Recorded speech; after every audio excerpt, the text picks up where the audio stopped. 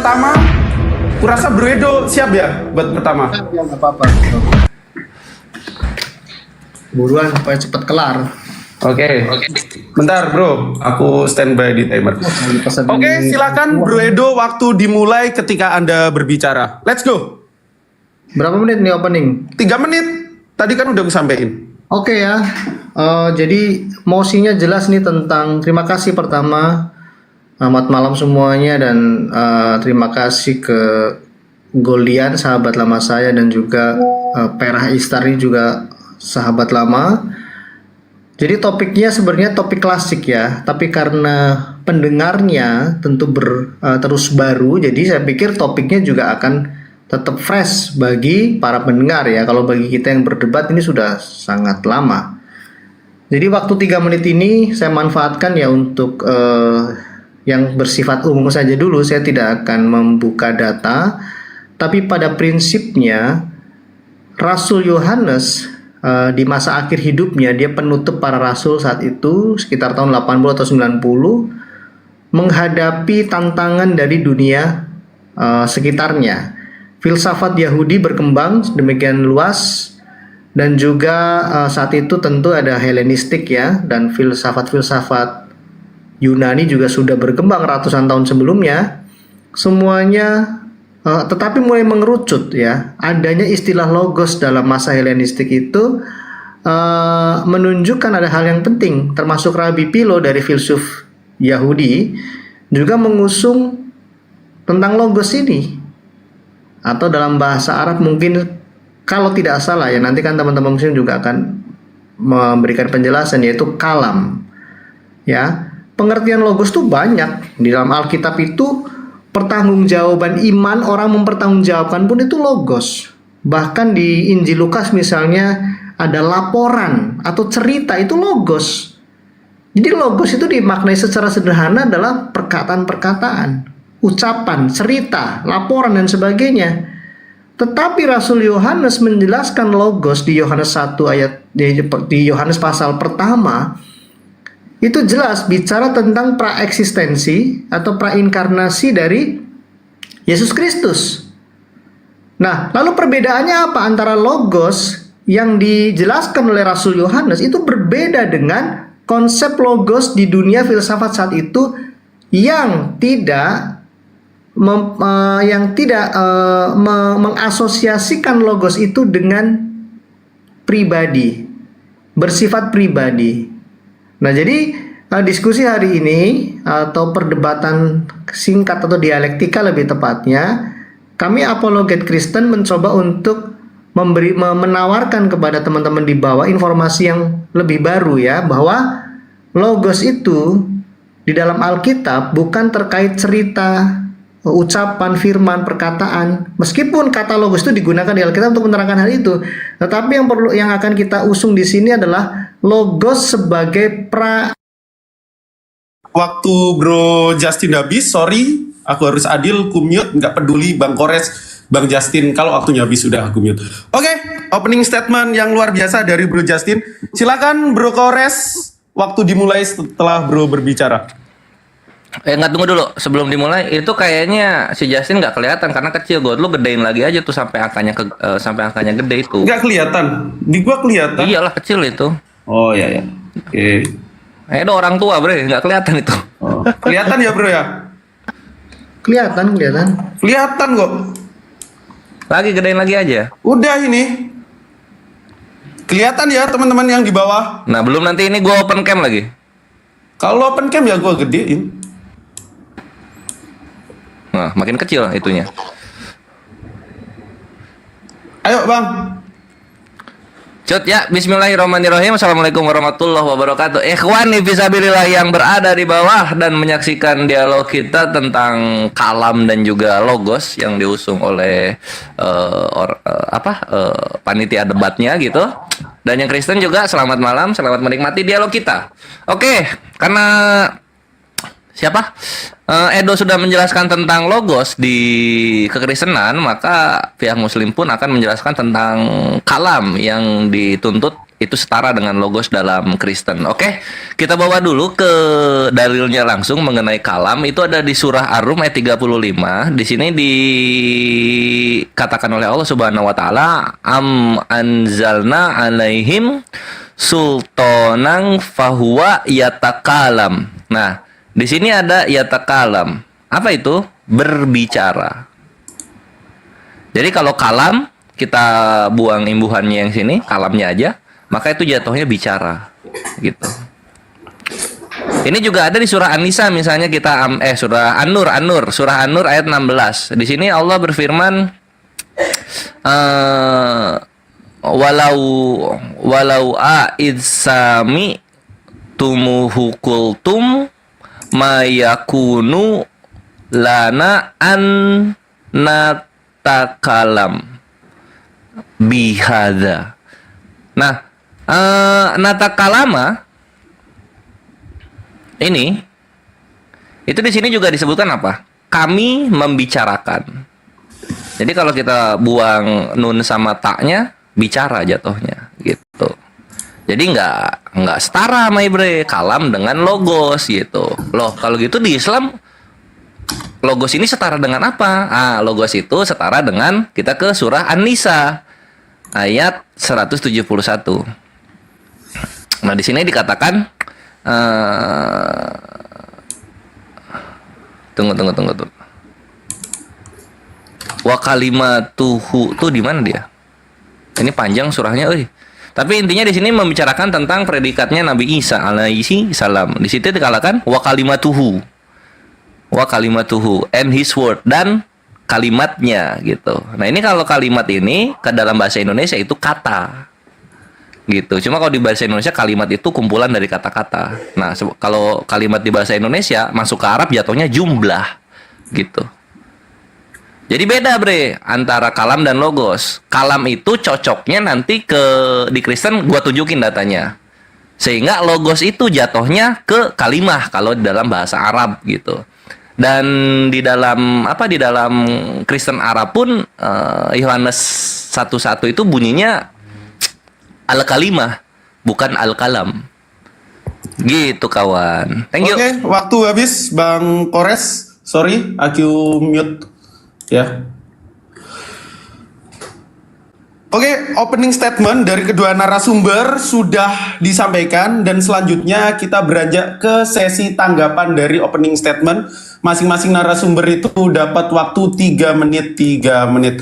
Aku harap timernya bisa kelihatan ya. Aku gedein Bro Edo dulu yang mungkin bisa pertama kali untuk menanggapi opening statement dari Bro Kores. Waktu berjalan setelah Bro Edo berbicara. Silahkan Bro.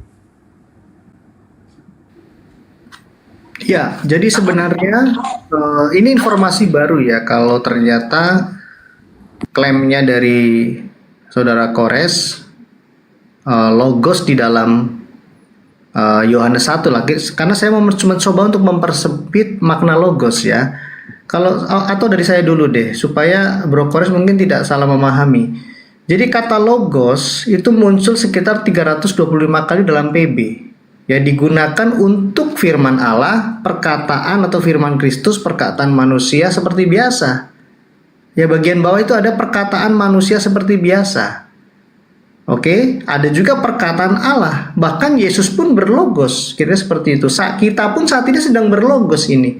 Lalu sebenarnya apa arti logos? Ya. Nah,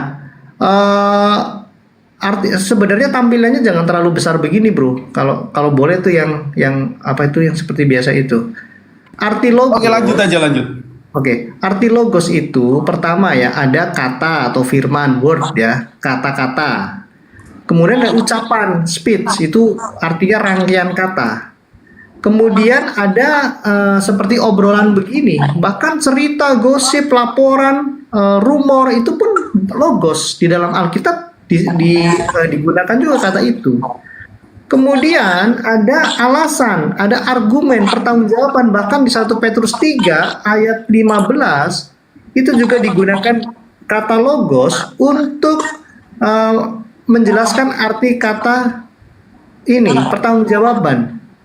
Nah, tetapi yang paling penting itu yang bagian bawah, ya, ini ada agak ketutup typing. itu logos itu menyatakan prainkarnasi Kristus. Ya. Jadi ini khusus. Nah, buktinya di mana?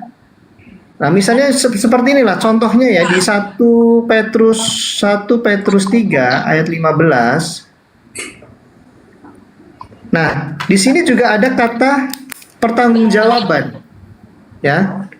Ini menggunakan kata logos juga. Tetapi tetapi yang dimaksud saya hari ini adalah logos itu adalah apa yang terdapat dalam diri Allah yang dijelaskan seperti di dalam Yohanes 1 ayat 1. Di sini penerjemah LAI menggunakan kata firman.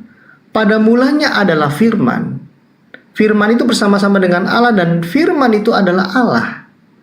Ini tidak sekedar komunikasi Allah kepada manusia, tetapi ini bicara tentang gambaran Allah sehingga kita bisa mengetahui Allah seperti apa. Contohnya di Ibrani 1 ayat 3. Waktunya 9. Ya itu saja ya kira-kira ya karena waktunya sudah habis. Jadi intinya logos itu adalah penyataan diri Allah kepada umat manusia. Silakan. Oke, thank you Bro Justin. 3 menit selanjutnya sesi tanggapan untuk opening statement dimulai setelah Bang Kores berbicara. Tafadhol.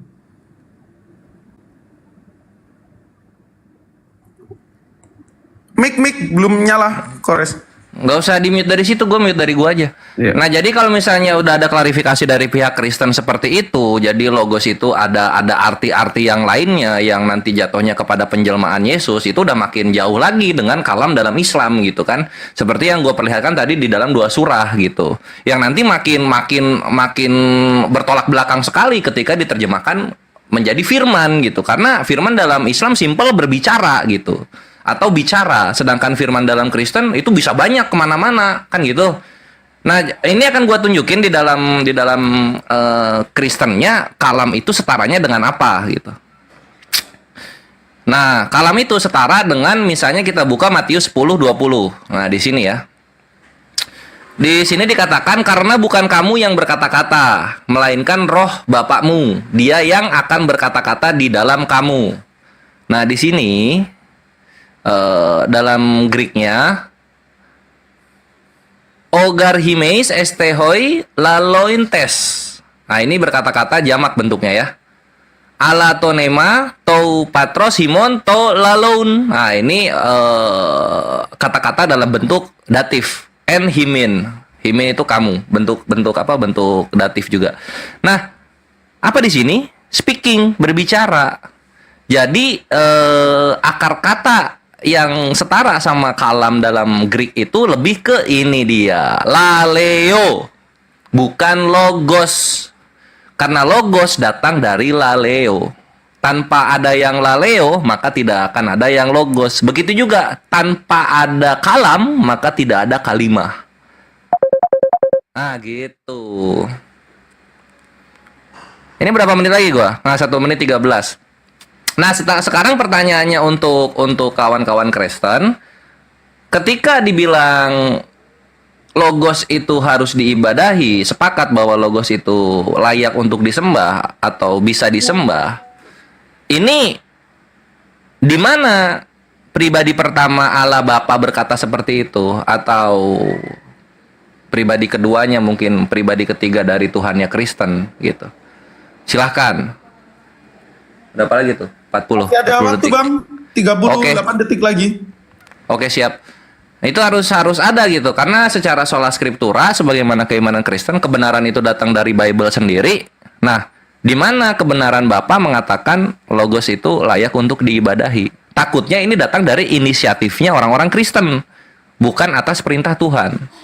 Nah, sepemahaman gue dalam orang beragama, inisiatif manusia itu dikatakan bidat. Gitu.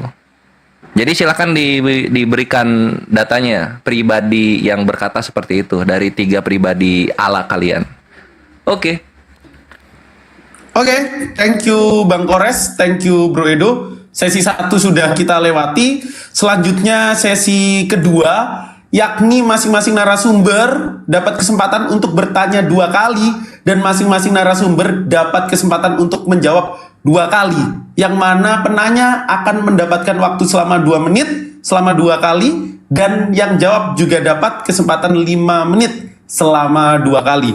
Nah, berhubung tadi yang pertama melakukan opening statement Bro Edo, kesempatan pertanyaan pertama selama 2 menit ku kasih ke Bang Kores. Silakan Bang, waktu dimulai setelah Bang Kores berbicara. Oh, Alan nanyanya sekarang tuh, gue kira tadi. Ya kan? Iya, jadi tanggapan. Oke. Iya, jadi melanjutkan apa yang gua tanyakan ini supaya yang di bawah juga bisa nyari-nyari jawabannya gitu. Ketika logos ini sesuai topik layak diibadahi, layak disembah gitu kan. Nah, ini penyembahan kepada logos ini pribadi Allah yang keberapa yang mengatakan hal itu gitu. Supaya tidak datang dari inisiatif manusia. Karena kalau datang dari inisiatif manusia mengenai Tuhan, mengenai ibadah, itu jatuhnya nanti bid'ah gitu. Atau kalian kenalnya dengan bidat ya, pakai tak marbuto gitu. Dan tadi juga udah gua tunjukkan bahwa sebelum logos itu ada laleo dalam Greek. Nah, dalam Islam sebelum kalimah ada kalam kayak gitu. Kalian menyembah yang logosnya, bukan yang laleonya. Laleo dan logos ini sama-sama kata benda ya. Sama-sama kata benda ini dua-duanya.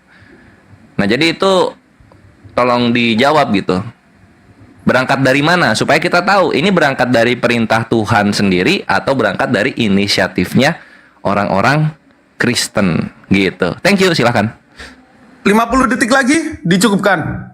Cukupkan. Oke, thank you Bang Kores. Sebelum lanjut ke Bro Justin, jangan lupa teman-teman yang di bawah tap-tap layarnya biar room kita kuat. Silakan Bro Justin, 5 menit berjalan setelah Bro berbicara. Yuk, tap-tap layar teman-teman.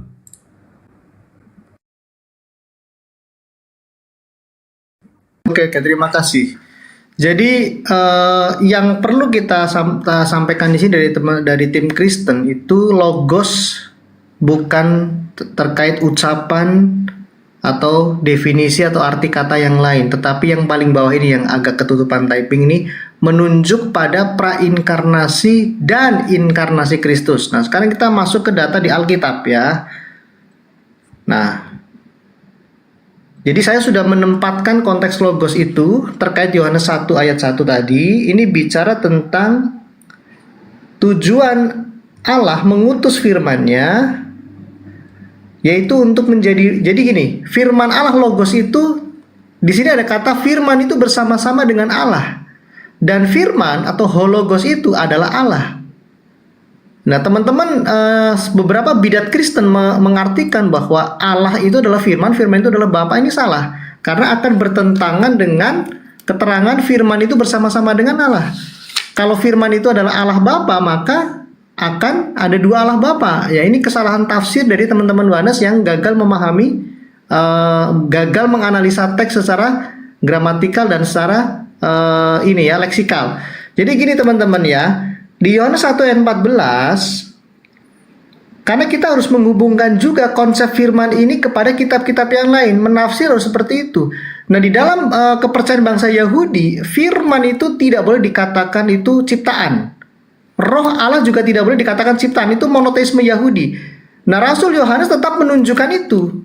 Karena dia juga seorang Yahudi, dia mengatakan firman itu telah menjadi manusia. Dan lihat, firman itu ternyata memiliki kemuliaan sebagai anak tunggal Bapa, penuh kasih karunia dan kebenaran. Jadi di sini ada konteks bahwa logos itu, saya menggunakan bahasa diutus ya, keluar dari Allah, diutus untuk mengambil kodrat manusia untuk tujuan keselamatan. Jadi saya sudah masuk ke alasannya.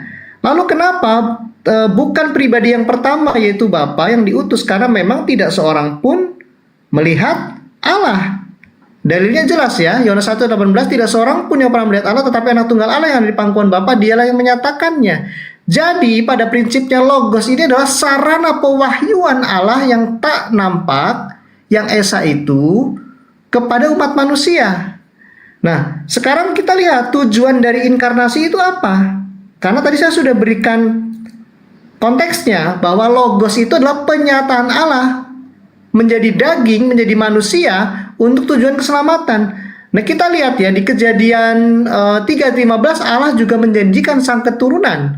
Saya tegaskan dari Perjanjian Baru di 2 Korintus 1 ayat 20, Kristus adalah ya bagi semua janji Allah. janji tentang sang keturunan itu yang akan memerintah kerajaan Allah kekal selama-lamanya. Nah, kita lihat ya, kronologinya di Lukas 1 ayat 30, ketika berita kelahiran Kristus itu kepada Maria, jelas di sini dikatakan bahwa Maria akan mengandung dan melahirkan seorang anak laki-laki, dan hendaklah engkau menamai dia Yesus. Ia akan menjadi besar dan akan disebut anak Allah yang maha tinggi. Lihat. Ya, dan Tuhan Allah akan mengaruniakan kepadanya tahta Daud. Jadi inilah penggenapan dari inkarnasi. Oke, jadi aduh, ada yang ketok pintu lagi, sebentar ya. Saya lanjutkan. Dan ia akan menjadi raja atas kaum keturunan Yakub sampai selama-lamanya, dan kerajaannya tidak akan berkesudahan. Jadi tujuan dari Logos mengambil daging, mengambil kemanusiaan itu adalah untuk menggenapi janji Allah tentang adanya Mesias. Nah, nanti teman-teman juga akan kita hubungkan kalau perlu makna arti kurios untuk Yesus Kristus Tuhan. Karena Allah yang membangkitkan Tuhan, Allah menjadikan Yesus Kristus yang kusaliban itu menjadi Tuhan dan Kristus.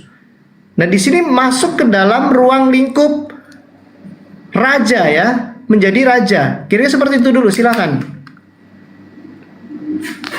Masih ada waktu bro, 30 detik lagi, udah. Cukup.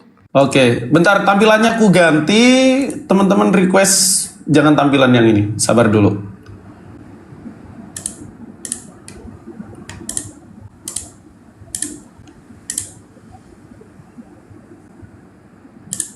Nah.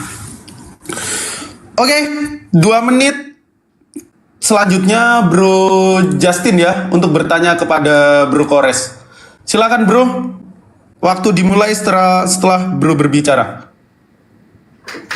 Ya, terima kasih ya. Jadi saya sedikit highlight tadi, intinya kata pribadi di dalam Trinitas itu bukan untuk memisahkan Allah, tetapi untuk menghubungkan, ada distingsi untuk menjelaskan tentang relasi.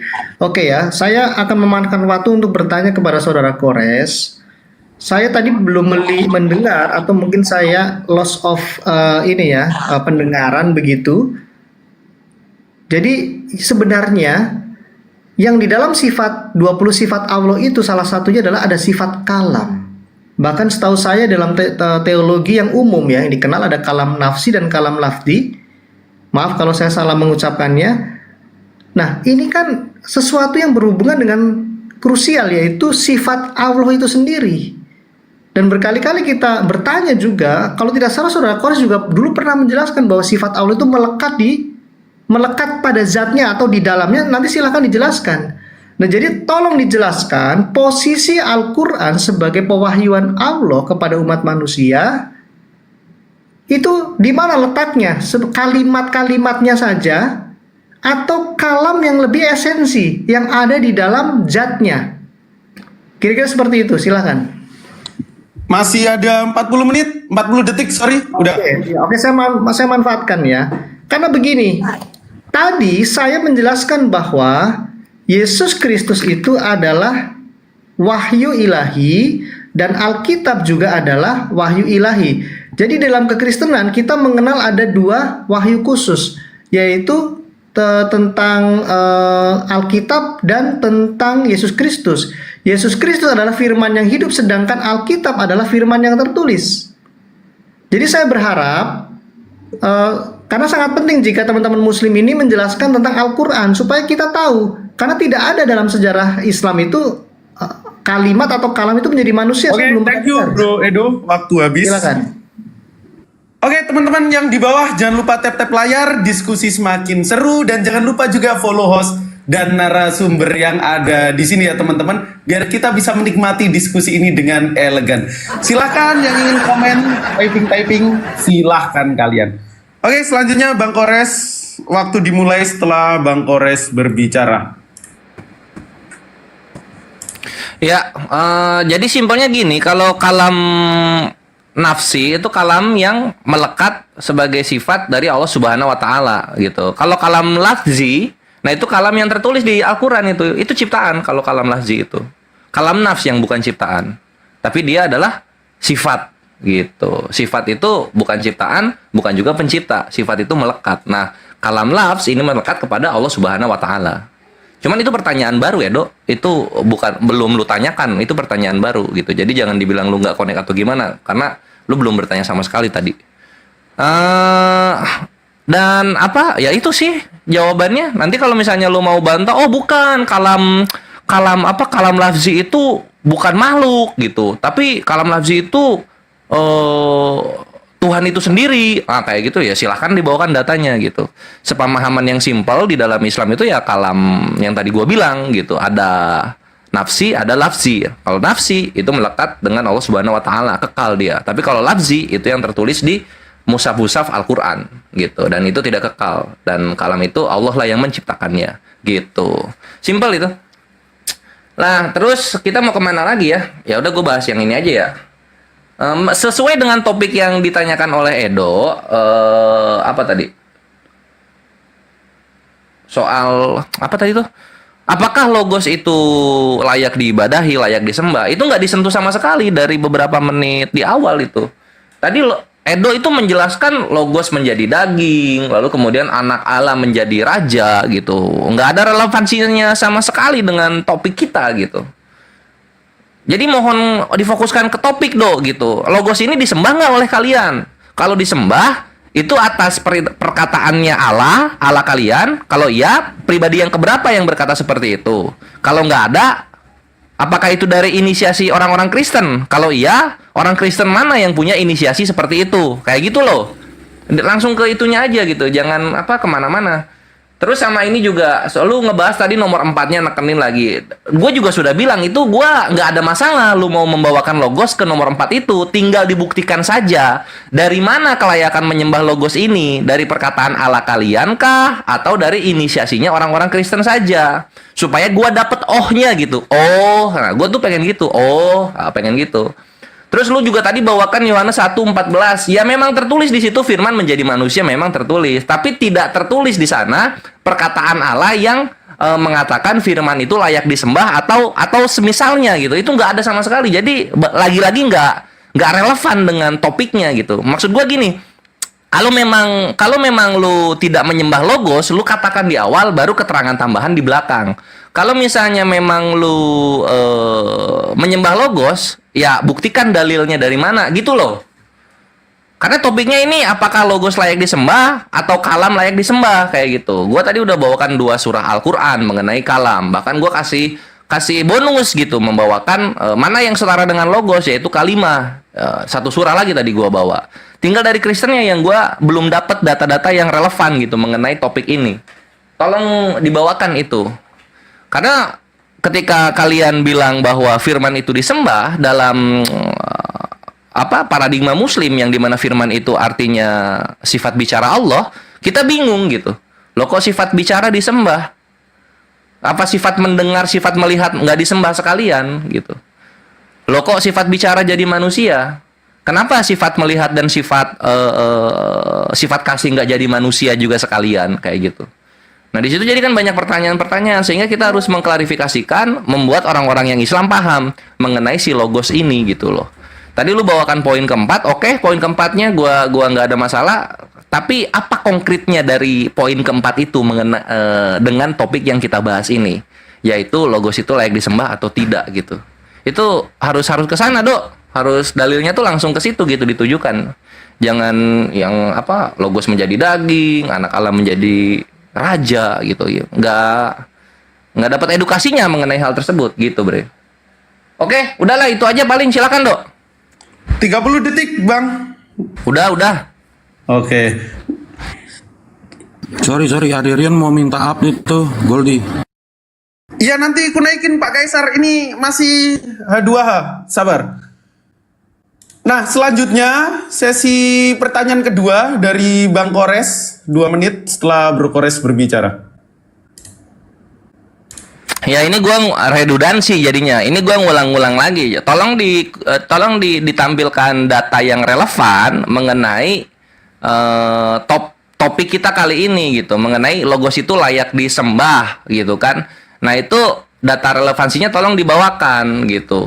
Supaya kita tahu ini tuh logos ini disembah ini atas dasar perkataan Allah atau atas dasar inisiasi orang-orang Kristen. gitu. Jangan dibawa ke hal-hal yang lain yang mengenai sejarah Yesus atau Yesus itu dulunya apa gitu. Itu nggak nyambung gitu karena itu jatuhnya lebih ke membahas hakikatnya si Yesus ini. Yang kita bahas itu adalah orang Kristen menyembah logos itu berangkat dari apa? Kan gitu. Nah itu ke situ gitu. Dari tadi gue nungguin itu. Yohanes 1:14 gue tahu, gue sering lihat orang Kristen bawa itu, cuma itu nggak nyambung sama topik.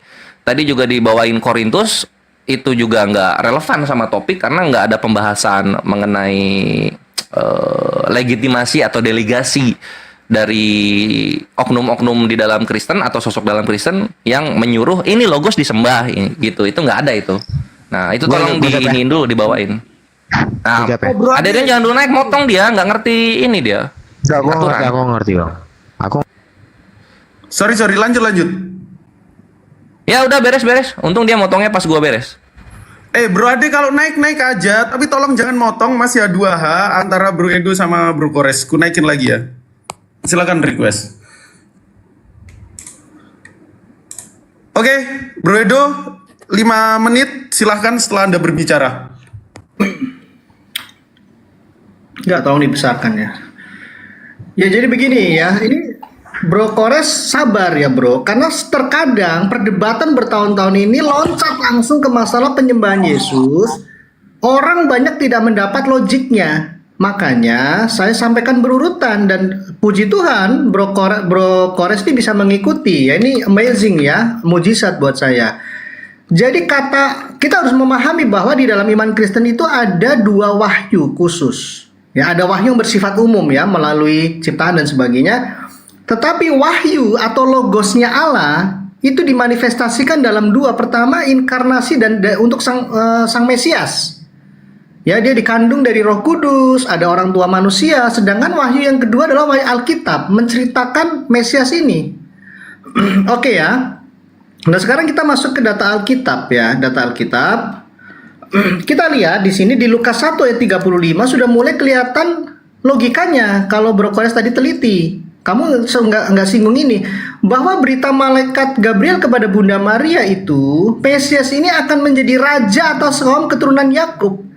Jadi pewahyuan Allah, jadi tujuan dari inkarnasi logos itu bukan untuk menunjukkan seperti logika Yohanes Bidat itu. Aku ini Allah punya tangan dan kaki, bukan. Itu logika dari pagan. Logika dari doketisme yang terpapar Aristotelianisme dan Neoplatonisme. Tetapi logos yang disampaikan Rasul Yohanes ini bicara tentang pewahyuan Allah yang sebelum inkarnasi itu berteofani. Ini untuk wahyu khusus mengambil rupa seorang manusia. Manusia ini punya gelar Kristus atau Mesias untuk memerintah kerajaan Allah kekal selama-lamanya seperti yang dinubuatkan di dalam Mazmur 110 ayat 1 sampai 4. Ada 2 jabatan yang disinggung di sini sebagai raja dan sebagai imam besar selama-lamanya. Nah, sekarang lihat ya, kenapa penyembahan itu dilakukan kepada Mesias? Ya, apakah boleh menyembah manusia? Jawabannya terkait Mesias, penyembahan kepada Yesus Kristus tertumpu kepada pribadi ilahinya. Kolose 2 ayat 9, ini kalau dalam istilah teologis adalah kesatuan hipostasis, bahwa Yesus memiliki satu pribadi, yaitu pribadi ilahi, makanya menggunakan kata ganti tunggal ketiga. Di dalam dialah berdiam secara jasmania seluruh kepenuhan kealahan. Ada 2 kodrat. Kodrat ilahi ini kodrat bawaannya, sedangkan jasmania ini adalah kodrat tambahannya. Tujuannya untuk apa? Untuk menyelesaikan permasalahan masalah penebusan dan dosa. Tapi kita nggak masuk ke situ. Nah, lalu kodrat kemanusiaan ini juga nampak di dalam Filipi 2 ayat 6 sampai 11. Di sini akan menjawab pertanyaan saudara Kores. Ya. Jadi gini, yang walaupun dalam rupa Allah, ya artinya kondisinya sebagai sang logos, tidak menganggap kesetaraan dengan Allah itu sebagai milik yang harus dipertahankan, melainkan telah mengosongkan dirinya. Nah, ini berkenosis, mengambil kodrat tambahan. Mohon maaf kalau saya coba paralelkan, saya tidak membandingkan ya. Konsep seperti ini juga setahu saya ada di Quran, mengambil kodrat tambahan yaitu kalam lafzi. Tapi saya khawatir saya salah, nanti saudara Kores yang akan menerangkan itu. Mengambil kodrat manusia, mengambil rupa seorang hamba menjadi sama dengan manusia, menggunakan kata antropos. Dan dalam keadaan sebagai manusia, ia telah merendahkan dirinya. Lihat, Ada kata-kata taat sampai mati ini bicara tentang dia diuji agar sempurna menggantikan keujian kesempurnaan Adam yang gagal di Roma 5 ayat 21 sampai 24 ya. Nah ini, itulah sebabnya Allah meninggikan dia.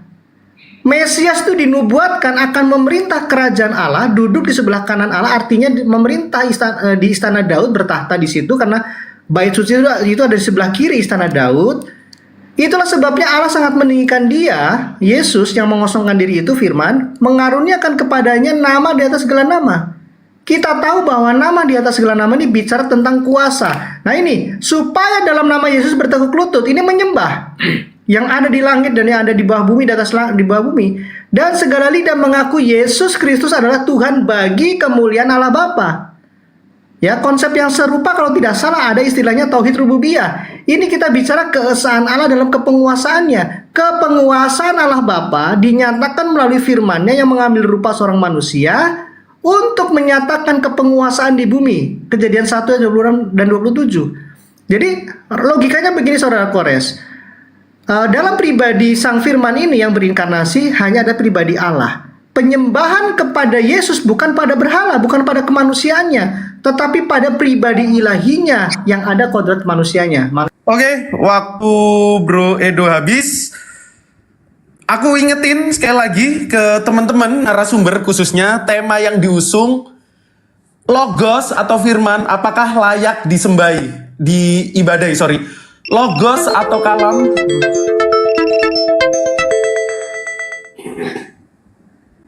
Bentar, ada telepon. Sorry. Oke teman-teman, aku sampai ulang tema yang kita usung. Apakah logos atau kalam dalam Kristen dan Islam layak diibadahi? Itu ya teman-teman. Nah selanjutnya waktunya Bro Edo untuk bertanya selama 2 menit. Ini pertanyaan kedua terakhir. Setelah itu kita beranjak ke sesi battle. Waktu dimulai setelah Bro Edo berbicara. Ya, saya tetap men-challenge dari saudara Kores, teman-teman Muslim.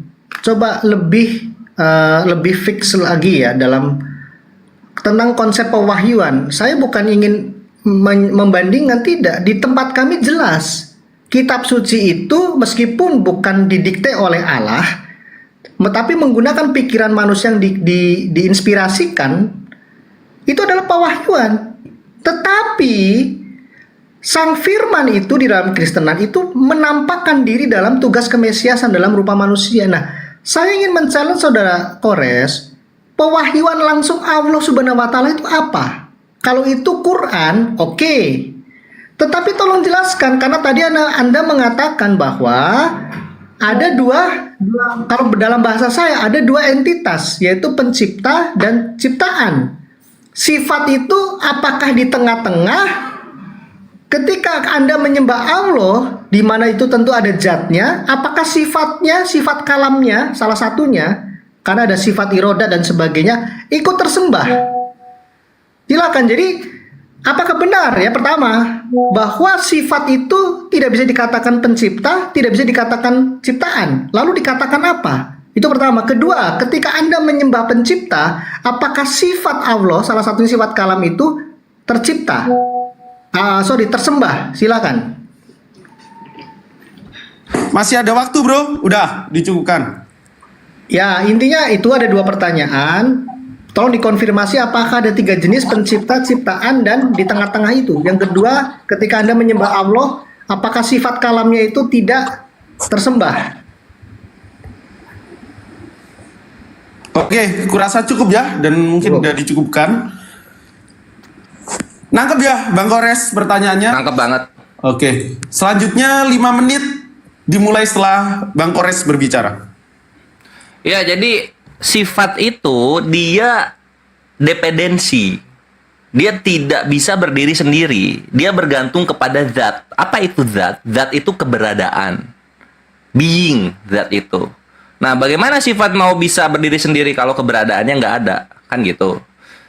Nah, Allah Subhanahu wa Ta'ala seperti yang dikenal oleh kawan-kawan Kristen juga adalah zat yang maha tinggi, keberadaan yang maha tinggi. Yang dimana segala sifat yang maha itu melekat kepada keberadaan yang maha tinggi yang bernama Allah ini. Gitu. Jadi sifat ini bukan ciptaan, bukan pencipta. Sifat ya sifat. Dia makanya disebut dalam konsep kalam Islam itu ghairu makhluk gitu. Bukan ciptaan dia itu. Udah segitu. Nah, kekristenan yang muncul lebih dulu dari Islam, dia tidak mengerti itu. Dia itu mengertinya hanya pencipta dan ciptaan. Bagian sifatnya nggak dibahas. Itu jadi jawabannya Edo. Dia ghairu makhluk, dan ghairu makhluk ini kategori sendiri gitu. Dia tidak termasuk ke dalam pencipta, dia tidak termasuk ke dalam ciptaan. Itu ya, itu jawaban gua ya. Tolong diingat-ingat. Tolong diingat-ingat, nanti bahas. Nah, gua sekarang bahas yang mengenai lu bilang tadi apa? Supaya panjang lah ya bahas Islam. Berikutnya ini soal kalam lafzi dan kalam nafsi gitu. Kalau mau disamakan dengan Yesus, ya kita nggak ada masalah karena itu imannya Kristen. Tapi seperti yang gue bilang, ketika dibilang ada dua natur kalam ini, lalu kemudian kalam lafzi ini sama seperti Yesus yang menjadi manusia gitu kan, maka harus dipastikan juga di dalam imannya Islam di Syarah Jauhar At-Tauhid halaman 130-162, kalam lafzi namun maksudnya adalah Allah Ta'ala menciptakannya. Ini satu. Lalu berikutnya ini. Adapun Al-Quran dalam pengertian lafzi, yaitu Al-Quran yang kita baca adalah makhluk. Nah, ketika Yesus disamakan dengan kalam lafzi karena dia manusia gitu kan, yaitu ciptaan. Apakah Edo mengakui Yesus yang manusia itu ciptaan?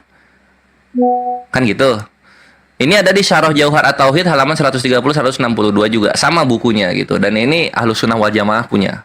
Nah, berikutnya mau disamain lagi soal konsepnya Kristen dengan tauhid rububiyah mengenai Yesus dan Bapa ini menjadi satu, baik kayak gitu kan. Nah, ini pembagian tauhid dan kita bahas mengenai tauhid rububiyah yang tadi Edo singgung. Yang dimaksud dengan tauhid rububiyah adalah mentauhidkan Allah dalam kejadian-kejadian yang hanya bisa dilakukan oleh Allah gitu. Jadi Allah saja, nggak ada oknum yang lain, misalnya dibahas sifat maha kasihnya, atau sifat berbicaranya, atau sifat maha mendengar, maha ininya, enggak. Tapi keberadaan yang maha tingginya yang dibahas, Allah saja gitu. Ini ada di Al-Jadid Syarah Kitab Tauhid halaman 17. Nah, itulah mengenai tauhid rububiyah dan kalam lafzi yang mau Edo samakan dengan Yesus. Ujung-ujungnya membuat Yesus jatuh derajatnya ke ciptaan gitu. Nah, terus mengenai perkara Edo bahas Mazmur 102 sampai 4, penyembahan kepada Mesias itu nggak nyambung dengan topik, kodrat kemanusiaan nggak nyambung dengan topik.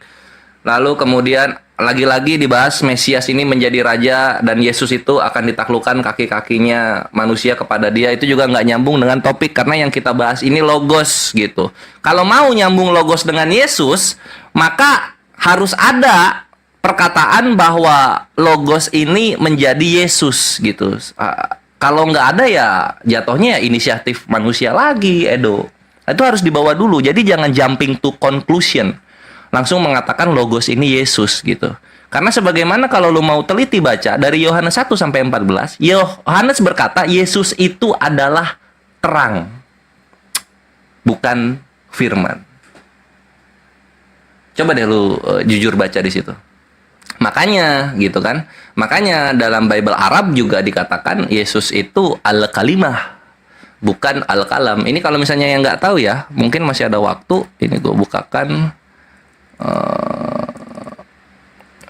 John 1:1 Coptic Church. Nggak cukup kayaknya waktunya ya. Iya sih, nggak cukup kayaknya waktunya.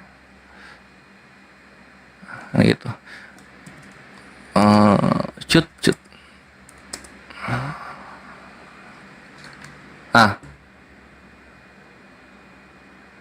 Al-kalimah.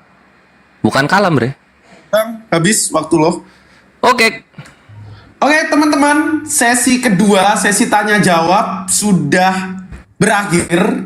Yang mana kedua narasumber menanyakan tentang topiknya masing-masing. Ya, walaupun mungkin penonton menilai agak keluar dari topik, sekarang aku ingetin lagi untuk kedua narasumber, topik yang kita usung, logos atau kalam, apakah layak diibadahi.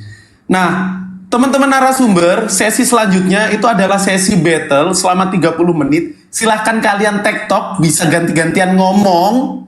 Yang penting datanya ada. Tapi jangan sampai keluar dari tema. Nah, di sesi battle ini, ketika udah mulai keluar dari tema, saya bisa masuk untuk mengingatkan agar tetap stay fokus ke tema yang sudah kita sepakati dan yang kita usung. Untuk teman-teman di bawah, jangan lupa tap layarnya, jangan lupa follow para narasumber kita di sini ya, agar room kita kuat dan diskusi ini tetap hikmat. Oke, bentar aku atur timernya dulu.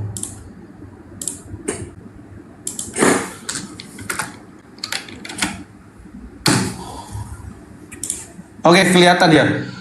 Mungkin tadi karena yang opening statement teman-teman Kristen dulu, bisa dimulai dari Bang Kores yang berbicara duluan tentang ngasih pertanyaan, kasih narasi di waktu battle ini. Battle dimulai setelah kalian berbicara. Silakan.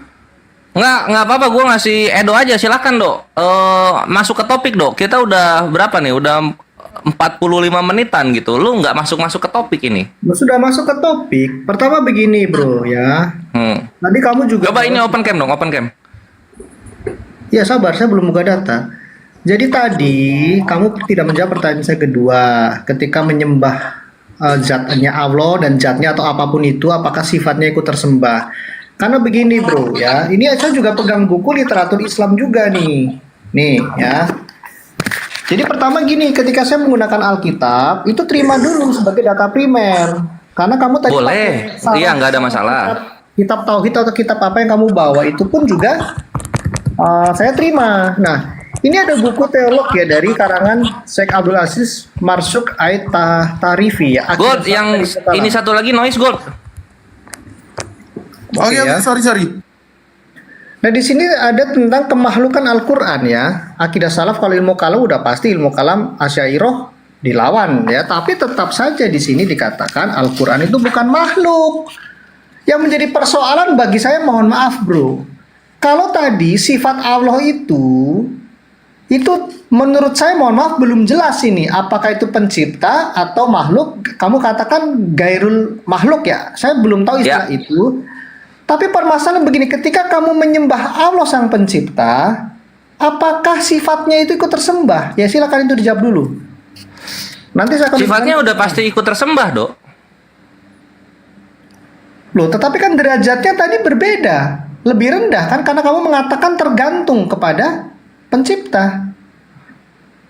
Makanya kan ketika kita menyembah itu kan ada julukan-julukan Allah seperti Ar-Rahman, Ar-Rahim itu kan. Itu kan merujuk kepada Allah sifat itu.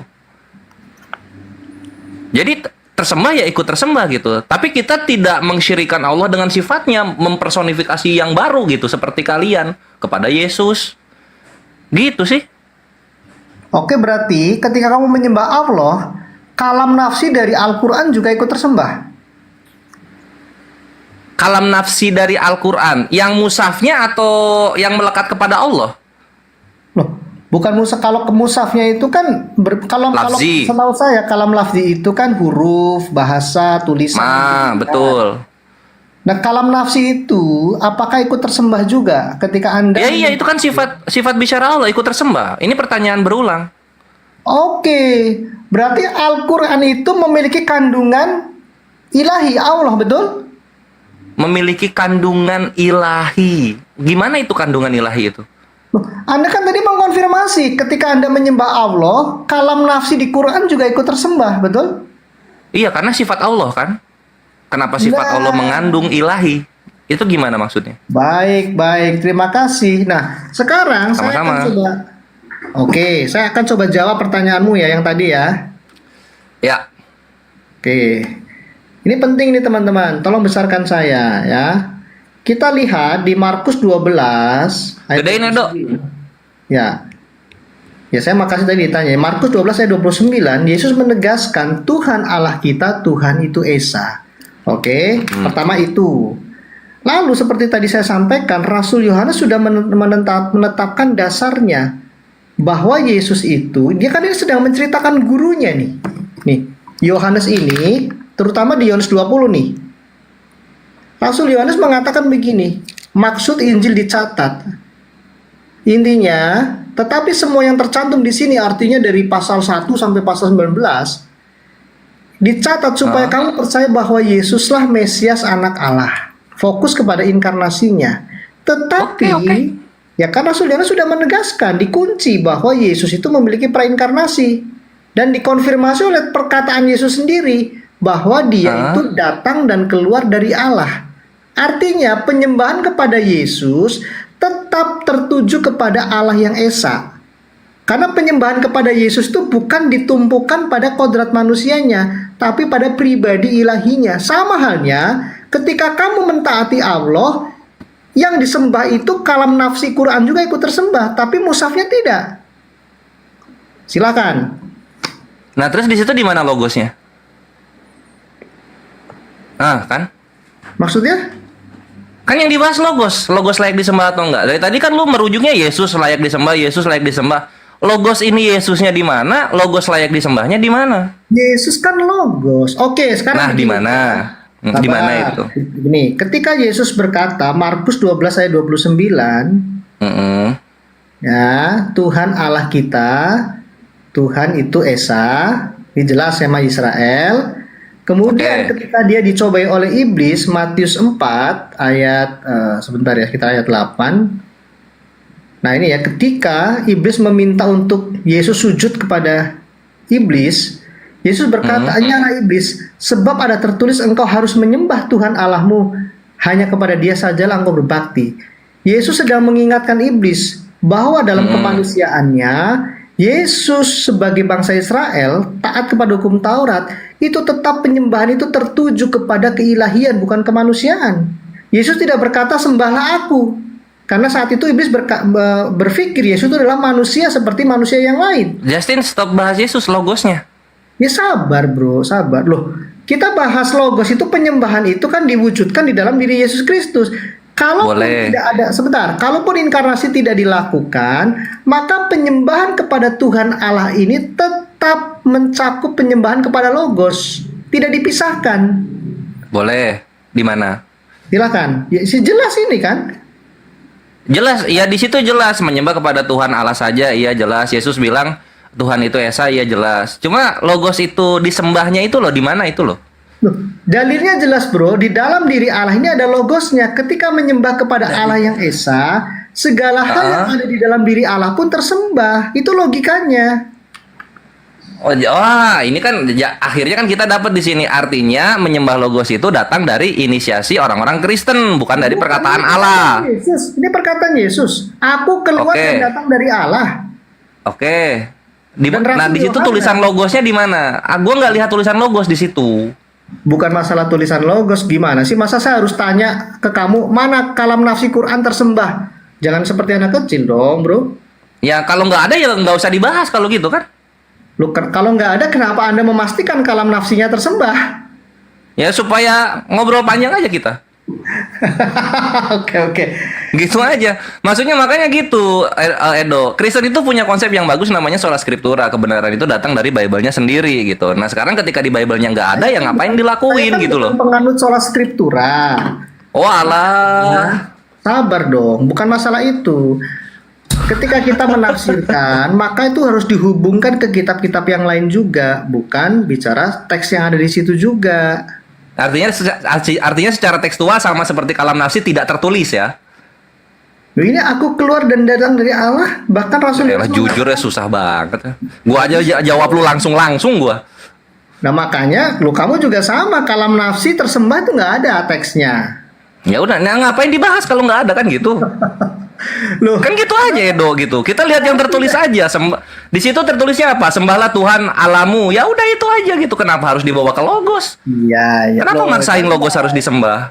Ya, bahkan di dalam buku ini sebenarnya bro juga ya. Nih, paham tentang kalam Tuhan sebelum Islam. Boleh. Oke.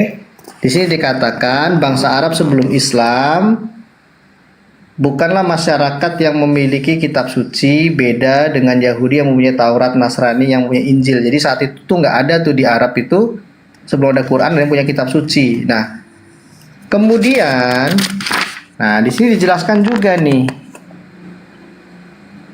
Oke, sebentar ya, tentang Nasrani ya. Saya sambil cari dulu, Bro ya. Tapi intinya, ya sabar. Intinya begini. Pertanyaannya tadi, dalilnya di mana kalam nafsi ikut tersembah? Ada Iya, atau tidak? nggak ada kan? Nggak, di dalam Quran ada nggak? Nggak ada. Loh, bagaimana kamu memastikan kalam nafsi itu, sifat Allah itu ikut tersembah? Nah, sama seperti Yesus nggak tertulis, Bre. Loh, tertulis di sini gimana? Ini logikanya. Enggak di Al-Qur'an, enggak di situ atau di Al-Qur'an. Edo jangan harus ini dong, harus konsisten kalau bertanya. Di situ atau di Al-Qur'an? Yohanes, lu gimana? Makanya kamu jangan tolak Alkitab dong. Di sini Enggak, gue nggak nolak. Buat Tuhan itu esa, gue terima. Tuhan alamu, oke, nggak ada masalah. Anak raja, Mesias, nggak ada masalah. Ya, ini yang logos ini harus disembah itu loh, nggak ada itu. Sebentar, firman di dalam diri Allah kamu terima tidak? Firman di dalam diri Allah. Boleh, bisa lah. Terus? Nah, oke. Ketika orang Kristen, ketika Yesus mengatakan sembahlah Tuhan Allahmu, berarti ketika menyembah Tuhan Allah, pastilah firman di dalam diri Allah itu ikut tersembah, betul? Logis. Betul, bisa. Jadi kan tertulis, logikanya jelas. Saya pengen tahu di dalam Al-Quran, sifat Allah itu melekat di dalam zat Allah. Melekat bukan berarti di dalam. Melekat bukan berarti di dalam, bisa. Ya mana datanya? Kamu kan menggunakan diksi melekat. Di mana di dalam Al-Quran, kalam atau sifat Allah secara umum, secara menyeluruh itu melekat dalam zatnya atau pada zatnya. Ya karena gini juga, kalau misalnya ini melekat yang gua gunakan ini untuk memudahkan kita dalam berdialog gitu. Karena kata apa lagi yang paling cocok untuk ditujukan kepada sifat Tuhan yang ada pada Tuhan. Kan gitu. Kamu mengatakan, Nah sekarang ketika lu bilang apa? Ketika lu bilang firman ini ada di dalam diri Allah, terus kasihnya Allah, sifat melihatnya Allah, sifat mendengarnya Allah di luar semuanya gitu. Kenapa Kristen hanya menyembah sifat firmannya saja? Kenapa nggak menyembah sifat mendengar, melihat? bro. Jangan Apa tuh? menggunakan Yang melekat itu, yang melekat juga nggak ada, Bre. Loh, berarti belum jelas dong.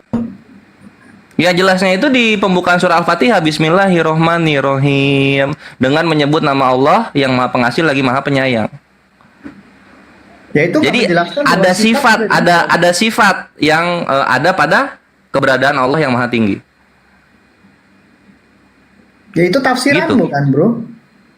Itu Logikanya tertulis itu. Bismillahirrohmanirrohim. Maksudnya mau nanya sifatnya Allah di mana ya? Kita nggak tahu keberadaan Allah seperti apa, Bre. Allah itu akbar, maha besar. Oke, berarti di dalam Quran itu belum tentu ada kandungan sifat ya. Bisa dikatakan sepenuhnya makhluk. Kalau berdasarkan penjelasan itu.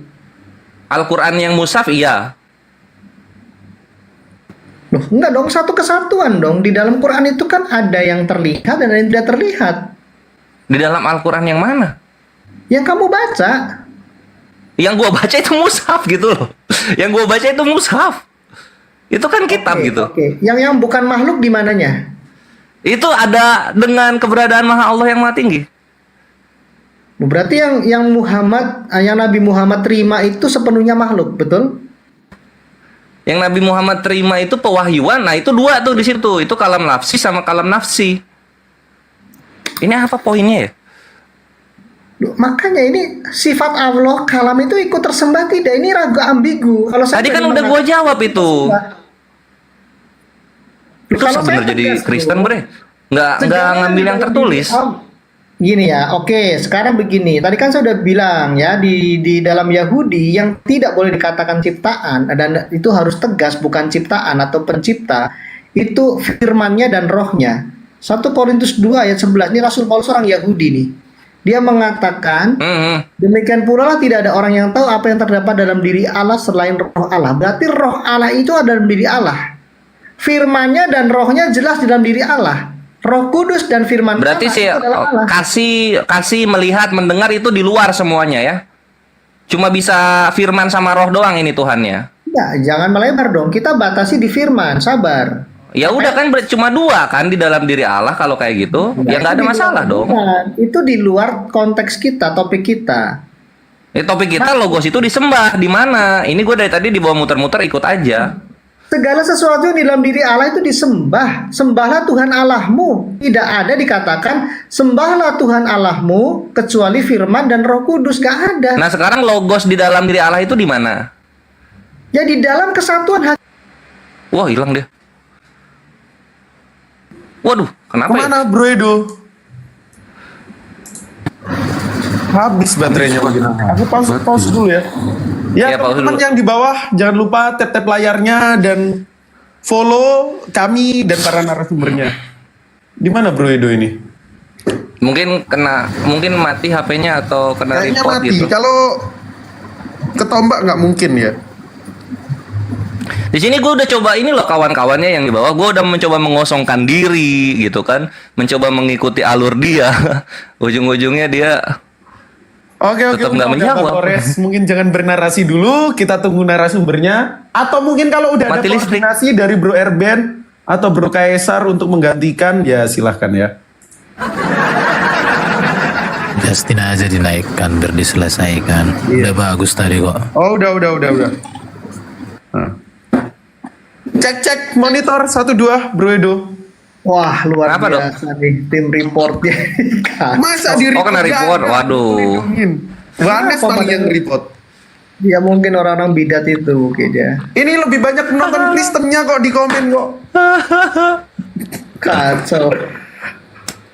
Oke, fokus kita lanjut dulu. Abis ini waktu aku mulai. Jangan lupa teman-teman yang di bawah tap-tap layarnya, kita nikmatin diskusi ini. Lanjut ya silakan Dok. Di mana logos itu disembah atau ada di dalam diri Allah? Di mana itu? Tadi sudah perkataan Yesus ini jangan diulang-ulang lah bro. Dengan kamu mengulang, saya berharap kamu tuh Enggak, itu kan itu tadi gua nyimak Dok. Yang pertama tadi Yesus ada dalam diri Allah. Yang kedua itu Roh Allah. Nah, kalau logos ada dalam diri Allah di mana? ya di dalam diri Allah, di dalam hakikatnya. Jangan kamu pusingkan itu. Nah, di mana itu tertulisnya? Kalau Yesus kan tertulis tuh, apa tadi dia? Aku keluar datang dari Allah. ya, Kan gitu nih. tuh, itu Yesus tuh. Oke, Logos oke, mana? Oke, ini loh ya. Segala sesuatu yang ada dalam diri Allah ya. Ini di sini ada kata nih, yang terdapat dalam diri Allah. Kamu terima itu dulu, jangan berpolemik di situ. Kami menegaskan. Iya. Sabar. Gue terima. Kalau tertulis begitu gue terima. Iya, sabar. Artinya roh Allah dan firman Allah. Yesus tadi mengatakan aku datang dan keluar dari Allah. Ada kata keluar, artinya di dalam diri Allah. Dinyatakan. Itu yang ngomong firman atau Yesus, Edo? Loh, ini Yesus, jangan begitu, jangan berpolemik, sabar ya. Ini data primer, bro. Ini Lu bukan berpolemik, lu nggak tegas, lu menyembunyikan logos di dalam nama Yesus gitu loh. Itu jelek dong dalam dialog. Paling tidak, saya sudah tegas, kami orang Kristen tegas bahwa keesaan Allah itu Allah dirinya di dalamnya ada roh dan firman-Nya. Justru yang ambigu menurut saya Firman-Nya itu fitnah. sabar, dari tempat kamu ambigu. Menempel itu belum tentu di dalam, dan kamu tadi mengakui bahwa gimana ya? Nggak dijelaskan ya gimana lo? Berarti belum jelas dong bahwa informasi. Karena kami nggak seperti Kristen gitu loh. Samina wa atona kami dengar dan kami patuh. Kami nggak mau inisiatif sendiri menjelaskan kayak gitu. Ini kan kayak perkataan kayak gini nih. Yohanes, Korintus. Itu kan manusia itu yang ngomong, bukan Tuhan, Bre. Berarti topiknya batal, nggak bisa didebat, ini satu arah. Karena jawabannya udah pasti, belum jelas ikut tersembah atau tidak. Iya Kamu tadi sempat ngomong ikut tersembah. Iya. Emang kenapa? Ya berarti nggak bisa dipertanggungjawabkan dong. Ya memang karena perkataan gua kan. Sama kayak apa bedanya perkataan gua dan perkataan Yohanes? Apa bedanya coba, Dok? Coba dipikir ke sana. Ya susah kalau Apa bedanya gua sama Yohanes dalam berkata-kata? ini bedanya ya. Yohanes itu menyaksikan kalam Silakan. itu nih. Apa yang telah ada sejak semula yang telah kami Boleh. Ya, kamu kan tidak sejaman dengan Nabi Muhammad. Nggak bisa Ya kalau kayak gitu kan Imam Farisi juga sama kayak Yohanes. Kamu melihat tadi Yesus. mengatakan- Pontius Pilatus juga melihat Yesus gitu. Cuma apakah yang mereka lihat ini logos? Kan enggak, Dok. Jadi Sabar. lu tuh mau dibawa kemana ini gitu. Kamu tadi mengatakan Nabi Muhammad juga menerima kalam nafsi. Ketika beliau dikubur, dimakamkan, kalam nafsinya ikut dimakamkan tidak? Ya enggak lah. Loh, kemana? Karena kan kalam itu didengarkan, Dok. Iya enggak? Dia enggak diam di dalam diri kita kalam itu. Iya enggak? Enggak di dalam dari diri Nabi Muhammad. Itu ada Iya kan kalam itu didengarkan kan? didengarkan. Terus Katanya ketika apakah kalam itu menjadi daging dalam Kristen? Gitu loh. bukan di Contohnya dalam- gini aja, kita ambil konsep manusia berkata-kata. Ketika gue berkata-kata kepada Edo, apakah perkataan gue jadi daging di dalamnya Edo gitu? Atau gimana sih konsepnya? Loh, makanya kamu ini menjawab dengan kebingungan. Mohon maaf. Kamu Ya memang gue bingung dengan konsep Kristen gitu loh. Loh, kamu tadi mengatakan Al-Quran itu yang dibaca itu bahkan dibuat aplikasi itu makhluk yang kalam lafdi, tidak ada kalam nafsinya. Terus kamu mengatakan, Iya. ketika saya tanya, ketika Nabi Muhammad menerima Al-Quran, dia kata kamu tadi menerima kalam nafsi juga. Ya, Nah, anehnya menurut saya, mohon maaf, ketika beliau dikuburkan, kalam nafsinya kemana? ya kalam nafsinya adalah melekat dengan Tuhan yang memilikinya kan gitu. Loh, katanya sudah Kenapa ketika kalam nafsi didengar oleh Nabi, kalam nafsinya jadi Nabi Muhammad gitu? Logikanya gimana ini? diterima dalam bentuk apa? Emang ketika logos ini diterima Yesus, logosnya ikut mati gitu atau gimana sih? Jangan menjawab dengan pertanyaan dong. Posisinya yang jelas, yang diterima Nabi Muhammad. Lo bukan ini kan apa? atau gimana logosnya juga ikut mati atau Jangan. pertanyaannya nggak jelas, Bre. Gimana lu mau dapat jawaban yang jelas kalau pertanyaan lu belum Pertanyaan dewasa, nggak belum jelas. apa? Kamu kebingungan menjawab gini ya. Kalam nafsi yang diterima Nabi Muhammad bentuknya apa?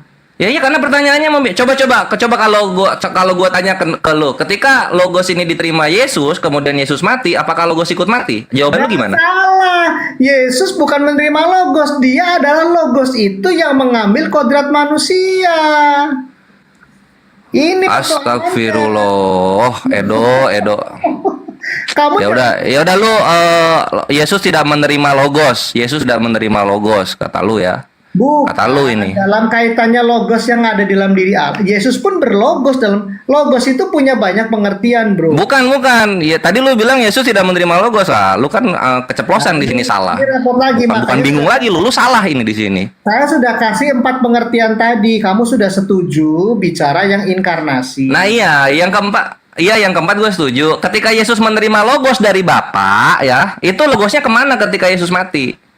Loh, kata logos itu bisa digunakan untuk banyak, termasuk Yesus pun berlogos dalam kemanusiaan. Iya ini gue menggunakan logos yang ini lu berapologet ini muter-muter nggak bisa kayak gue jawabnya langsung. Kamu dari tadi ditanya malah nanya. Aduh, ya udahlah. Ya karena gue nggak ngerti pertanyaan lu. Coba lu bisa nggak menjawab pertanyaan lu? Oke. Bisa nggak menjawab pertanyaan lu? Saya ulangi. Kalam nafsi yang diterima oleh Muhammad itu bentuknya apa? Silakan. Bentuknya itu wala syautin bila hurufin, tidak bersuara dan tidak berhuruf. Itu keterangan. Itu Lah kita nggak tahu bentuknya, do masa kita mau so tahu kalau kita nggak tahu, do? Ini kan Tuhan ini. Ini kan kalam ini kan sifat bicaranya Tuhan. Kenapa kita mau sok tahu? Tapi kenapa kamu tadi mengatakan Muhammad menerima kalam nafsi?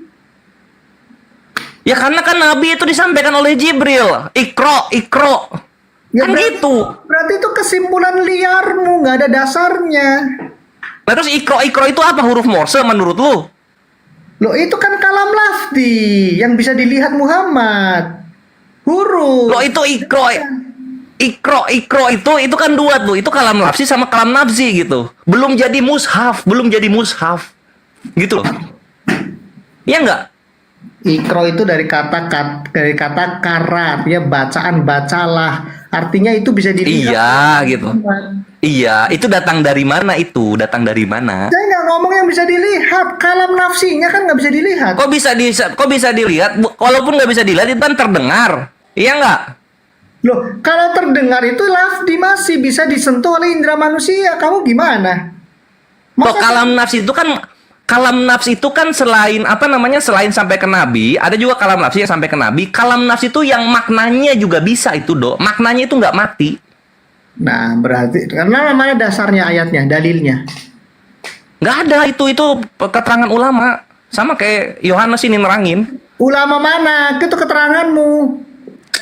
Ini gua bawa lagi sini. Nih pengertian kalam nafsi yang tadi. Nah. Ini Syarah Jauhar At-Tauhid halaman 130 sampai 162. Ini gue baca dari awalnya ya. Mazhab Ahlussunnah. Kalau bisa Al-Quran dalam pengertian kalam nafsi bukan makhluk. Al-Quran dalam pengertian lafzi, Al-Quran yang kita baca adalah makhluk. Gitu. Oke, yang diterima Muhammad apa? Kalam nafsi itu bentuknya apa? Kalam nafsi itu makna yang ada di dalamnya. Iya, bentuknya apa? Ya kita nggak tahu, Dok. Kenapa lu maksa? Kita nggak tahu. Itu kalam Tuhan, Bre. Oh, kalau nggak Kalau di kalian memang bentuknya apa? Kalau misal, lo kami bicara Allah. gue jawab jujur, nggak tahu. Kami bicara Allah itu roh. Kami tidak Nah, pernah bentuknya apa? mengatakan logos Allah. Bentuknya apa? Roh itu kan hakikat. Kami tidak pernah mengatakan logos Allah pribadi kedua dalam Trinitas itu diterima oleh pribadi Yesus. Nggak pernah kami mengatakan itu. Kamu tadi mengatakan Muhammad. Loh, tapi tertulis itu. Nggak ada, kami tadi Itu tertulis. Tunggu. Ini gue buktiin. Itu ada di Yohanes 8:37. Tunggu ya. Loh, itu Yesus menerima. Tidak pernah menerima logos dari Bapa kan? Nah, firmannya makanya tadi sudah Edo kena di sini. saya sudah kasih disclaimer. Aduh, ini nggak fair. Ada itu. Tunggu. Silakan. Itu ada di Saya kasih kesempatan kamu menari-nari, menghibur diri, nggak apa-apa. Ya kan lu bilang sendiri Yohanes 12. bahwa Yesus itu tidak menerima. Saya bantu kamu. Apa? Yohanes 12 ayat 50. Plak-pluk. Ini kenapa putus-putus? Masa debat dibantuin? Tolong besarkan saya. Tadi kan sudah saya kasih disclaimer. Logos itu banyak, bahkan laporan, pertanggungjawaban itu menggunakan kata logos. Kamu salah memahaminya. Iya, ngerti, gue tahu itu. Ya sudah, jangan bawa-bawa Yohanes 12 ayat 49 50. Saya kasih bocoran. Nah, ini Yohanes enggak ini bre. Yohanes 8, Dok. Nih, ini Yesus menerima firman dari Bapaknya. Yohanes 12 ayat 50. Itu saya kasih tahu itu. Yohanes 12:50 tertulisnya gimana? Firman yang kuterima. Kok beda datanya sama yang gua? Apa? Sebagaimana yang difirmankan. Yohanes 12:5. Yohanes 12 ayat 50. Yang difirmankan. Ada tuh di Yohanes 14 juga ada tuh. Yang difirmankan 2046. Bukan anjir, bukan ini. Yohanes 8:55. Elah lu. Ya sama aja itu lah. Gak masalah. Yohanes 8:55. Enggak, itu Ereo itu. Apa? Ereo. Ereo. Nah, ini logos nih. Lihat nih. Ah, ini. Ya nggak masalah. Bahkan di 1 Petrus 3 ada tuh logos. Yohanes 8:55. Jangan kabur lu. Ton logon autotero. Firman darinya yang aku simpan, selamat datang di kebenaran gitu. Nah, ini keterima logos, ini bentuknya apa? Nah. Bentuknya apa itu? Apa? Udah saya jawab santai. Bukan gak apa-apa, jawab. Kok ketawa? Iya. Apa bentuknya? Kalau gua kan jujur nih, gua nggak tahu nih bentuk kalam nafsi seperti apa. Kalau lu apa? Oh, gini. Udah belum? Nah, apa? Udah belum, saya jawab. Besarkan saya. Iya, jawab. Nih ya, nih. Tadi kan sudah saya kasih tahu, Bro. Ini ya. Oke, sekarang kita lihat ya di 1 Petrus 3. Nih ya. 1 Matius 28 ayat 15 nih. Ini ada kata logos di sini nih. Kata Lo gue nggak bahas itu, gue bahas logos yang diterima Yesus itu bentuknya apa? Sabar dulu, sabar. Kata logos di sini pun artinya report tuh, laporan. Kami nggak sabar loh. Kamu jangan. Makanya tadi sudah saya kasih disclaimer. Apa arti logos? Kamu jangan melempar, bro. Poin kemenangan kami di sini, kami tidak pernah Loh, gue ngerti kok. Yang gue tanya sekarang logos yang definisi ketiga gitu loh. Silakan.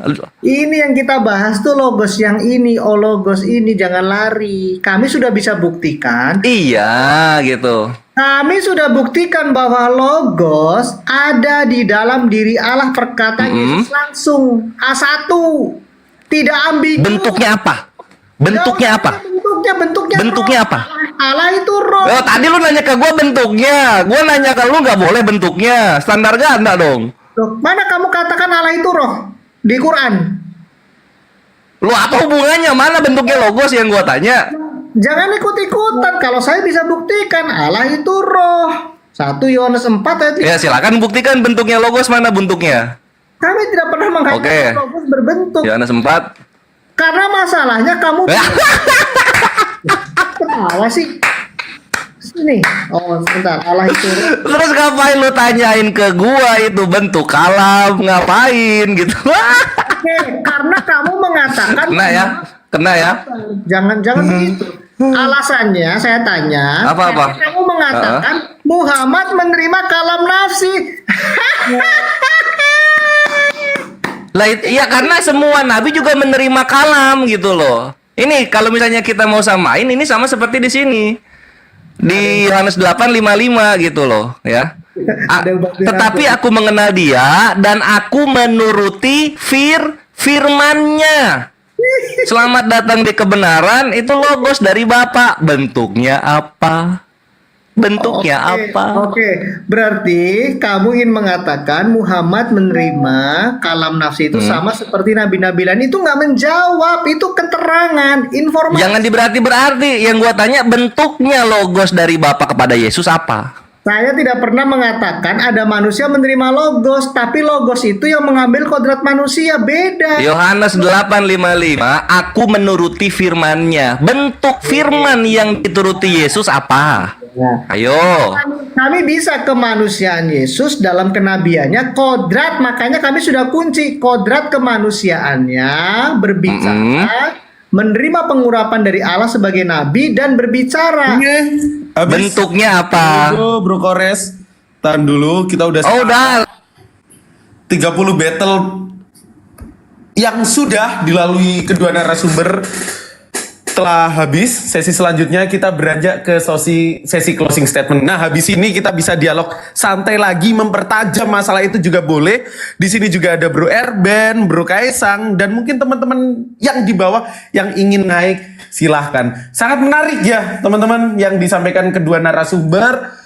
Dan teman-teman yang di bawah, tolong jangan lupa tap-tap layarnya dan jangan lupa follow kedua narasumber kami. Di sesi selanjutnya, sesi terakhir, kedua narasumber mempunyai kesempatan 5 menit untuk melakukan closing statement, bisa menyimpulkan segala akumulasi yang disampaikan di debat ini atau lebih mempertajam, mengkritisi. Yang penting jangan keluar dari tajuk dan konteks tema yang kita bahas. Berhubung tadi Bro Edo duluan, sesi closing statement pertama saya kasih ke Bang Kores duluan. Sebelumnya, teman-teman di bawah jangan lupa tap-tap layarnya lagi dan di follow supaya room kita kuat. Standby di diskusi kita malam ini, kita menuju ke sesi terakhir yakni closing statement. Oke, 5 menit dimulai setelah Bang Kores berbicara. Jadi gitu ya, maksudnya untuk kawan-kawan Kristen yang di bawah dan juga Muslim jangan lupa. Salah satu julukan Kores adalah ahli counter. Gitu. Sehingga ketika gua sedang menikmati apa yang ditanyakan, maka hati-hati kalau misalnya nanti ada counternya gitu kan. Edo salah langkah di sini, dia mengatakan bentuk dari kalam ya yang sampai kepada Nabi Muhammad Shallallahu Alaihi Wasallam. Kalam nafsinya bentuknya seperti apa? Dan dia fatal sekali mengatakan Yesus itu tidak menerima logos dari Bapa. Dar Yohanes 8:55, Kores yang salah satu julukannya ahli linguistik membuktikan Yesus itu menuruti logosnya Bapa.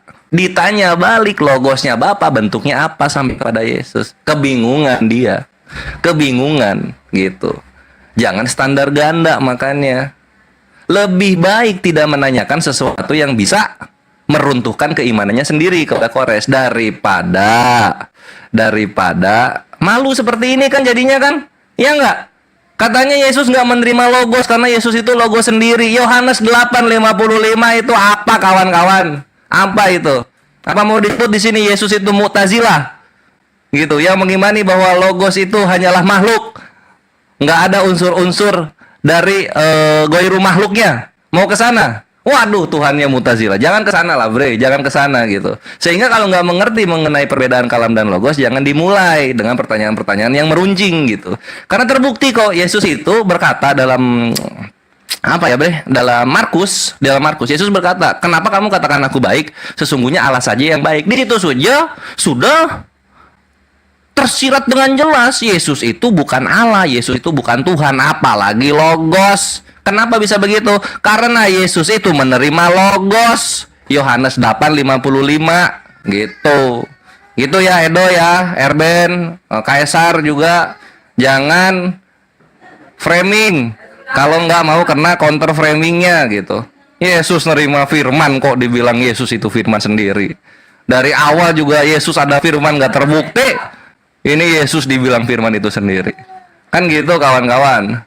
Dan berikut soal Islam gitu kan, soal Islam. Kalam itu ya udah sesimpel itu. Nafsi itu adalah yang melekat kepada Allah Subhanahu wa taala gitu kan. Kenapa menggunakan kata melekat? Karena kata itu yang paling cukup menjelaskan bagaimana sifat itu ada dalam keberadaan Allah Subhanahu wa taala, keberadaan yang maha tinggi gitu. Lalu apa kalam nafsi? Kalam nafsi itu ya kalam yang Allah ciptakan sehingga makhluk-makhluknya bisa mengerti gitu. Ketika sampai kepada Nabi itu ada dua sifat kalam yang sampai kepada Nabi gitu. Kalam yang bukan satunya orang, makhluk-makhluknya bisa mengerti gitu. Ketika sampai kepada Nabi, apa ini? Kok double? Oh iya. Nah jadi lucu. Nah jadi ketika sampai kepada Nabi, kalam nafsinya nyampe gitu. Karena Nabi mendengarkan dan Nabi mengetahui maknanya gitu. Terus ditanya ketika Nabi mati kalamnya kemana? Lah ketika Yesus mati itu laleo atau logosnya kemana itu? Gitu. Jadi jangan standar ganda bre. Jangan standar ganda. Karena sesungguhnya yang namanya sifat bicara itu Tuhan memiliki gitu. Dan sifat bicara melekat kepada Tuhan. Sampai kepada manusia itu maknanya.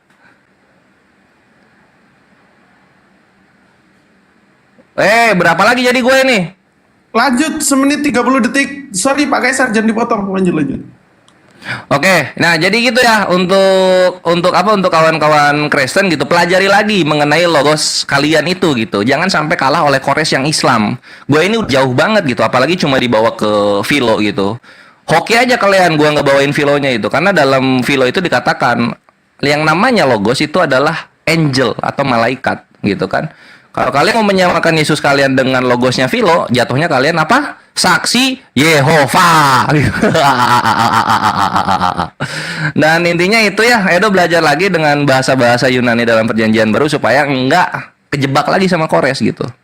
Bilang berani-beraninya depan Kores Yesus itu tidak menerima firman Bapa. Jedar. Yesus itu menerima firman. Bingung dia.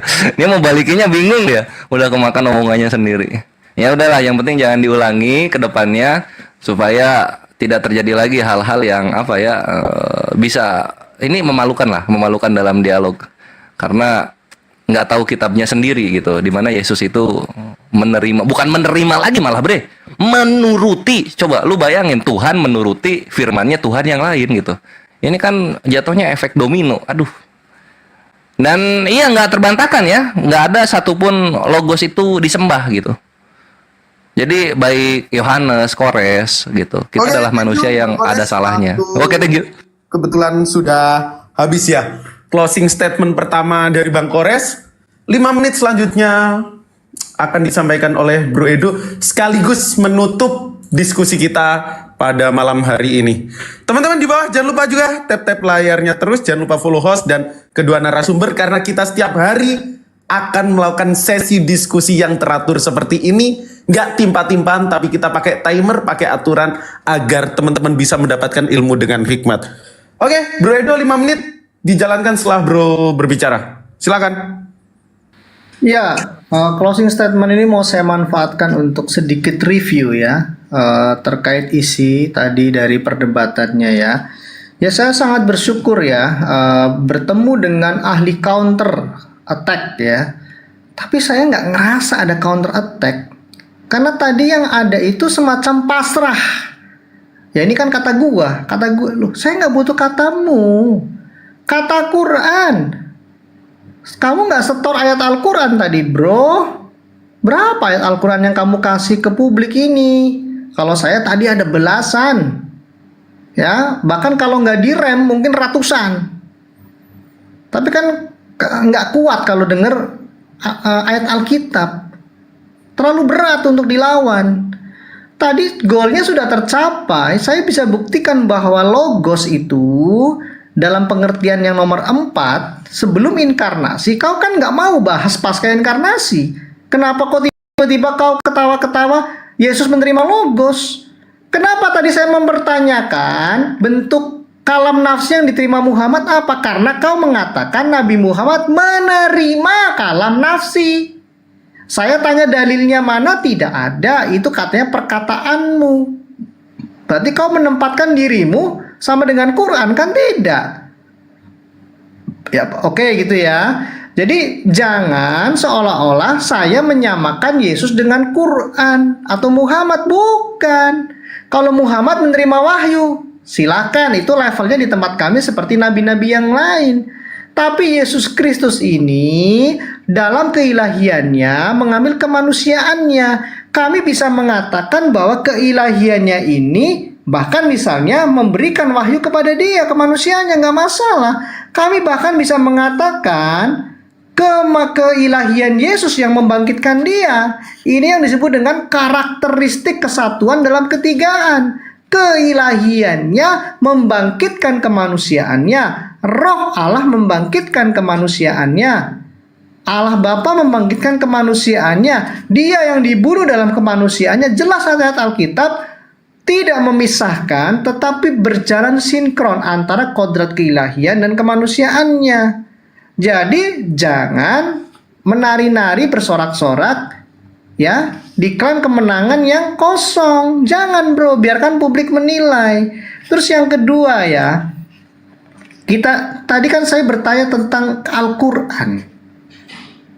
Kenapa jawabanmu tuh tidak ada dalil dari Al-Quran itu sendiri? Kenapa harus menggunakan kitab Syarah Tauhid, penjelasan tentang Tauhid?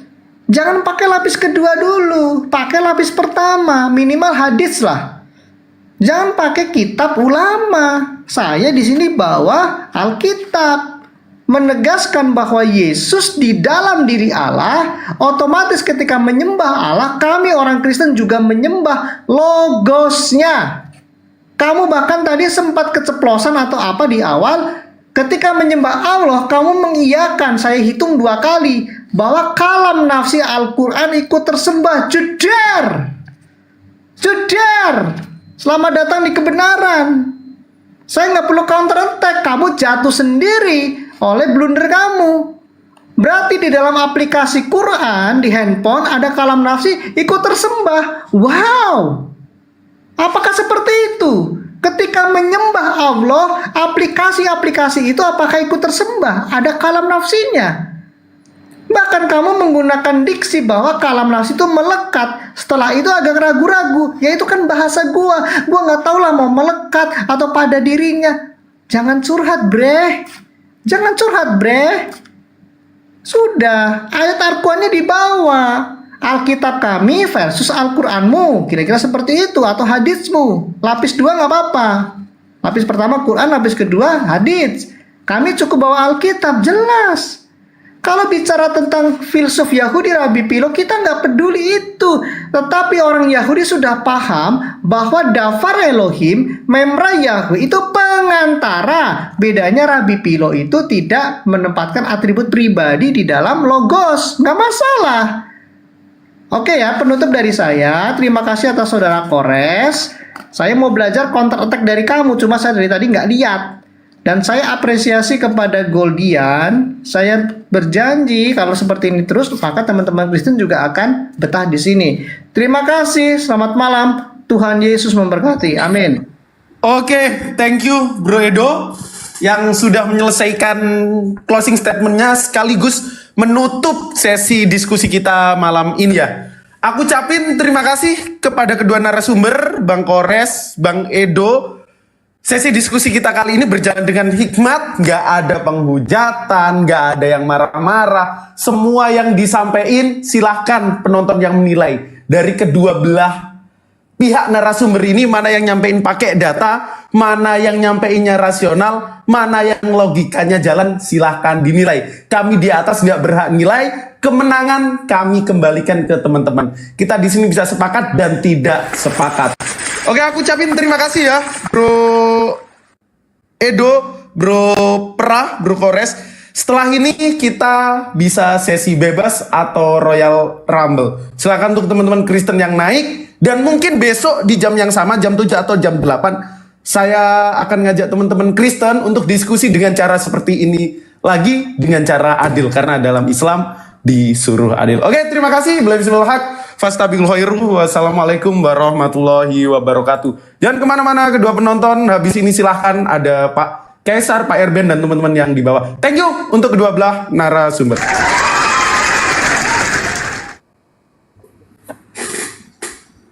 Yuk kita sesi bebas. Silakan. Ya oke. Ya, Gue di mute di sini. Mantaps.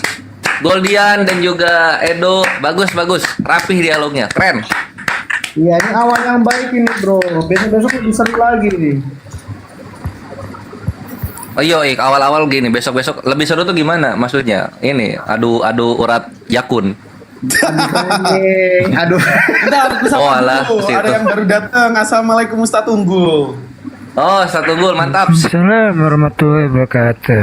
Boleh satu putaran 30 Mungkin detik. teman-teman, bentar Ustaz Unggul. Mungkin kita kasih kesempatan ya yang udah di sini buat nyampein tanggapannya yang substansial, tapi jangan kepanjangan. Habis itu kita bisa ngalir diskusi. Kawan lamaku dulu mungkin Bro Erben, silakan. Dulu sering ke Bali soalnya. Kasihan. Apa yang kau balik? Ayolah kita sekarang. Langsung ini. Ayo. Iya, Langsung aja, Bre. Ya udah, Langsung mau aja. masalah. Lu membuat gondok pembicara kalau ngasih orang-orang ngomong yang enggak debat. Ayo, Erben sama ini ya, Ustaz Endun ya. Silakan lanjut. Terserah mau tema apa. sebenarnya bahas kalam Datang ini ini enak. perjalanan jauh. Jangan malam ini deh kalau ikutan debat. Gua hanya mau mengucapkan terima kasih ya, kita di bawah menyimak, menikmati diskusi yang santun, saling menghormati walaupun nanti eskalasi keras, tetapi tidak ada penghujatan. Ini bagus ini diteruskan ya. Saya apresiasi lah hostnya Bang Justin sama Bang My Penatua Peraistar. Lanjut Goldian, standby. Oke, makasih Ustadz Tunggul. Jadi dialognya ngeri-ngeri sedap ya teman-teman.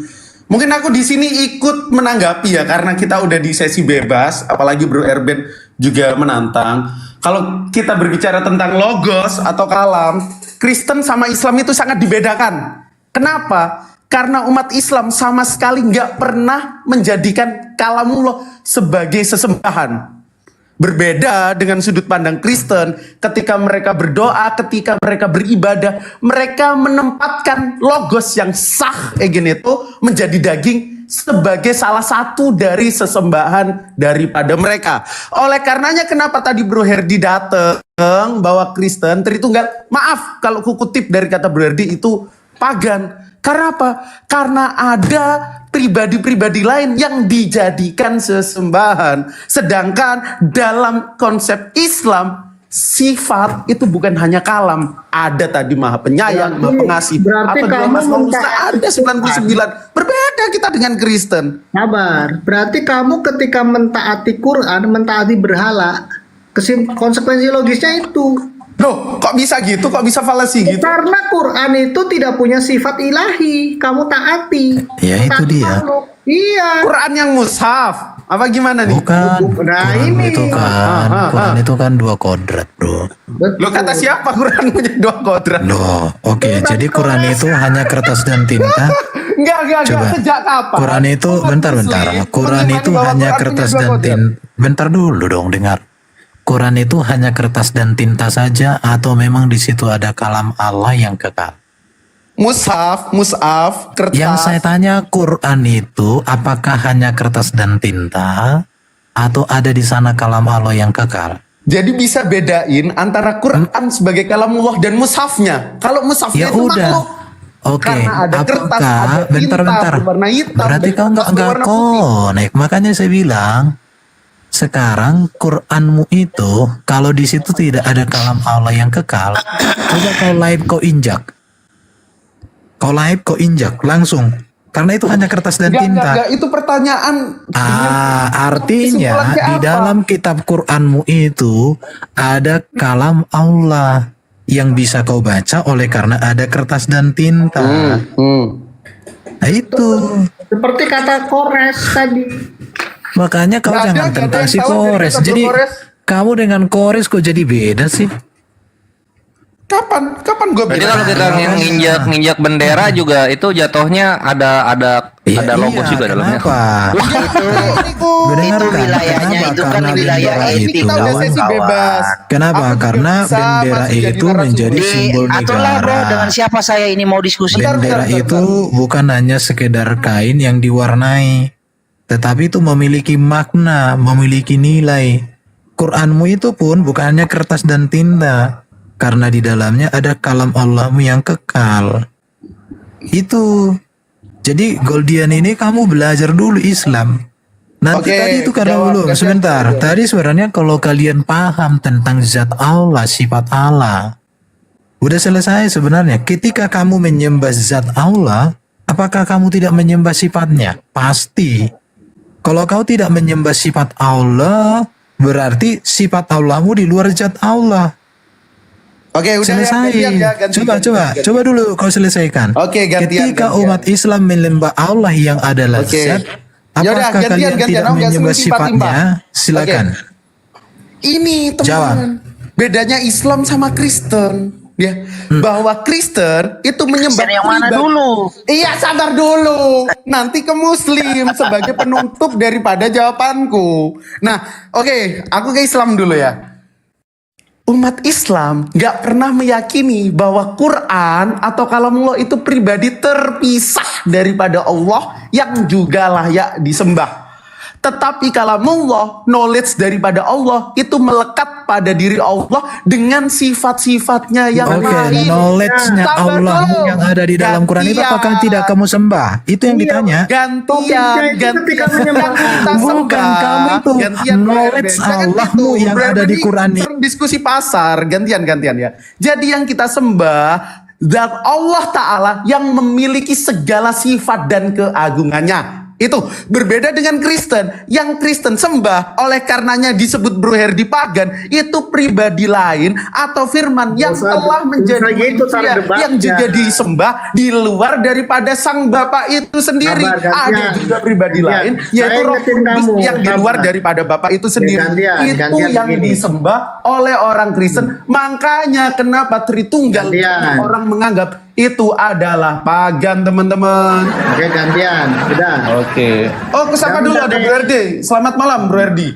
Gimana? Sabar dulu. Selamat malam. Kamu Boleh jangan bicara nyari Pak gini. Ros? Boleh. Mungkin Bro Justin dulu, setelah itu ke Bro Herdi. Oh boleh, monggo. Ya begini ya. Jadi kamu hampir menjadi seperti oneness karena firman itu seperti punya, kamu mengatakan firman atau kalam Allah itu makhluk, hampir aja kamu nyaris. Untung aja saya selamatkan dan Pak Erben. Karena kamu bukan berbeda dengan Kristen, kamu berbeda dengan Kores. Itu persoalannya. Mana berbedanya? Di mana? Nah makanya kamu introspeksi pas lagi debat, kamu jangan ngelamun, kamu catat kata-kata Iya, di mana berbedanya sama Kores? Nggak ada. Kapan aku bilang Al-Quran makhluk? Mana? Kemudian dulu saya bicara, boleh? Boleh. Bro Kalau Mali. jangan boleh. dikasih. Kalau menurut Wanas, Allah itu bukan roh punya tangan dan kaki, udah kayak dewa Zeus, udah repot ini. Ya Oke. enggak Kemudian level. kamu perlu banyak belajar lagi bro ya supaya Jangan Bro hanya Erben, modal tolong gua suara. Lu Ya, banyak belajar dulu lagi ya. Pahami apa yang Karena disampaikan kamu Kores gini sama gua gini secara tadi. hikmat Bentar dan dalam dulu. tempo yang singkat-singkatnya ya. Sebenarnya gini ya, dengarkan ya. Sebenarnya sudah selesai itu benarnya kalau kamu jeli mendengar kalimatmu. Ketika kamu menyembah zat Allah, kamu pasti Terus menyembah Malikil sifat. kapan bicaranya ini? Salah satu dari 20 sifat itu sifat kalam. Sifat kalam dari 20 yang satu dari 20 itu juga terdapat di Quran. Jadi ketika kau menyembah Allah, pasti kau menyembah Oke, sifatnya. gantian. Tadi Jadi gua, Bro orang Kristen pun Erben, masih ketika banyak temen menyembah yang lain ya. Allah Bapa, pastilah menyembah firman. Baik firman yang kekal di dalam Bapa, bahkan juga firman yang ada di dalam hakikat kemanusiaan Yesus. Seperti kamu Oke, menyembah gantian. Allahmu dengan Tadi udah aku sifatnya yang jawab. kekal di dalam Aku nggak dirinya, mau pengulangan bahkan lagi. sifat kalam Allah Oke, yang gantian, ada di gantian, dalam Bro Erben, Quran. gantian. Makanya di timer kau itu kasih waktu. Iya gantian jangan timpat. Ya udah, kasih Aku nggak waktu mau ulangi aja. lagi, tapi aku cuma tekankan kita nggak Bukan, menyembah kasih pribadi lain waktu. yang dari Quran. Tetapi Kau jangan kita panik, menyembah kau kalau Allah ku gulung kau kayak dengan tikar. sifat-sifat dan Jengkel bikin. Ayo. keagungannya. Aku dengan kau aja. Kores, kasih timer kau Kores. Jangan Kores. terlalu keras nanti dia kabur bro host. Kasih timer dulu, gantian Kores. ya, Bro Erben. Tadi Apa, Ben? Kemudian ini biar saya bungkus dulu. Aku kan disini Saya roomnya. Pakai timer. Kalau mau bikin Bos. Saya tema dengan sekarang Erben, ayo coba. pakai timer. Di sini ada Ya, Bro dengan Erben. saya Oke. sama Apa lu mau lanjutin yang tadi berarti? Oh iya, saya akan tunjukkan sama si Goldian. Waalaikumsalam warahmatullahi. Oh ya udah ini aja lanjut aja langsung ke itu tuh timernya ada di situ kok. Biar saya fokus dulu Kores. Biar saya dulu. Oke. Suara lo kecil, Herdi. Enggak, Saya aku jujur aja. enggak. Kami Ini gimana nggak suaranya? mau Ini menghadapi udah kencang dia belum? di sini. Udah. Biar saya fokus dulu, Kores. Enggak. Kami Coba. mau Oh, menghadapi iya, bebas. Islam di sini. Enggak gantian Bro. Lanjut lah. Erben. Oke, kita mau hadapi Islam. Siapa Islamnya? Ayo, kita bicara lagi yang tadi kalam Wih, dengan sini logos kau itu. pagan. Kau Dengan saya dulu. bidat. Kita bukan hari ini Islam, khusus kau untuk bidat. Muslim. Kok Kau aku bidat. Islam? Topiknya ayo siapa yang bidat? Ayo, you berdua lawan saya. Engkau udah pasti bidat kok. Iya, you berdua lawan saya. Ayo, topiknya bidat. Orang Kita orang ibarat. orang kitabmu aja enggak ada. Siapa yang Alkitabmu bidat? enggak Waktunya ada. Ya, gantian aja. Satu. berdua Erben dan Alkitabmu Jasin. enggak Siapa ada. bidat? Coba Ayo, gimana? itu topiknya. Keluarkan dulu Alkitabmu mana? Udah Goldi sama Erben aja, Goldi sama Erben aja. Siapin. Ayo Goldian, ayo. Siapin. Enggak ini lo ditantang Ini saya sama diundang berani naik ya. loh. Kenapa you berdua? Tadi kau ngoceh kau Goldian. Kusediakan waktu untukmu. Iya betul, malam ini bicara ku sedikit gulung kau lah ya. kayak tikar. Jadi Jangan kalau bicara logos itu turun, bro, Malikil dulu. saya bicara Turun, sedikit dulu turun. lah, santai lah, Ini santai. Kita kalau turun Malikil nggak lah. turun, kami semua turun loh. Oke, Ya, kita turun pada aja. ketakutan. Kita nggak mau lagi Ya, bidat di sini. udah kalian lanjut, saya turun Bukan, lah. ayo. Lanjut. Oke, Malikil turun. Turun.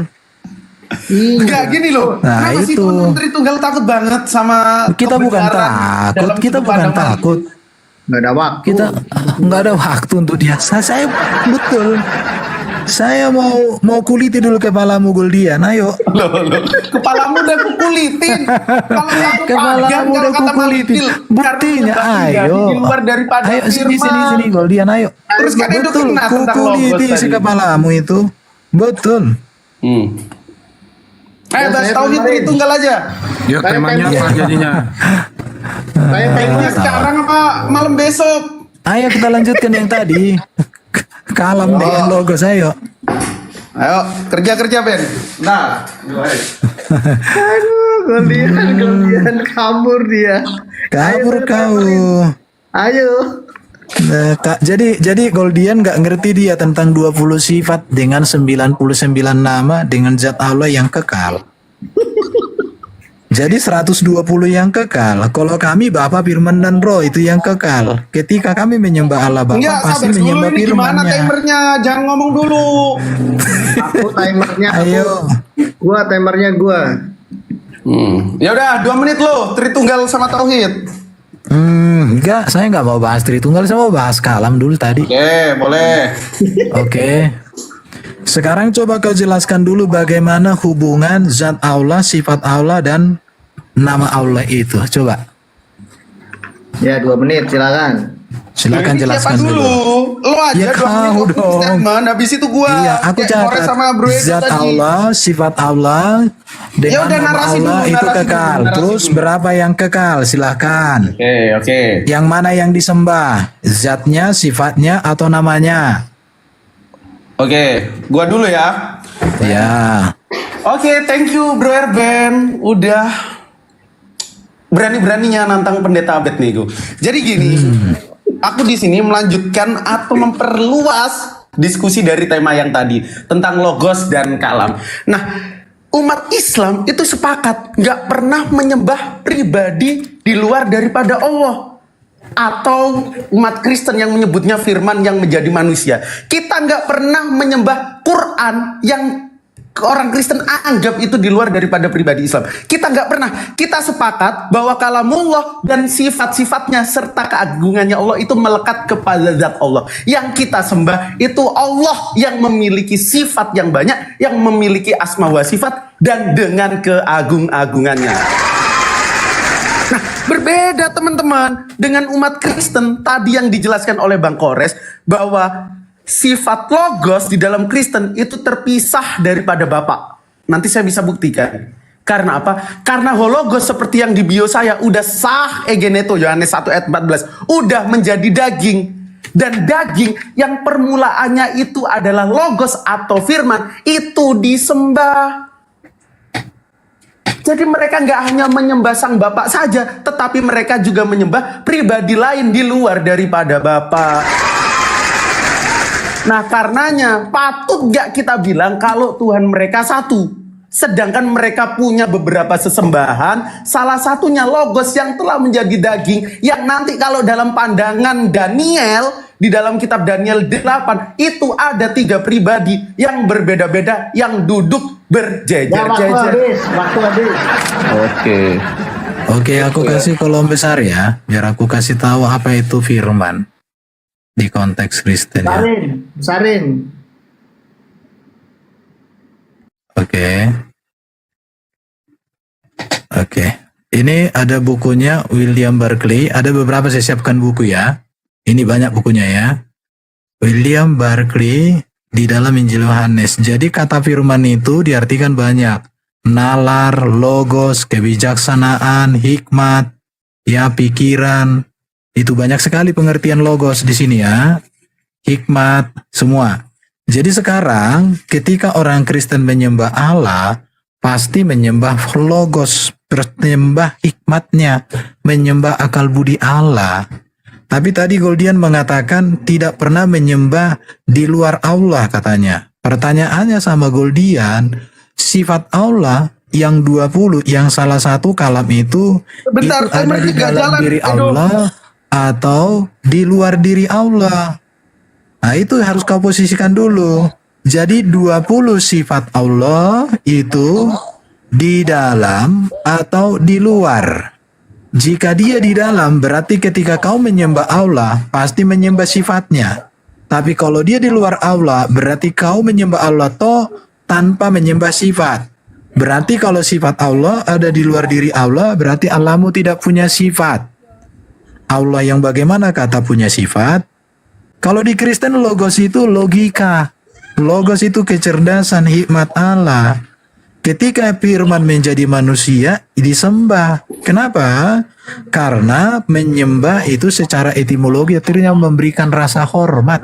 Kita menghormati Yesus Kristus sebagai sang logos dalam rupa manusia. Sama seperti orang Muslim juga menghormati sifat Allah yang ada di dalam kitab Quran. Makanya orang Muslim nggak boleh menghina kitab Quran, ya kan? Bahkan kalian kalau membawa kitab Quran itu harus di atas perut, dijinjing. Kenapa? Karena kalian yakin menghormati itu. Jadi kalian Muslim tidak bisa menyembah Allah tanpa menyembah kalamnya. Kalau kamu menyembah Allah tanpa kalam, berarti Allahmu gak punya kalam, alias batu, alias patung. Itu. Coba pastikan dulu, Gol. Oke, waktu habis. Justin, nyalain dong waktunya. Dari tadi nggak gerak. Silakan. Astaga, naga di sorga papa, penjelasan Erben. Lo nggak menyentuh substansi tentang logos di dalam keimananmu. Bagaimana penonton paham? Lo sibuk menyerang Islam. Sedangkan Islam sudah final dengan konsep bahwa Allah itu satu-satunya sesembahan dan kita tidak boleh beribadah kepada pribadi-pribadi lain. Gitu kan? Tolong di-mute dulu ya Erben. Noise. Jangan ganggu. Nah, sekarang aku tunjukin ayatnya dalam Al-Quran. Contoh di dalam surat Al-Baqarah, di sana dikatakan Tuhan kamu adalah Tuhan yang Maha Esa. Tidak ada Tuhan selain Dia yang Maha Pengasih lagi Maha Penyayang. Pertanyaannya, di mana ayat di dalam Al-Quran kita wajib menyembah kalam? Kan nggak ada. Kenapa nggak ada? Karena kalam itu hakikatnya adalah sifat. Sekarang gini deh, gantian giliran aku tanya. Tunjukin, ya kalau kamu menyembah firman nih di dalam kekristenan, tunjukin bahwa firman di dalam kekristenan di biblosmu itu layak untuk diibadahi. Satu. Kedua, sejak kapan Abraham, Musa, Ishak dan Yakub, silakan cek di Taurat, menyembah kalam, menyembah logos, menyembah dafar. Coba, kan kamu pasti bingung. Karena apa? Karena yang disembah Musa itu sama seperti yang disembah umat Islam, yaitu Tuhan beserta sifat-sifatnya. Kalau semisal logikanya, you menyembah firman yang sudah terpisah menjadi pribadi lain daripada Tuhan, Yohanes 1 ayat 14, lalu bagaimana you menjelasin menyembah Roh Kudus yang saat itu juga sudah terpisah menjadi pribadi yang lain? Gimana? Kalau kalammu itu Tuhan, ketika kalammu itu berpisah, logosmu itu berpisah, apakah Tuhan punya kalam? Apakah Tuhan punya logos? Coba silakan. Kembali si Goldian tidak memahami bahwa Bapa, Firman dan Roh itulah Allah yang Esa, dan dia juga lupa bahwa Allahnya yang zat dengan sifatnya, dengan namanya itu tidak terpisah. Jadi kalau saya buat gambar ya, di Islam itu gini, zat Allah 20 sifat, 99 nama, satu sifat menjadi Quran. Bukan berarti sifat Allah di sini sisa 19. Goldian berpikir begitu. Jadi ketika satu sifat Allahnya itu menjadi Quran, sifat kalam di sini, berarti sifat Allah tinggal 19, enggak ada. Dia lupa bahwa sifat kalam itu kan sifat kekal. Makanya Goldian harus kau tahu, Quran itu kalam kertas tinta. Sifat kalam ini kekal, Goldian. Jadi kamu nggak ngerti ini. Sifat kekalnya kalam itu ketika kau menyembah Allahmu, kau menyembah sifat yang ada di dalam dirinya. Orang Kristen juga demikian. Kami menyembah Allah Bapa yang kekal dengan firman-Nya, dengan rohnya. Jadi di mana Musa menyembah kalam? Ya udah pasti menyembah Allah, pasti dong menyembah pikiran Allah, menyembah kecerdasan Allah. Sama seperti saya, kalau saya ngobrol dengan kamu, apakah saya hanya ngobrol dengan bibirmu? Enggak juga kan? Saya berbicara dengan seluruh hidupmu, dengan tubuhmu, dengan jiwamu, dengan rohmu, saya berbicara. Jadi ini sangat mudah sekali. Udah dijelaskan, menyembah Allah pasti menyembah firman dan pasti menyembah roh. Ketika firman Allah menjadi manusia, Allah, firman dan roh, firman jadi manusia, bukan berarti firman Allah habis. Seperti Allahmu ketika satu sifatnya diturunkan menjadi Quran, bukan berarti tinggal sifat Allah itu 19. Enggak, tetap 20 sifat ini kekal, enggak pernah berubah. Jadi Goldian yang harus kau pahami sekarang, pertanyaannya adalah Ya, ketika habis, sifat habis, Allah, habis. sifat kalam menjadi menjadi Quran, apakah sifat Allahmu habis? Coba itu dulu pasti. Waktu Oke, habis, waktunya silakan habis ya. jawab. Tolong Goldian jawab ya, silakan. Ben, jangan kabur-kaburan, jangan kemana-mana, jawab pertanyaan gua. Masih menyerang, sedangkan keimanan lo ini di ujung tanduk lagi hancur. Tadi kan udah aku jawab, Islam dan Yahudi tidak pernah menjadikan firman yang merupakan knowledge ataupun kalam knowledge daripada Allah itu pribadi lain. Sedangkan kamu kan lo nyembah pribadi kalam. Pertanyaannya, kalam dalam perspektif keimananmu, logos dalam perspektif keimananmu, itu juga merupakan sifat yang melekat di dalam zat Allah. Lalu ketika aku tanya sifat-sifat perkasa dan lain sebagainya, El Shaddai, Maha Besar dan lain sebagainya, itu juga melekat pada diri Allah gak? Itu yang pertama. Kalau melekat, mereka yang juga sifat juga disembah sebagai pribadi lain gak? Itu yang pertama. Lalu tentang 20 sifat, lalu tentang asma wa sifat dan lain sebagainya. Udah aku jelasin bahwa beberapa ulama itu menjelaskan tentang sifat-sifat Allah yang dirangkum. Ada yang mengenal dengan asma wa sifat, ada yang mengenal 20 sifat wajib Allah. Ketika Al-Quran sebagai pengetahuan daripada Allah yang kita baca tiap hari, lalu kita amalkan isi daripada Al-Quran, apakah sifat Allah hilang?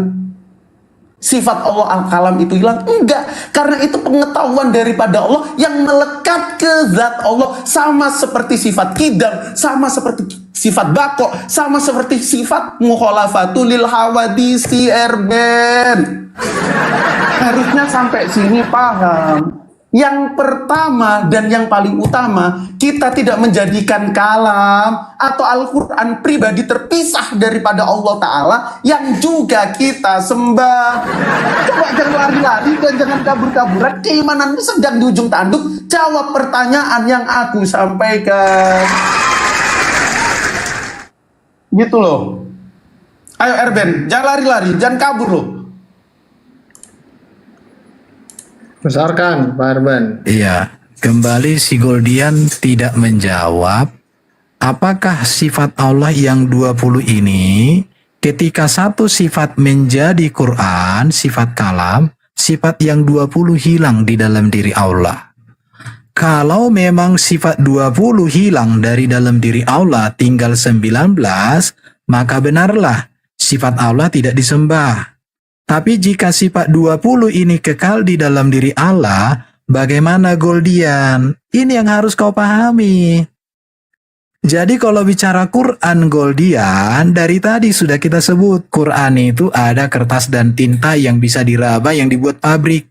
Tapi kalamnya itu kekal dari Allahmu. Sekarang bagaimana relasi kalam yang kekal di dalam Quran dengan 20 sifat Allahmu? Apakah sifat Allahmu habis tinggal di dalam Quran, atau sifat kekal kalam di dalam Quran itu tetap tidak terpisah dengan 20 sifat? Ini yang harus dulu kau finalkan supaya kau jangan framing-framing. Kalau orang Kristen Goldian percaya kepada Allah yang Esa, yang kekal firman dan roh. Ketika firman menjadi manusia, firman Allah tidak pernah hilang. Kenapa? Karena ini sifatnya kekal. Ketika orang menyembah Allah, pasti menyembah Allah Bapa, firman dan roh. Itu pasti. Di manakah Abraham menyembah Allah? Sudah pasti karena firman Allah satu dengan Allah di dalam dirinya. Jadi Goldian, kamu berpikir kok macet banget sih bro? Udah ku bilang kalau saya ngobrol dengan Goldian, saya tidak hanya berbicara dengan bibirmu, tapi saya berbicara dengan seluruh eksistensi dirimu. Seperti itu juga ketika kami menyembah kepada Allah, pasti kami menyembah kepada Bapa, Firman, dan Roh-Nya.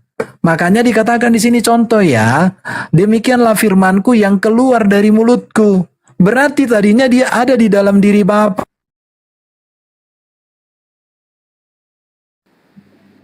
Waktu habis ya, dan gak menjelaskan apa yang ku sampaikan.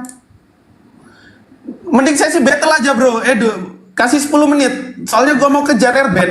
Gue gak mau ngulangin apa yang udah gue sampein. Ternyata Erben gak bisa jawab. Oke, pastikan dulu kamu itu 20 sifat udah itu gua ketika kasih. sudah menjadi Quran, apakah sifatnya tinggal 19 atau 20? Ya. Silakan pastikan dulu. Jawab dong. Oke. Apakah sifat yang 20 itu berkurang?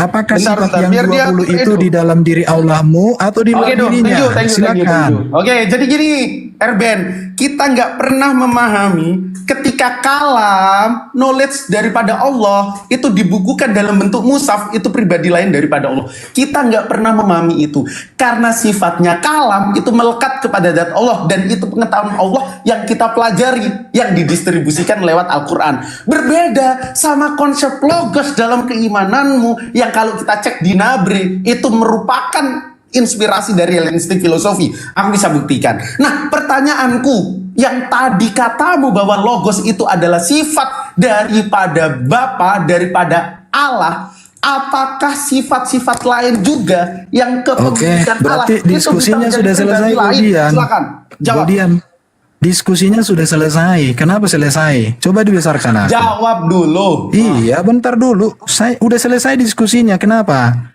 Kau bilang tadi kalam tidak pernah kita ketahui. Artinya tidak ada lagi gunanya saya berbicara dengan kamu karena kamu tidak tahu apa itu kalam. Sudah selesai. Artinya saya berbicara dengan kamu hanya ngoceh saja kamu, tapi nggak ngerti kau kalam apa. Coba jelasin kalau lo tahu, kalau lo lebih tahu Loh, dari kalam Allah itu kan sifat Allah yang kekal di dalam diri Allah. Iya, yang sejak tidak kapan umat Islam meyakini dan memahami bahwa kalam itu nuzul dan nuzul itu menjadi pribadi lain? Loh, Coba. yang saya tanya, yang di dalam Quran itu kalam Allah, sifat Allah itu atau Yang bukan? di dalam Al-Quran Oke, itu sekarang saya Allah tanya, itu yang sifat di dalam daripada Quran Allah. itu ciptaan Allah atau kalam Allah yang kekal? Nah, ini beda lagi. Jawab Kalau dong.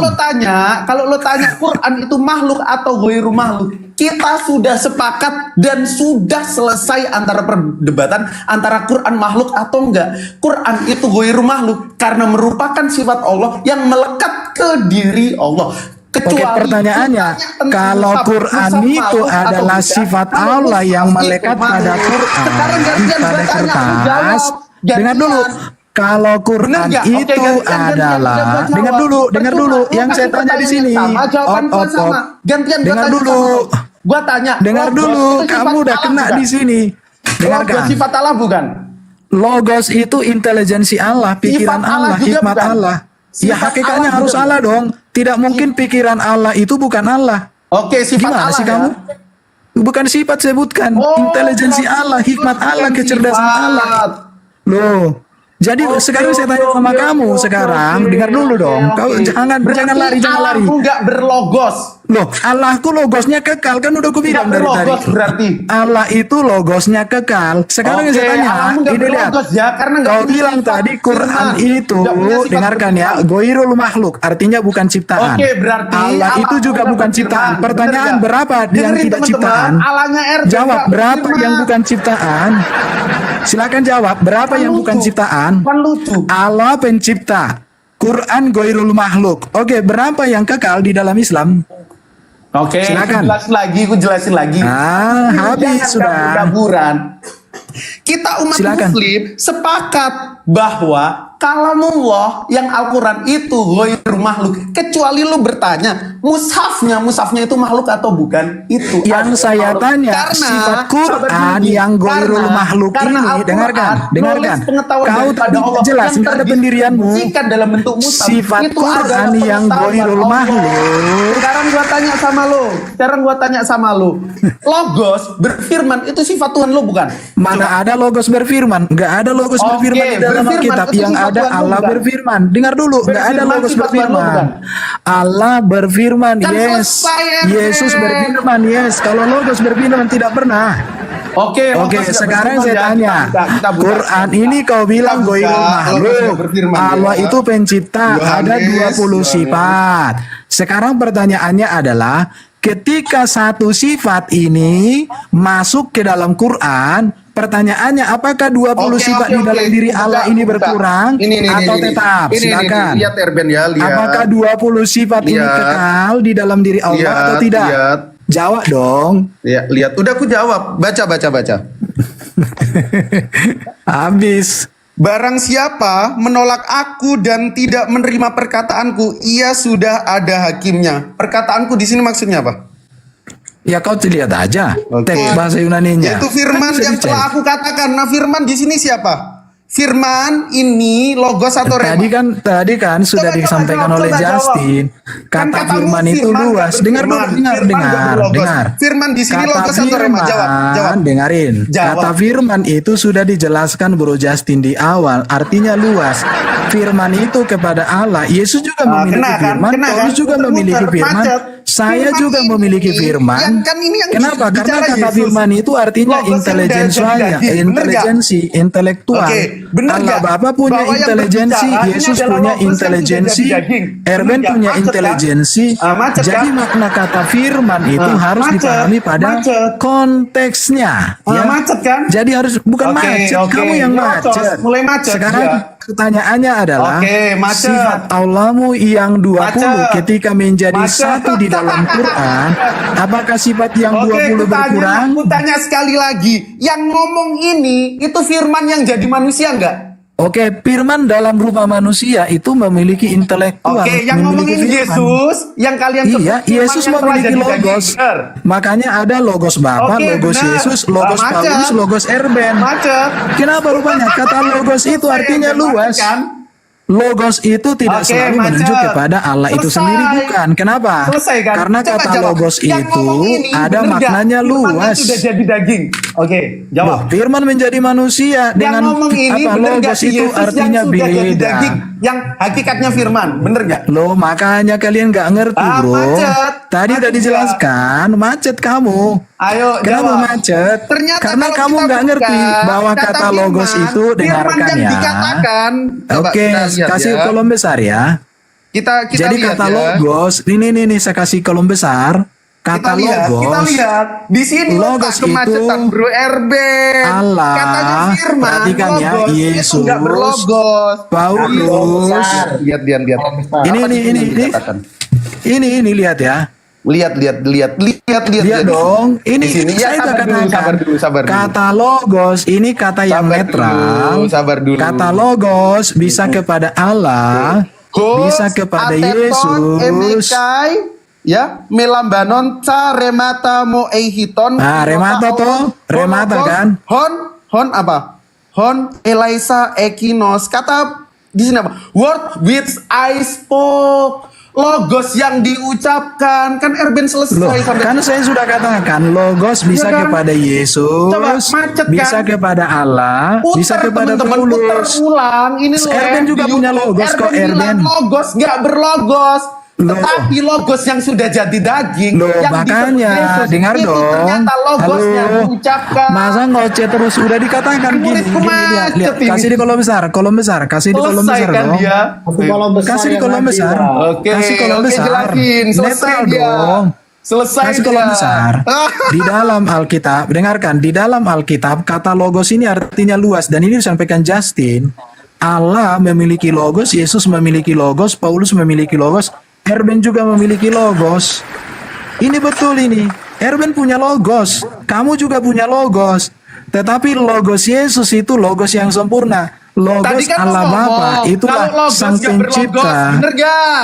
Loh, Yesus punya logos, gimana? Aku penonton. Loh, Minta maaf. Yesus punya logos sudah dibilang. Saya juga punya logos. Iya, Yesus logos itu, lihat. Tadi kan lo bilang logos itu nggak berlogos. Ini Ayo, minta logos. maaf dulu. Jangan Nggak macet ada gitu minta dong. maaf. Dengarkan, logos itu ini artinya intelektual, kecerdasan, hikmat. Ya Allah punya intelektual, saya juga punya intelektual. Yesus Macet juga kan? punya Coba intelektual. lihat ini lagi. Lihat ini lagi. Udah diakui Lu kok bilang, Yesus punya ayo, logos, saya juga punya jelasin logos. lagi. Terus ngapain lagi kau bilang? Jelasin. Di sini Ya kan udah kau lu bilang bilang. Yesus punya logos. Oke, Yohanes 12:48, Jadi Yesus sebagai teman-teman. logos Ini yang Allah dalam ngomong rupa logos yang manusia, telah jadi daging. dia juga Pertanyaan memiliki logos yang logos telah dalam jadi daging kemanusiaannya. itu, Dan logosnya, logos logosnya Yesus itu diucapkan menjadi lagi nggak? dasar ajaran bagi semua orang Kristen. Ini kan Iya betul, mereka itu. antara logos-logos Kamu itu dan lucu lego. kamu. Selesai Kamu kan lucu, mereka? udah diakui kok Yesus punya Oke, logos. Gimana sih lo? selesai ya. Logos itu bukan hanya untuk Allah Bapa, logos itu juga untuk Yesus. Logos itu banyak. Kata Nggak, logos tadi lo digunakan bilang, banyak kalau sekali di logos nggak Alkitab. berlogos, bener. Loh, siapa bilang logos tak berlogos? Oh ya, Mana ada videonya. logos dalam rupa manusia yang Oke, mengambil rupa logos dalam manusia, rupa manusia. maka Yang diucapkan manusia itu Yesus bentuknya rema itu apa logos? Jawab. dengarkan dong, Yang diucapkan dengarkan ya. logos sah. Loh, udah hancur kamu, Itu bentuknya rema habis lagi babak atau logos? belur, babak belur kamu.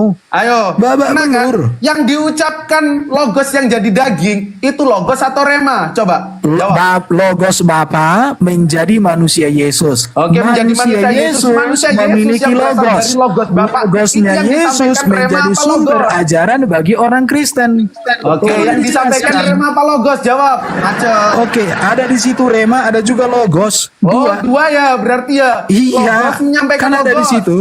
Logos Sekarang menyampaikan logos. dengarkan saya kasih tahu Nah, sama logos kamu yang ya. kalian sampaikan lagi, yang Yesus sampaikan lagi disembah nggak? Kan macet ini. Selesai. Oke, dengarkan ya. Sama. Jadi yang kita sembah, dengarkan. Yang kita sembah adalah logos Allah Bapa yang kekal di dalam diri Allah Bapa. Yang jadi, yang dengar jadi apa? dulu, dengar. Allah Bapa mengutus logosnya menjadi manusia. Oke, Maka itu Yesus kalian sembah memiliki yang dua jadi manusia, kodrat. bener Dengarin.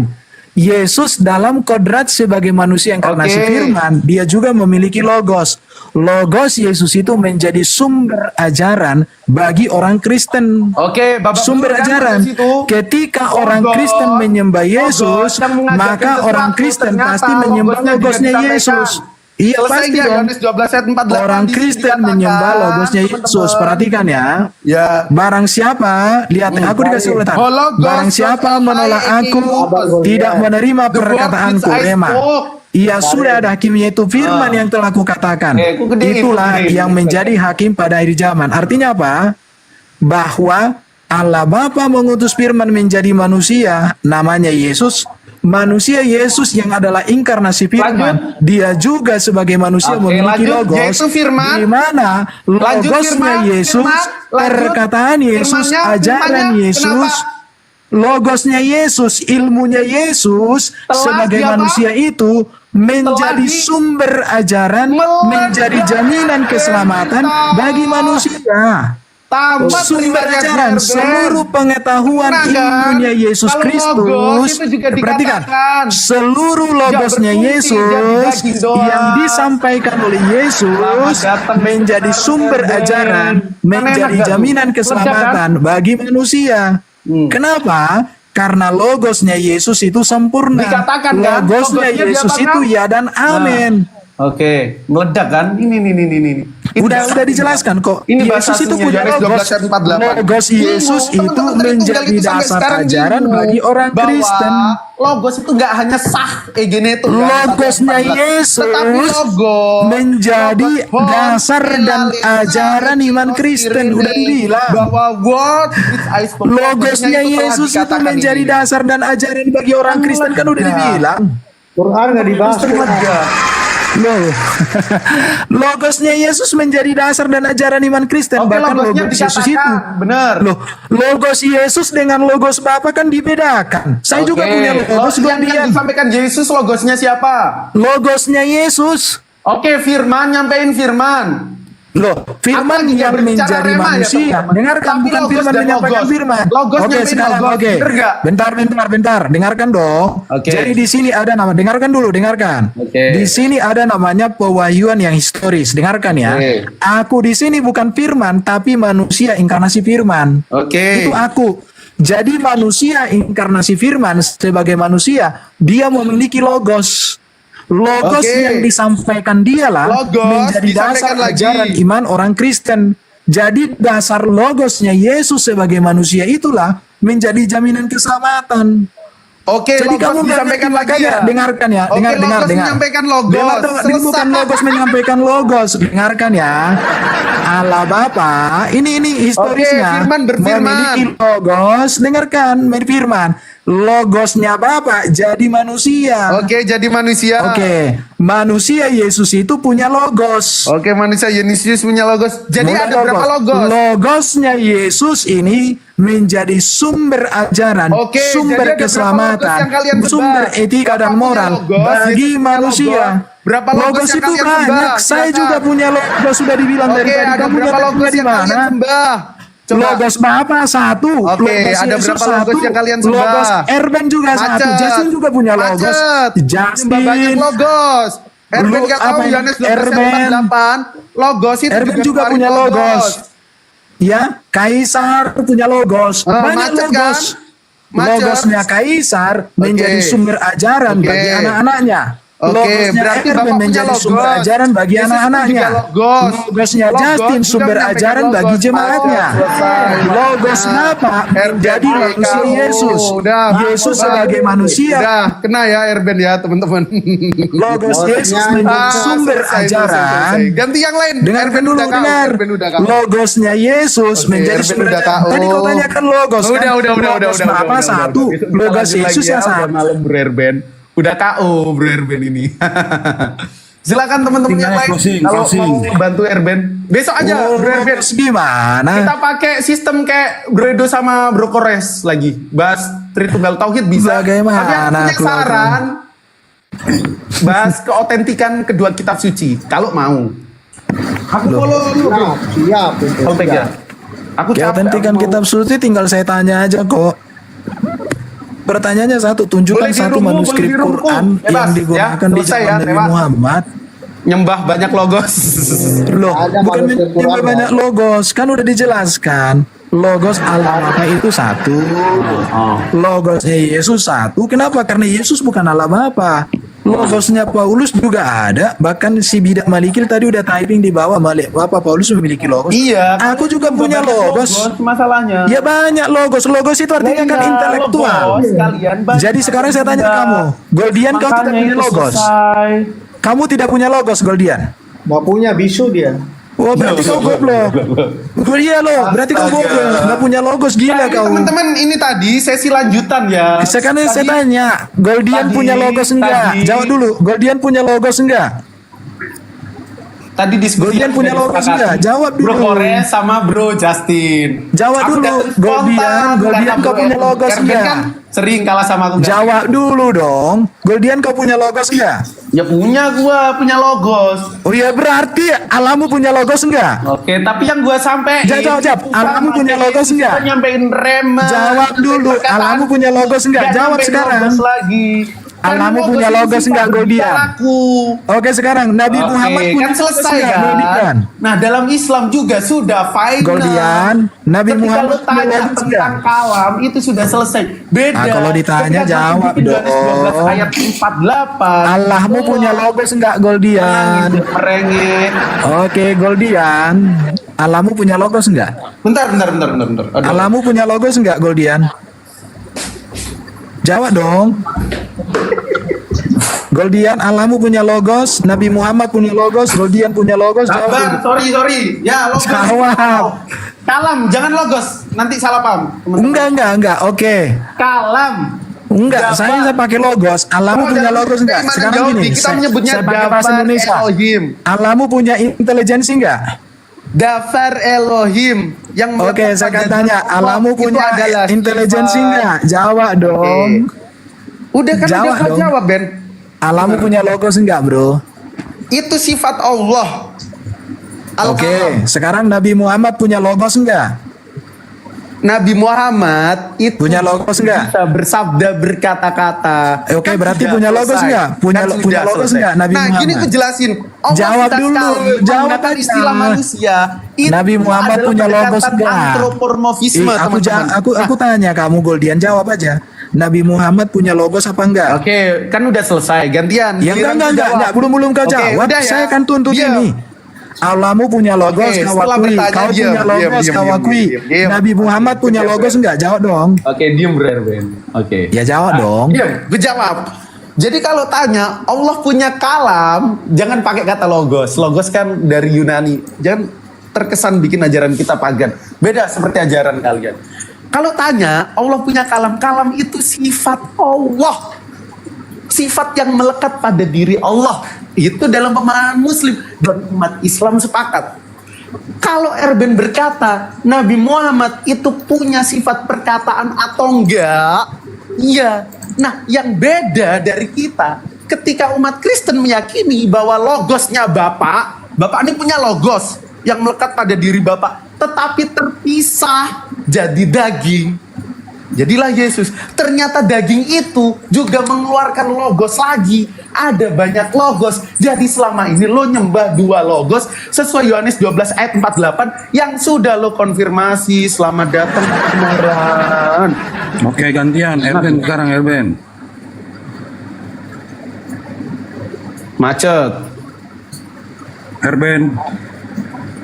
Mute. Besar, kasih kolom besar. Oke, Goldian kasih kolom besar. Perhatikan ya. Logos itu kau setarakan dengan kalam. Bisa artinya kata, ucapan, atau kecerdasan. Kau bilang tadi Allahmu juga punya kalam, Nabi Muhammad juga punya kalam, bahkan kamu sendiri juga Goldian punya kalam. Oke, sekarang saya mau katakan samamu. Kalam Allahmu menjadi Quran. Kalam daripada Nabimu menjadi hadis. Kalammu menjadi bacotan. Jadi umat Islam itu hidup dari kalam Allah dan kalam Nabi Muhammad. Kenapa? Karena orang Islam tidak bisa hidup tanpa hadis. Umat Islam tidak bisa hidup tanpa Quran.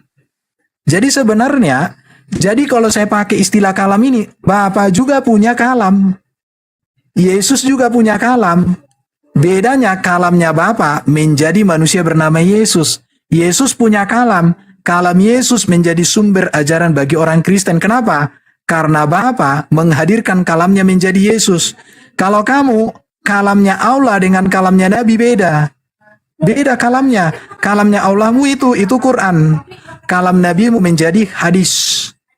Jadi kalau orang Kristen, kalam Allah menjadi manusia Yesus, kemudian Yesus punya kalam menjadi sumber ajaran bagi orang Kristen. Ini paralelisme. Jadi kekristenan itu berdiri tegak kepada ajaran Kristus, kepada logosnya Yesus. Kalau Muslim berdiri rangkap ganda.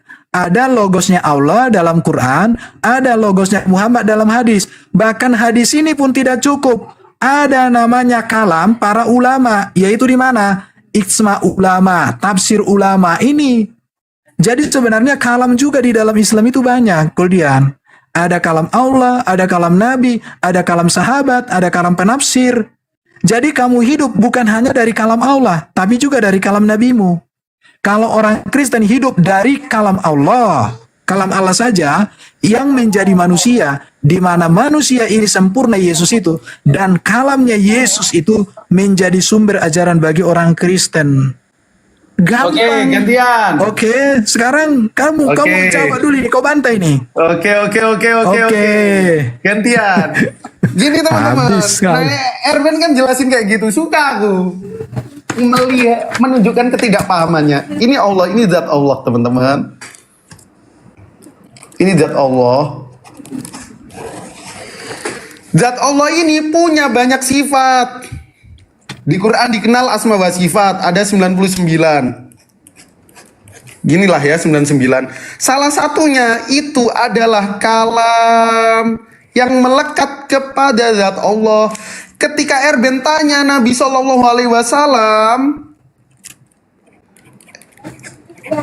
punya perkataan, apakah kita menyembah perkataan Nabi? Kan enggak. Bisa Ya, nggak sifat orang Nabi Muslim sama tidak? Nabi ini makhluk. Oke. Sifat Nabi Ada ayat ini Quran, taat makhluk. kepada Allah dan taat kepada Nabi. Coba. Gantian. Bisa nggak kamu Tanya, taat gua kepada jelasin. Allah tanpa Nabi? Sifat Silakan. Nabi dan perkataannya ini makhluk. Sedangkan kalam yang merupakan sifat daripada banyak sifat-sifat Allah itu ghairu makhluk. Dan kita tidak pernah menganggap bahwa kalam ini, terpisah daripada Allah Ta'ala. Ini salah. Beda dengan ajaran pagan. Beda dengan ajaran Kristen. Kalau Kristen kan bilang gini. Ini Bapak teman-teman. Bapak itu punya logos. Logosnya jadi daging. Sah. Logosnya ini jadi daging. Ini logos. Kuputarin. Logos. Nah, logos yang daging ini tuh ketika mengeluarkan perkataan itu ternyata juga logos lagi. Logos yang telah kusampaikan, dalilnya mana? Yohanes 12 ayat 48. Pertanyaanku, logos yang disampaikan bukan logos yang daging ini ya. Kalian sembah nggak? Coba jawab. Oke, sekarang saya jawab Oke, ya. macet. Kasih kolom besar, kasih kolom Ya, besar dong. Oke, kasih kolom besar. Oke, sekarang kita main cantik ini Goldian, lihat ya. Jadi Allahmu punya kalam. Kalam Allahmu menjadi Quran. Di mana Quran ini memiliki sifat kalam. Dari 20 sifat berkurang 1 atau tetap 20. Itu dari tadi nggak kau jawab ya. Kemudian nabimu juga punya kalam, itu menjadi hadis. Para penafsir juga sahabat Nabi menjadi ulama hadis apa punya kalam, itulah tafsir. Ulama juga menjadi tafsir-tafsir dan ijmah. Iman Islam tidak hanya tidak berdiri tegak lurus dengan Quran, tapi juga dengan hadis. Bahkan kalian tidak bisa menyembah Allah tanpa Nabi Muhammad. Tidak bisa. Bahkan orang Muslim tidak bisa mengenal Allah tanpa Nabi Muhammad. Di situ. Jadi kalian memberikan penghormatan yang setara antara Allah dengan Nabi. Setara penghormatannya. Karena dikatakan harus menyembah Allah atau menyembah Nabi, menghormati Nabi. Kalau di Kristen, saya sudah katakan tadi, Allah Bapa, Logos, Firman. Logosnya menjadi manusia. Manusia Yesus ini punya Logos. Perhatikan ya. Jadi manusia Yesus punya Logos. Bukan Logos punya Logos. Kenapa? Karena di sini sudah ada inkarnasi. Jadi bukan Logos menjadi Logos, Oh, Logos berarti bukan berlogos, Logos ya, bukan. Yesus? Dengarkan, Udah nggak Logos Yesus lagi itu ya? Logos jadi manusia. Oke, Jadi yang, berarti dengar logosnya dulu. gugur. Logos yang jadi Makanya, sah. dengar dulu, diam. Selesai kan? Logos Yesus sebagai Ya, manusia logos punya Yesus yang jadi Logos. sah itu gugur. Logos Yesus Coba, sebagai coba, manusia, coba. Ini dengarkan. Logos Yesus sebagai manusia menjadi sumber ajaran jaminan keselamatan Oke. bagi manusia. Berarti logos Yesus yang jadi sah. Sekarang itu saya tanya selesai. sama kau. Selesai kan? Oke, Coba, sekarang bisa nggak kamu Logos Yesus yang jadi sah, percaya itu hanya selesai, kan? kepada kalam Allah Coba jawab. tanpa kalam Nabi? Silakan. Oke, Bisa nggak umat logos Islam Yesus, percaya nggak, kepada jawab. Allah Logos yang tanpa Yohanes kalam 12 Nabi? ayat 48 Silakan. disembah nggak? Coba jawab. Oke. Logos yang di Ketika- Yohanes 12 ayat 48 disembah nggak? Jawab Perhatikan, dulu. ketika orang menyembah Yesus, pasti menyembah logos yang ada di dalam diri Yesus. Oke, Karena berarti logosnya ada dua Yesus logos yang lu sembah. tidak terpisah Benar dari nggak? Yesus. Dengarkan, udah dijawab. Kena Sekarang, dong. Ada dua sekarang, logos yang ada sekarang gini, dua. sekarang pertanyaan saya. Bisa nggak orang Muslim Oke, menyembah yuk, Allah kita fiksasi dulu. tanpa kalam? Berarti ada dua logos yang lu sembah. Oh, panik dia. Logosnya Bapak yang Bisa jadi nggak Yesus orang Muslim menyembah dan Allah logosnya tanpa Yesus kalam? yang disampaikan. Bisa nggak orang Muslim menyembah Allah tanpa kalam Allah? Bisa nggak orang Muslim menyembah Allah tanpa Nabi Muhammad? Udah, gue Silakan. selesaiin. Gue Jawab. Oke, habis ini Silakan. gue jawab ya. Oke, berarti umat Kristen nyembah dua logos, teman-teman. Selesai kan? Lo jangan di framing dong. Lo nggak di framing kan lo bilang Lo sendiri. kalau Ini saya dia. framing berarti Ini kamu Allah menyembah Ta'ala. banyak logo. Ini Allah Ta'ala. Kalam Sabar Allah, dulu, kalam gantian. Nabi, kalam Nah, sahabat, kalam ulama kau sembah dong. Gantian. Allah Ta'ala ini punya sifat. Katakanlah ada kidam, ada bako. Salah satu sifatnya kalam. Ada mukhalafatul hawadisi dan lain sebagainya. Nah, sifat daripada Allah ini yang kita kenal asma wa sifat atau 20 sifat wajib Allah ini melekat kepada zat Allah. Jadi kita umat muslim itu menyembah Allah beserta keagungan dan sifatnya RB. Oke, terima Beda kasih. banget. Berarti sifat Allah disembah. Terima kasih. Kita menyembah Allah dan keagungannya Dari tadi yang kau di dalamnya ada jawab. sifatnya. Kapan kita nyembah kalam sebagai Jadi, pribadi terpisah daripada Loh, Allah. makanya saya tanya, siapa bilang kalam itu terpisah dari Allah? Lo bilang bahwa ini Bapak, diem dulu.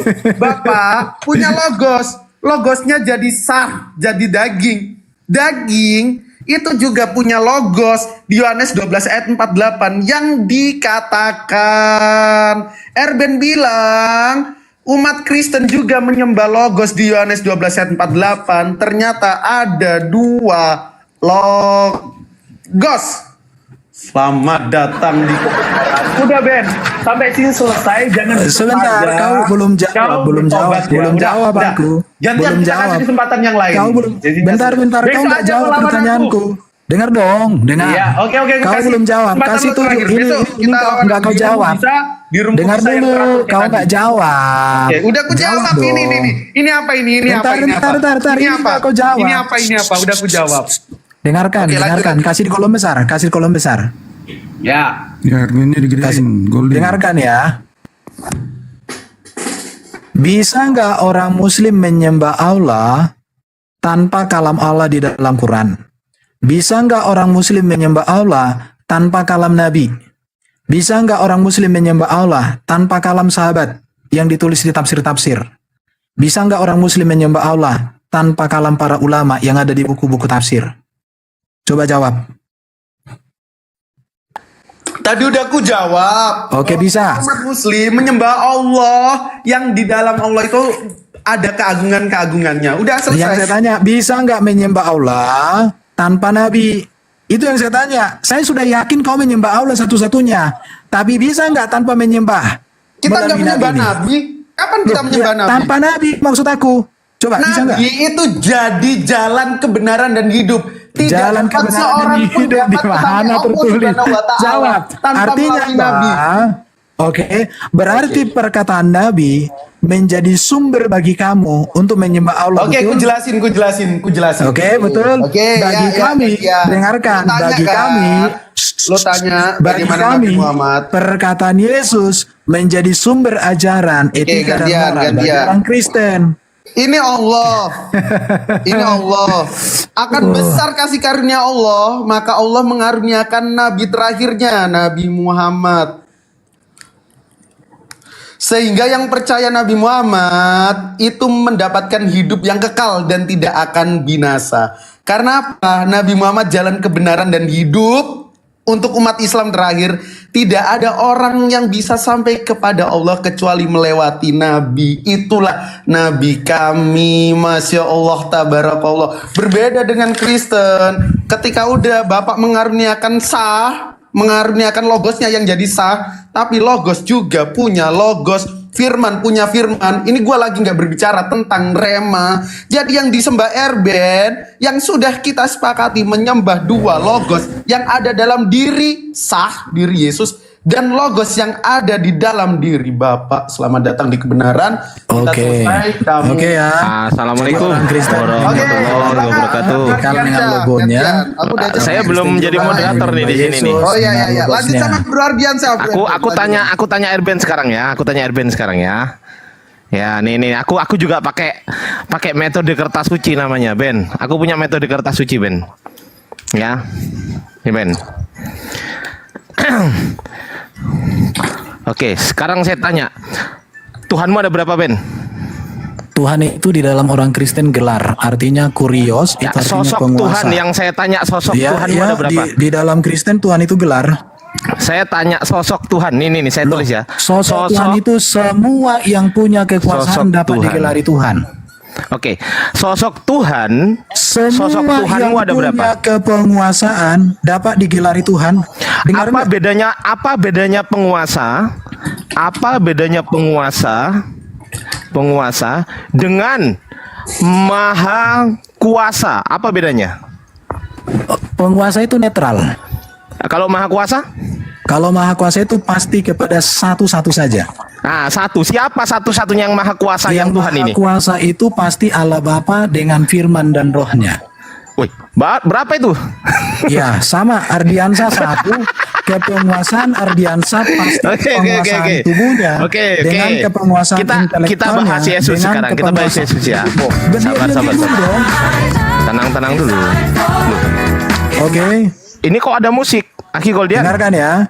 Ada Jadi musik yang nih. maha kuasa itu Sabar, pasti saya Allah masih Bapa nulis ini dulu. yang kekal Oke. dengan firman dan rohnya. Jadi yang maha betul. kuasa ini, yang maha kuasa, oke lah ya. Anda mengatakan yang maha kuasa Allah Bapa, Putra dan Roh Kudus ini maha kuasa, Enggak, betul? Allah Bapa, firman dan roh. Oke. Jangan dirubah. Ya, udah. Sekarang di sini Yesus. Yesus ini maha kuasa kan? Yesus itu firman-Nya Allah yang Maha Kuasa mengambil Oke, rupa baik. manusia. Sabar. Tenang dulu, Ben. Ini Yesus ini dari punya roh nggak dia? Yesus sebagai manusia memiliki hak roh karena Oke, dia roh. hidup. Iya, sabar dulu. Ini roh. Punya daging nggak? Yesus tentu punya tubuh yang sempurna, daging. Daging. Oke ya. Sabar, tenang Ben. Kita pelan-pelan Ben ya. Jangan otot-ototan ya. Sepakat ya Ben? Ya. Rohnya Yesus ini Tuhan atau bukan Tuhan? Roh Yesus itu adalah roh daripada manusia Yesus. Saya tanya, roh Yesus yang ini bergelar Tuhan. Oke, Dengarkan. Tuhan. Yang bergelar Tuhan. Oke, Iya. saya jelaskan ya. Saya jelaskan. Kasih aku Ya bisa. udah, roh Yesus Tuhan. Boleh saya jelaskan? Iya udah kan udah dijawab. Moderator, host, boleh saya jelaskan? Udah dijawab Ben. Udah lu jawab. Jangan. Kasih kolom besar, saya jelaskan. Ya sabar dulu, saya belum selesai. Saya kalau Jangan kolom besar, kolom besar. Jangan Kasih kolom besar. dipotong-potong lah. Kolom besar. Mana bisa Sabar, potong? tenang. Saya cepat. belum selesai. Sabar. Enggak, saya mau jawab panjang. Saya mau jawab panjang. Saya mau jawab panjang. Belum selesai, setelah selesai. Saya mau jawab panjang. Iya, saya mau belum jawab- dapat poinnya, Ben. Saya belum dapat poinnya. Saya Sabar. mau jawab panjang, bisa nggak, bos? Sabar dulu, Ben. Boleh Sabar nggak dulu, saya jawab dengan kalimat panjang? Udah kamu jawab ini, Oke, udah kamu sampai di sini jawab. selesai ya. Kalau Ini saya udah kamu dikasih sabar, tenang menjelaskan Ben, dengan tenang. Kalimat panjang. Roh ini, tidak ada gunanya, rohnya tidak ada gunanya ya. Yesus. Oke. Rohnya Yesus Di-mute udah dulu kamu dong, jawab. moderator, host, mute dong. Loh, gimana Saya lahir Ben ini? kasih waktu bertanya Ya, 1 udahlah. menit, menjawab 3 menit, gitu aja. Nggak usah ini loh, saya Oh, belum oke. selesai poinnya Kalau ini begitu- loh. Nggak usah pakai waktu. Oke, kalau ngapain begitu saya pakai bertanya waktu? 1 menit, kau menjawab 3 Nggak menit. usah, nggak usah pakai waktu. Panik dia. Kak, lo kok panik? Kenapa kok Ya, panik? Ini panik loh. lah. Ini Kok rohnya panik? Yesus. Oke, saya jelaskan. Rohnya Yesus, Anda katakan Tuhan, betul? Dengarkan, belum? Betul nggak? Saya nggak katakan bahwa rohnya Yesus Tuhan. Yesus Oh, itu berarti bergelar rohnya Yesus Tuhan. bukan Tuhan. Saya Berarti jawab. rohnya Yesus bukan Tuhan. Diam Betul? dong, Ardiansa. Kau jangan mulut pantat ayam. Loh. Saya jelaskan, oke? Perhatikan, Ya, kami silakan. percaya kepada Allah yang Esa. Kamu jelaskan, jangan tanya Oke. saya. Silakan Enggak, jelaskan. Oke, Allah yang Esa ya. Allah yang Esa itulah Bapa yang kekal dengan firman dan roh. Firman-Nya diutus menjadi manusia. Manusia itu namanya Yesus. Gelar Tuhan dan Kristus ya. Jadi ini Tuhan ini gelar artinya penguasa atau Tuhan atau Lord atau Kurios, oke? Yesus sebagai manusia memiliki seluruh unsur kemanusiaan. Ada tubuh, ada jiwa, ada roh. Jadi tubuh, jiwa, dan rohnya Yesus pastilah gelarnya Tuhan. Ingat ya, kenapa? Karena manusia Yesus itu sama seperti Ardiansa. Tubuh, jiwa, roh Ardiansa pastilah guru olahraga. Karena itu gelar guru. Udah. Gedein saya, Oke. Aki Goldian. Jadian moderator dong. udah saya dong. jelas. Udah, sabar. Di dunia ini, Erben percaya nggak bahwasanya hanya ada satu dan dua. Satu ini Tuhan, dua ini pasti selain Tuhan, yaitu bukan Tuhan. Betul nggak? Oke, Betul nggak? yang saya jelas. Oke, Betul kali di atau kolom besar salah? biar saya jelaskan. Ini betul Biar atau saya salah? jelaskan. Enggak, Loh. salah kamu. Kamu Loh, salah. kok salah. Oh, berarti Oke, ada saya Tuhan. jelaskan, saya Berarti jelaskan. ada Saya Tuhan, buktikan ada kamu bukan Tuhan. salah. Ada apa lagi? Saya buktikan kamu salah. Perhatikan Loh, ya. kok salah? Oh ya udah, Dengarkan. silakan ya, geding Kasih kolom ya. besar. Gak apa-apa. Kita ikuti. Kasih kolom dong. besar. Biar Ya, saya kita. bimbing. Silakan. Kasih kolom besar dong. Aku dijadiin moderator dan Aki Goldian. Belum dicentang nanti hijau semua itu. di-mute. Jangan dong. Roomnya netral lah. Santai, Ben. Santai. Biar tanya aja, Katanya masa saya harus salah. takut? Buktikan kalau saya salah. Oke, Buktikan. dengarkan. Buktikan. Kata Tuhan itu dari kata Melayu Tuhan yang dipopulerkan gereja. Kata Tuhan sama dengan kata kurios, sama dengan kata Robi, sama dengan kata Gusti, artinya penguasa. Ya. Jadi, selain penguasa, pasti bawahan penguasa. Di bawah penguasa itu banyak jabatan. Ada budak, ada hamba, ada pembantu dan lain sebagainya. Jadi, selain Tuhan berarti bukan Tuhan. Itu logika yang salah. Kenapa? Karena kata Tuhan itu gelar penguasa. Oke. Jadi Ardiansa Kalau logikamu macam. kalau sosok Tuhan ada berapa sosok Tuhan, Loh, Ben? sosok Tuhan gelar penguasa banyak penguasa Iya, itu. sosok yang saya tanya sosoknya ada berapa? Dengarkan, kata Tuhan penggunaannya bisa juga Allah. Bisa Yesus. Enggak, saya tanya sosoknya. Diam-diam. Sosoknya ada berapa? Anak kecil. Bukan bicara sosok sekarang Loh, ini kok anak gelar. kecil? Tuhan itu bukan bicara sosok. Tuhan itu Loh, bicara gelar Lihat, kepenguasaan. saya tanya sekarang sosok Tuhan. Tuhan itu bukan bicara sosok. Tuhan itu berbicara Saya gelar tanya sosok, kepenguasaan. apa definisi sosok Ya, sekarang? nggak Apa bisa. definisi Sosok sosok? itu wujud. Masa gelar punya wujud? Ah, nih, Coba, sebentar ya, gelar aku tidak sebentar. punya wujud. Sosok Gelar itu tidak wujud punya ya. wujud. Mama, Gelar tidak punya wujud. Ini, Gelar tidak punya sebentar, wujud, bro. Gelar santai, itu santai, guru. Ben. Guru gelar Ben. punya wujud. Ben, santai. Waduh, Sosok kamu itu apa itu. sih? Dengarkan, sosok sabar, itu wujud. sabar dulu, Ben. Sosok. Jadi Tuhan itu nggak Ben. punya sosok. Ben, Belajar kamu. sosok ini termasuk pribadi. Sosok ini juga termasuk pribadi, ya kan? Betul nggak ini Iya, sosok nih? Tuhan itu nggak pribadi. punya pribadi. Gelar Sekarang kok saya dia tanya, bilang. sekarang saya tanya, Tuhan ini maha kuasa nggak? Tuhan itu gelar udah dibilang dari tadi. Saya gimana tanya, sih lo? saya nggak tanya gelar atau bukan gelar. Lo Tuhan ini maha kuasa nggak? ke pertanyaanmu salah. Iya, maha Tahu. kuasa nggak? Loh, Tuhan itu gelar Sosok gimana ini sih loh, lo? sosok yang bergelar Tuhan ini aku tulis ya. Oke, kalau kau pakai sosok yang bergelar Tuhan itu. Bergelar nih, sosok yang bergelar Tuhan. Oke. Ini ada berapa? Oke, sekarang saya jawab. Kasih di kolom Jawab besar. langsung cepet. Enggak, saya jawab. Iya, silakan. Kasih di kolom Sosok besar, yang bergelar kasih kolom Tuhan. besar. Jawab dulu, jangan Jawab, dikit-dikit kolom besar. Yesus. Enggak, jawab dulu. Enggak. Kasih di kolom besar, jawab dulu. saya jawab. Enggak, Satu belum, menit. saya belum dapat poin. Jawab dulu. Saya jawab. Jawab dulu. Saya Sosok jawab. yang bergelar Kasih kolom Tuhan. besar dong. Iya, jawab dulu. Sosok yang bergelar Tuhan Oke. ini ada berapa gitu loh. Oke, Yesus yang Loh, adalah kok manusia. dikecilin gimana Aki Goldian ini? Dengar, Yesus yang adalah manusia punya Pantesan dua gua nggak kodrat. dikasih moderator di sini. Kodrat firman, kodrat manusia. Ya. Jadi Yesus sebagai manusia tidak maha kuasa, tetapi Yesus dalam kodrat firman dia maha kuasa. Oke, Karena apa? siap. Bentar dulu. Oke, Bentar tenang. dulu. Jadi sosok yang Bentar, bergelar diam Tuhan ini ada dong. berapa? Diam dulu dong. Wah, kenapa Diam Justin dulu kok dong. kepanasan Saya Justin? Kenapa? perbandingkan. Udah. Oke, Sekarang saya saya turun tanya, kalau kayak gini. sosok yang bergelar Tuhan ini, Ya, sosok yang bergelar Tuhan ini siapa namanya? Pak Kaisar, silakan Goldian lagi nih, Ro. Lo kok nggak jawab? Ini loh. gimana? Diam dulu. Aliansa. Diam dulu. Gini aku jelasin. Aku mau jelasin. Bentar Pak Kaisar, diam dulu. Ardian, orang API ini bikin rusuh nih Ardiansa ini. Oke, diam dulu ya, teman-teman. Kasih kolom besar, sesi saya ini- jelaskan. Sabar dulu Bro Erben, diam dulu. Aku host di sini. Jadi sesi ini tuh dibuat tadi untuk memfasilitasi dialog Bang Kores sama Bro Justin, Bro Edo Justin. Semua di sini kawan lama saya, saudara-saudara Kristen. Setelah itu kita sepakat yuk sesi bebas lah, sesi battle tadi ada aku lawan Erben, bisa timpa-timpaan. Tapi kan kita nggak sepakat. Terus ada Bro Ardiansa yang mungkin juga pengen debat. Bro Erben terima nggak tantangannya? Kita Loh, nyantai. dari tadi dia bertanya kok sama saya, cuman waktu menjawab dikasih lebih banyak lah. Iya. Ya, silakan. Enggak, saya belum selesai masalahnya. Aki Goldian, tadi itu saya di WA Aki Kores. Aki Goldian. Tadi saya di WA Aki Kores gitu loh. Silakan. Buktinya nggak ada Ardiansa, kok kamu pribadi pertanyaanmu banget. saya jawab sekarang. Iya, Kasih di kolom apa? besar Sosok aja. yang bergelar Tuhan ini, oke. Kamu Sosok nggak yang ada bergelar mutunya, Tuhan ini ada berapa? Nggak ada mutunya. Kamu cuma modal Iya, naik. sabar dulu Justin, tenang Oke, dulu. kasih Lanjut. Enggak, saya tanyanya. Ini pertanyaan Kasih saya kolom nih. besar. Ofensif kamu. Tontonkan topik dua arah. yang pakai timer. nah nih ya kan, yang Bahas Al-Quran, bergelar bahas sabar Kita Ben. lihat ilmu. Yang bergelar Tuhan, Jangan terlalu sosok gini, yang ngemis- bergelar ngemis- Tuhan. ngemis-ngemis ke moderator, ke host Iya sabar. moderator. Sosok yang bergelar Tuhan ada Nggak berapa? usah. Ada Kita berapa, turun aja, Ben? Pak Erben lah. Nggak Jawab usah ada yang berapa? Ada berapa nih? Kita turun Pak Erben. Jawab dulu.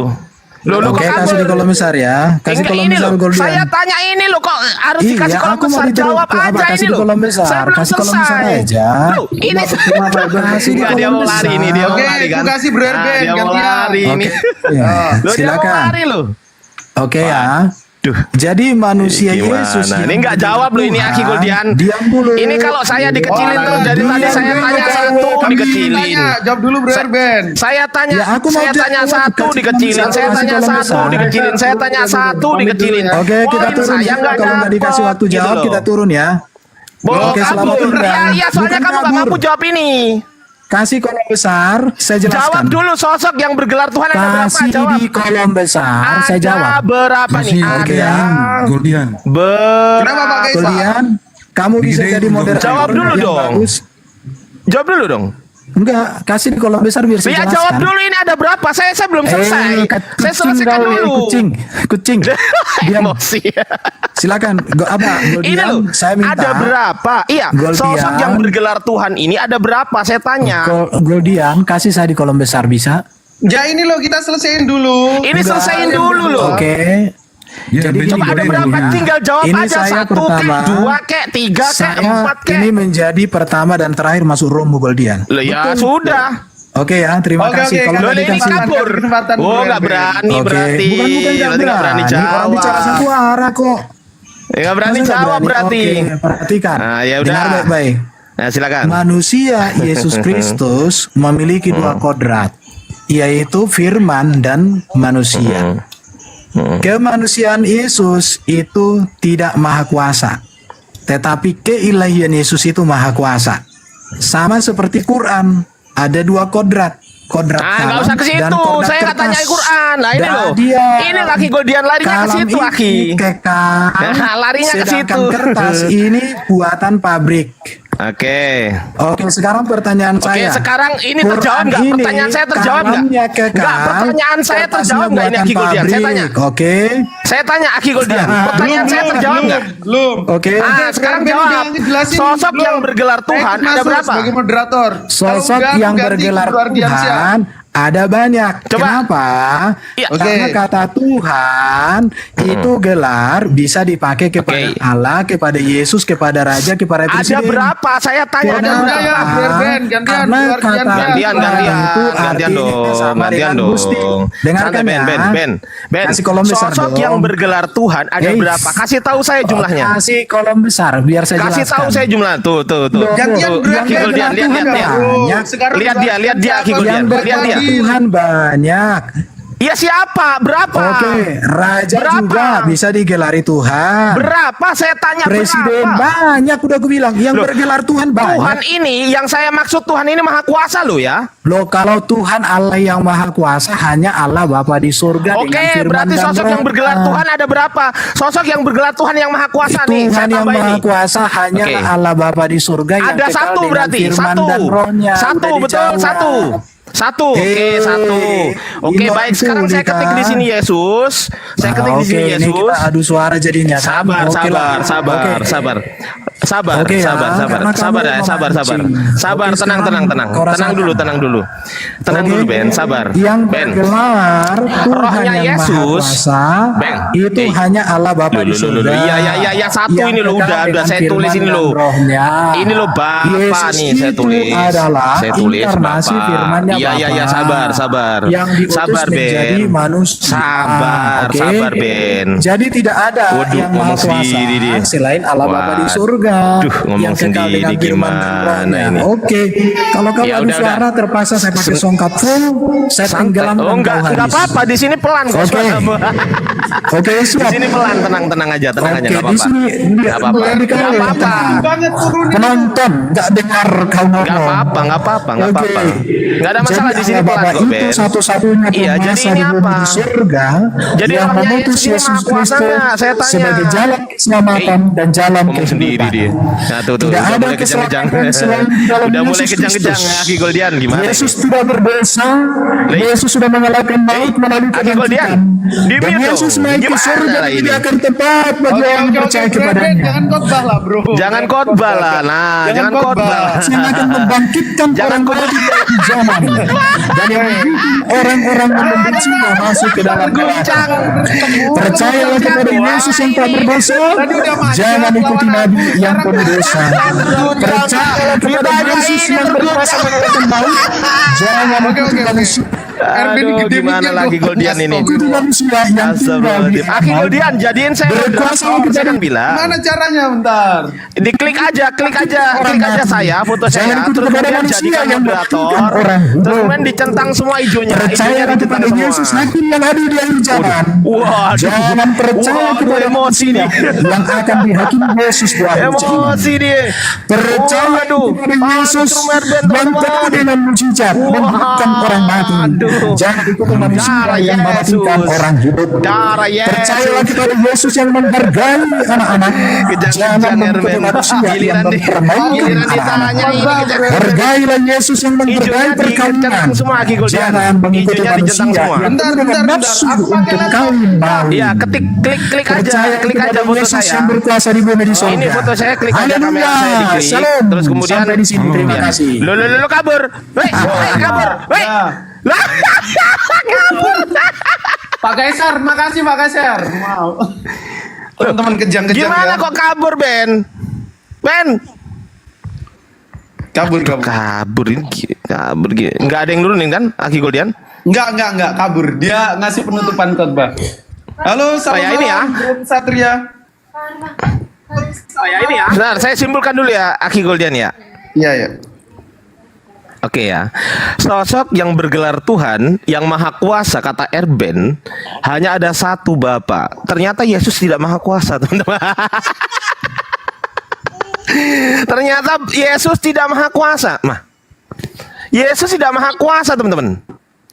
Ya, ternyata Yesus bukanlah sang maha kuasa, bukan. Sama saya kamu nggak ngerti dari tadi. Sama saya kamu. Oh iya, silakan. Oke. Kamu nggak ngerti dari Oke. Silakan. Oke, ini. Saya kasih jelas kamu. Ini oke, kasih jelas saya ya, Kasih jelas saya. Saya jelaskan sama siapa. Yesus maha kuasa nggak? Yesus maha kuasa. Oke, Karena dia saya sang tulis. firman yang mau berikan kasih Sabar jadi manusia. dulu, saya tulis dulu. Ya, silakan. Yesus Silakan. maha kuasa. Allah Bapa maha kuasa nggak? Yesus adalah firman Allah Bapa. Saya tanya bapaknya. Saya tanya firman Bapa. Allah Bapa yang berinkarnasi jadi manusia. Iya. Mereka satu Saya hakikat tanya tidak bisa bapaknya. dipisahkan. Jangan Bapak. kau pisahkan. Kamu nggak ngerti, kamu belajar hakikat manusia. Kamu paham nggak hakikat manusia? Yang berfirman Jangan Bapa atau kau Yesus? Saya tanya. pisahkan. Yang Yesus berfirman firman Al Bapa yang menjadi Ya, manusia. firman Paham nggak Bapa. kamu? Firman Bapa itu firman dari Bapa, Makanya betul? kamu otakmu nggak ngerti, jelaskan Lu Erben. marah-marah lu teman-teman. Enggak, otakmu Baru nggak marah. ngerti. Tadi bilang Yesus itu sang firman Bapa yang menjadi manusia. Jangan kau bisa pisahkan. Oh, Yesus firman. Bapa, Oke, seolah firman. Ya udah ya berbeda. ini saya Nggak tulis. bisa begitu. Firman yang Menjadi manusia. menjadi ya. Firmannya sabar. Bapa. Ya menjadi manusia. Ya Silakan. sabar. Biar kasih jelas manusia. kamu. Oke. Jangan kau Firman bisa ini pisahkan. Firman ini Tuhan atau bukan Tuhan? Tuhan itu gelar. Paham Loh, nggak? ya bukan Tuhan itu berarti ya. Berarti firman ini bukan bergelar Tuhan ya? gelar. Dan jelaskan Serben Iya. tadi. Firman ini bergelar Tuhan bukan?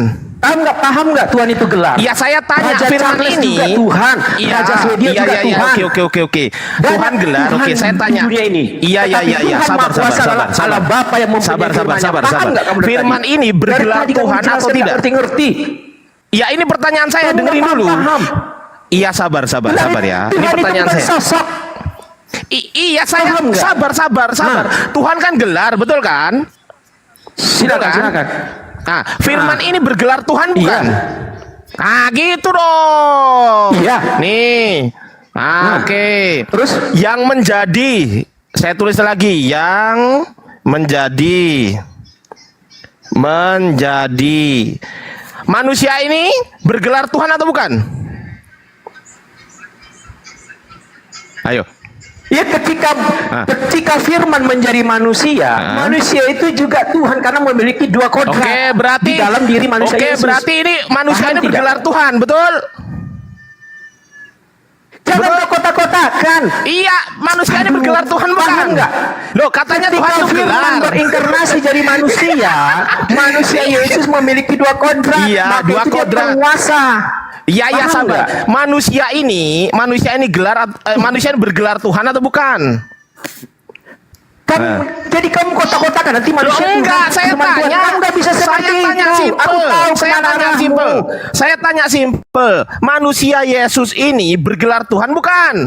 Kalau manusia aja, kalau manusia aja dia tidak Kan ini memiliki bahas kuasa, Yesus tidak memiliki kucul. kekuasaan. Ini bahas Yesus. bahas Yesus itu Yesus, memiliki berarti dua manusia kodrat, Yesus. firman dan manusia. Loh, lah Kodrat iya. ilahinya. Manusia Yesus ini gelarnya ini Tuhan atau bukan Itulah kamu Tuhan? nggak paham. Sini biar saya jelaskan kamu. Loh, lah iya, jawab Kamu dulu, dari tadi- bergelar Tuhan enggak? Ketika firman menjadi manusia, otomatis Yesus itu Tuhan. Karena Tuhan itu gitu penguasa. dong.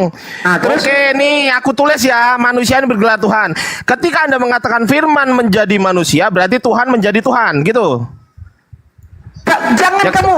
Ya. Tuhan itu bukan sesat. Kamu nggak boleh begitu. Kamu nggak paham. Loh, firman Tuhan itu bergelar gelar. Tuhan. Gimana Loh, gelar menjadi lah gelar? iya, lah Aduh, iya, kamu tak. celah kamu. Wah, Sabar. nggak ngerti-ngerti. Inilah Ardiansa. Nggak Ya, nggak usah mas, nggak usah, santai, tenang, nggak usah kejang. Ya, firman, sabar. Udahlah. Firman ini kan Capek, bergelar Tuhan, ya kan? Ardiansa. Firman yang bergelar Tuhan, yang menjadi manusia ini, ya. Manusia ini juga bergelar Tuhan. Ketika Anda mengatakan firman yang menjadi manusia, kesimpulannya firman yang bergelar Tuhan ini menjadi Tuhan juga, betul? Berarti Tuhan menjadi Tuhan. Gelar nggak bisa menjadi.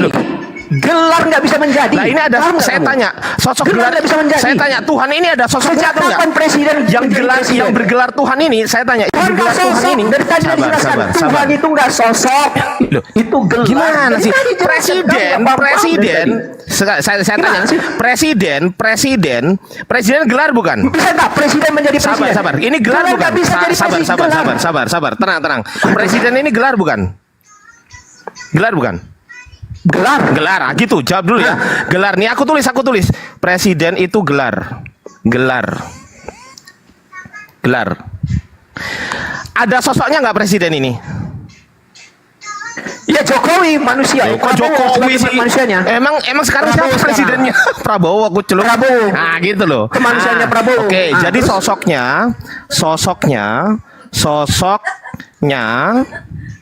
Prabowo. Oke, nah gitu dong. Prabowo. Nah, ini Tuhan gelar bukan? Tuhan gelar, betul? Iya. Sosoknya siapa? Firman kan? Firman yang menjadi manusia. Loh, lah, Yesus Kristus. sosoknya ini loh. Ya Firman. Lah ya firman. Kalau Nah, manusia sekarang menjadi saya manusia, tanya. berinkarnasi. Ya sudah, betul kan berarti firman ini adalah firman ini adalah sosok dari Firman Tuhan yang gitu menjadi loh. manusia. Sabar, iya sabar, tenang dulu. Ah. Anda mengatakan Tuhan kan gelar, betul kan? Sabar, gak usah marah-marah bro. Ini bergelar Tuhan, firman ini bergelar Tuhan, betul? Manusia ini bergelar Tuhan juga, betul? Iya, terus? Nah, berarti Tuhan menjadi Tuhan, betul? Aduh, Ya. nggak bisa jadi dulu. Kamu kok cocok kan? Itulah kamu. Ketika kamu yang coba tadi presiden tadi. Coba. Logikanya Coba presiden tadi, presiden menjadi presiden. Gimana? Ketawa Kamu semua nggak yang di bawah itu. paham. Dan ketawa semua dan Udahlah, macet kau Ardiansa.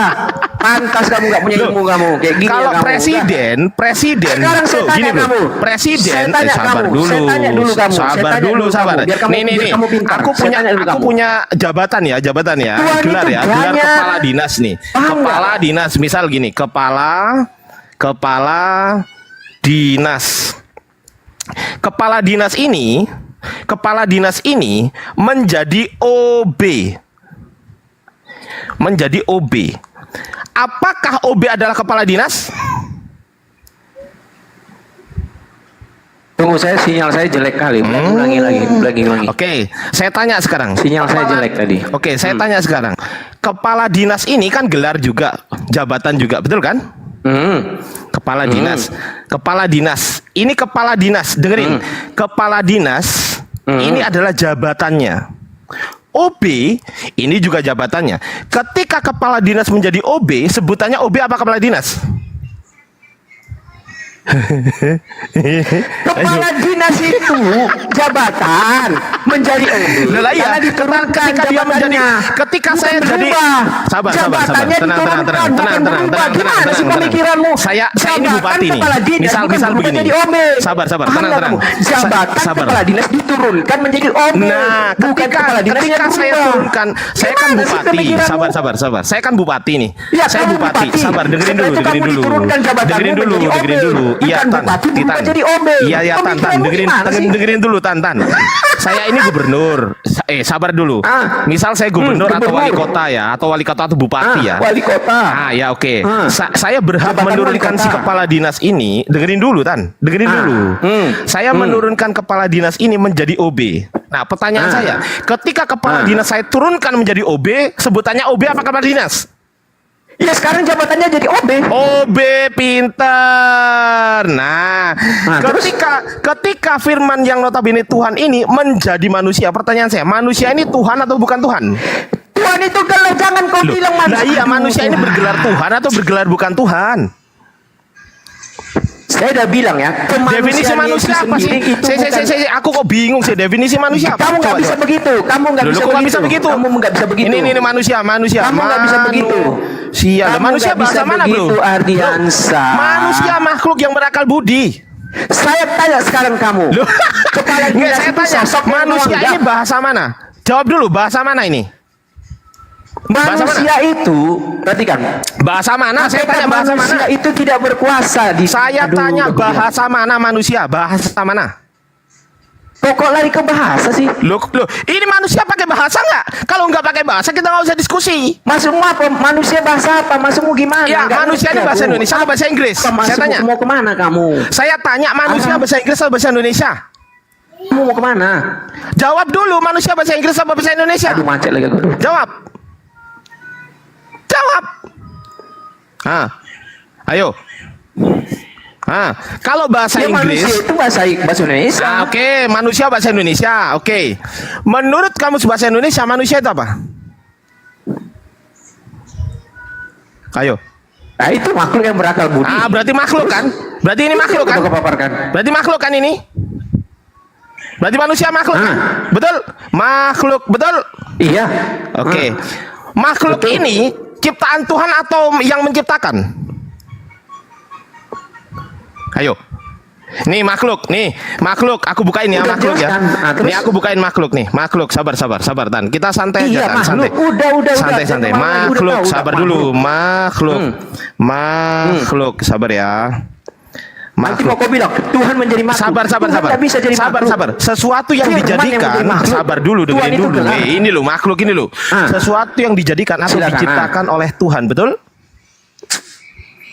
Tuhan itu dalam kekristenan itu gelar, tetapi ini makhluk ini loh, belum selesai makhluk ini loh. Makhluk belum selesai ini loh.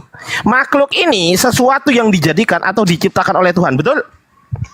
Iya, Tuhan Sesuatu bergelar yang kepada Sang diciptakan Bapa. oleh Tuhan, saya tanya, sesuatu yang diciptakan oleh Tuhan, itu apakah Tuhan itu sendiri atau bukan Tuhan? Karena saya bilang Tuhan itu bergelar kepada Ya Sang Bapa. Allah ya Rob, kucul kali. Oke, saya tanya sekarang sosoknya. Sosok yang menjadi makhluk ini, apakah sosok Tuhan atau sosok bukan Tuhan?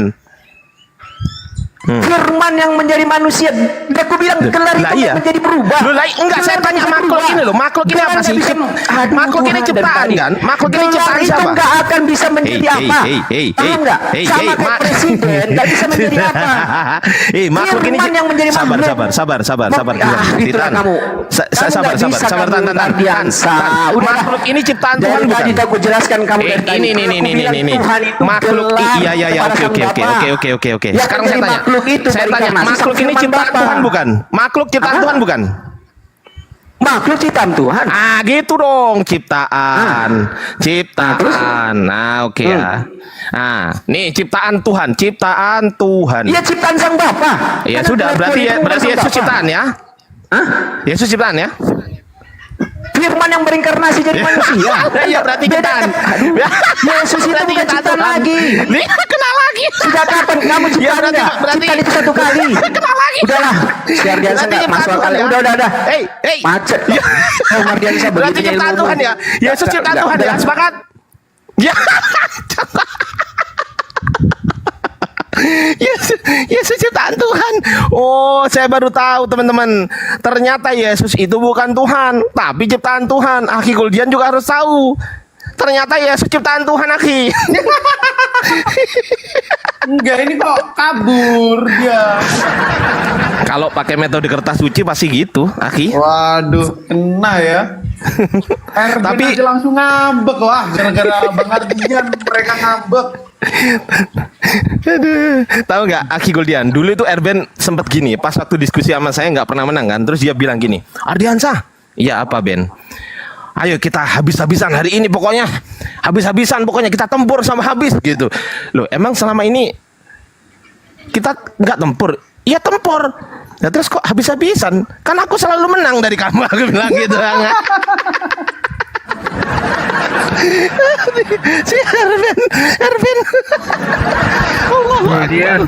Goldian, Tafadhol Ustadz Tunggul. aku mau pamit tapi 1 putaran 1 menit boleh ya? Oh iya, boleh Ustadz. Ya, jadi kita menyimak bahwa memang sulit sekali ya untuk menjadikan pokoknya Yesus harus Tuhan gitu loh. Dan khusus untuk dihitung kan 3. Nah, ini yang ingin tadi saya catat dalam pernyataan Eben, dia tuh kurang literasinya ketika dibilang Tuhan itu dipakai oleh Kristen dan gereja ya.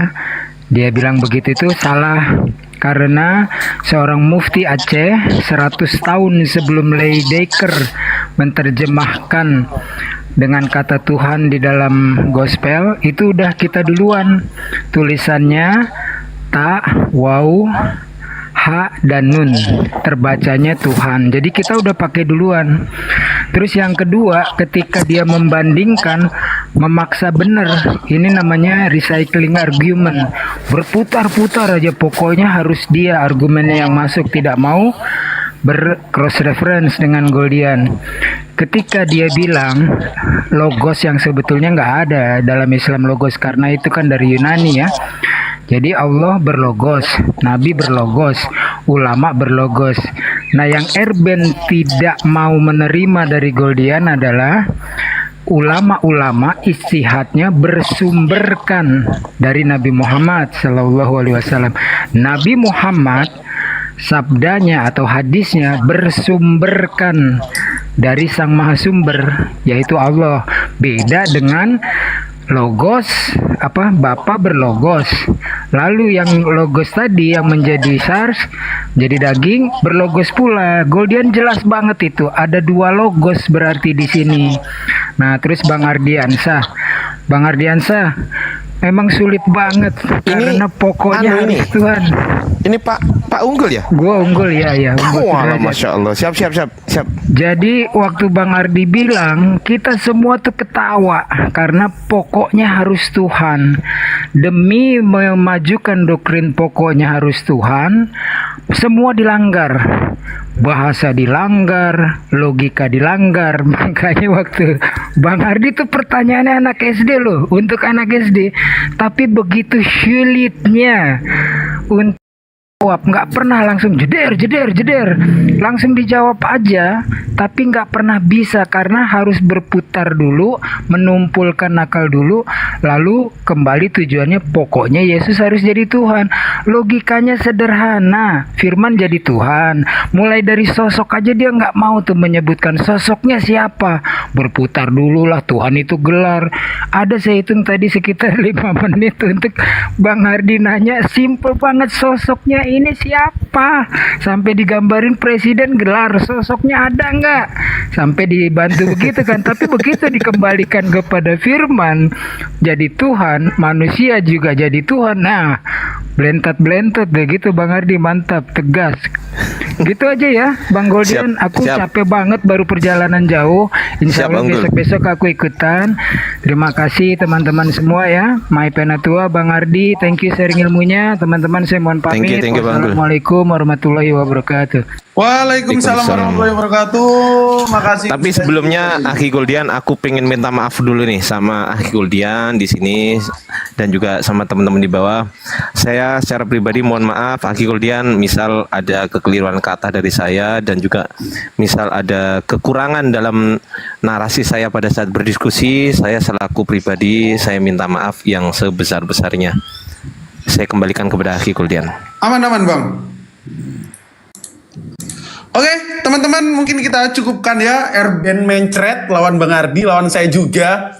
Tadi Erben nggak tahu kalau Logos itu juga punya Logos.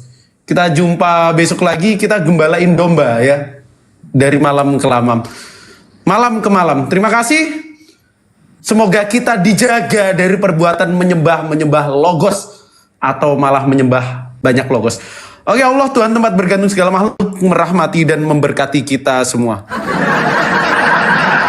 Salah. Assalamualaikum warahmatullahi wabarakatuh. Siap. Waalaikumsalam warahmatullahi wabarakatuh.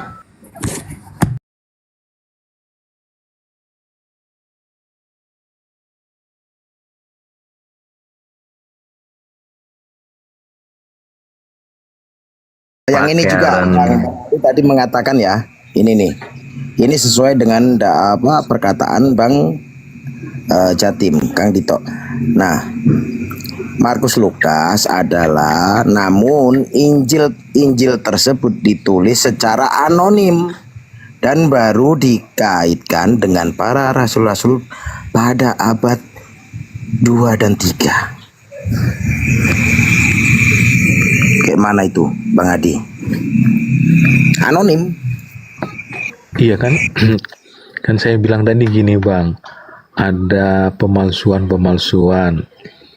Ya saya nggak tahu apakah itu sumber yang bisa saya percayai atau tidak, kan gitu dia.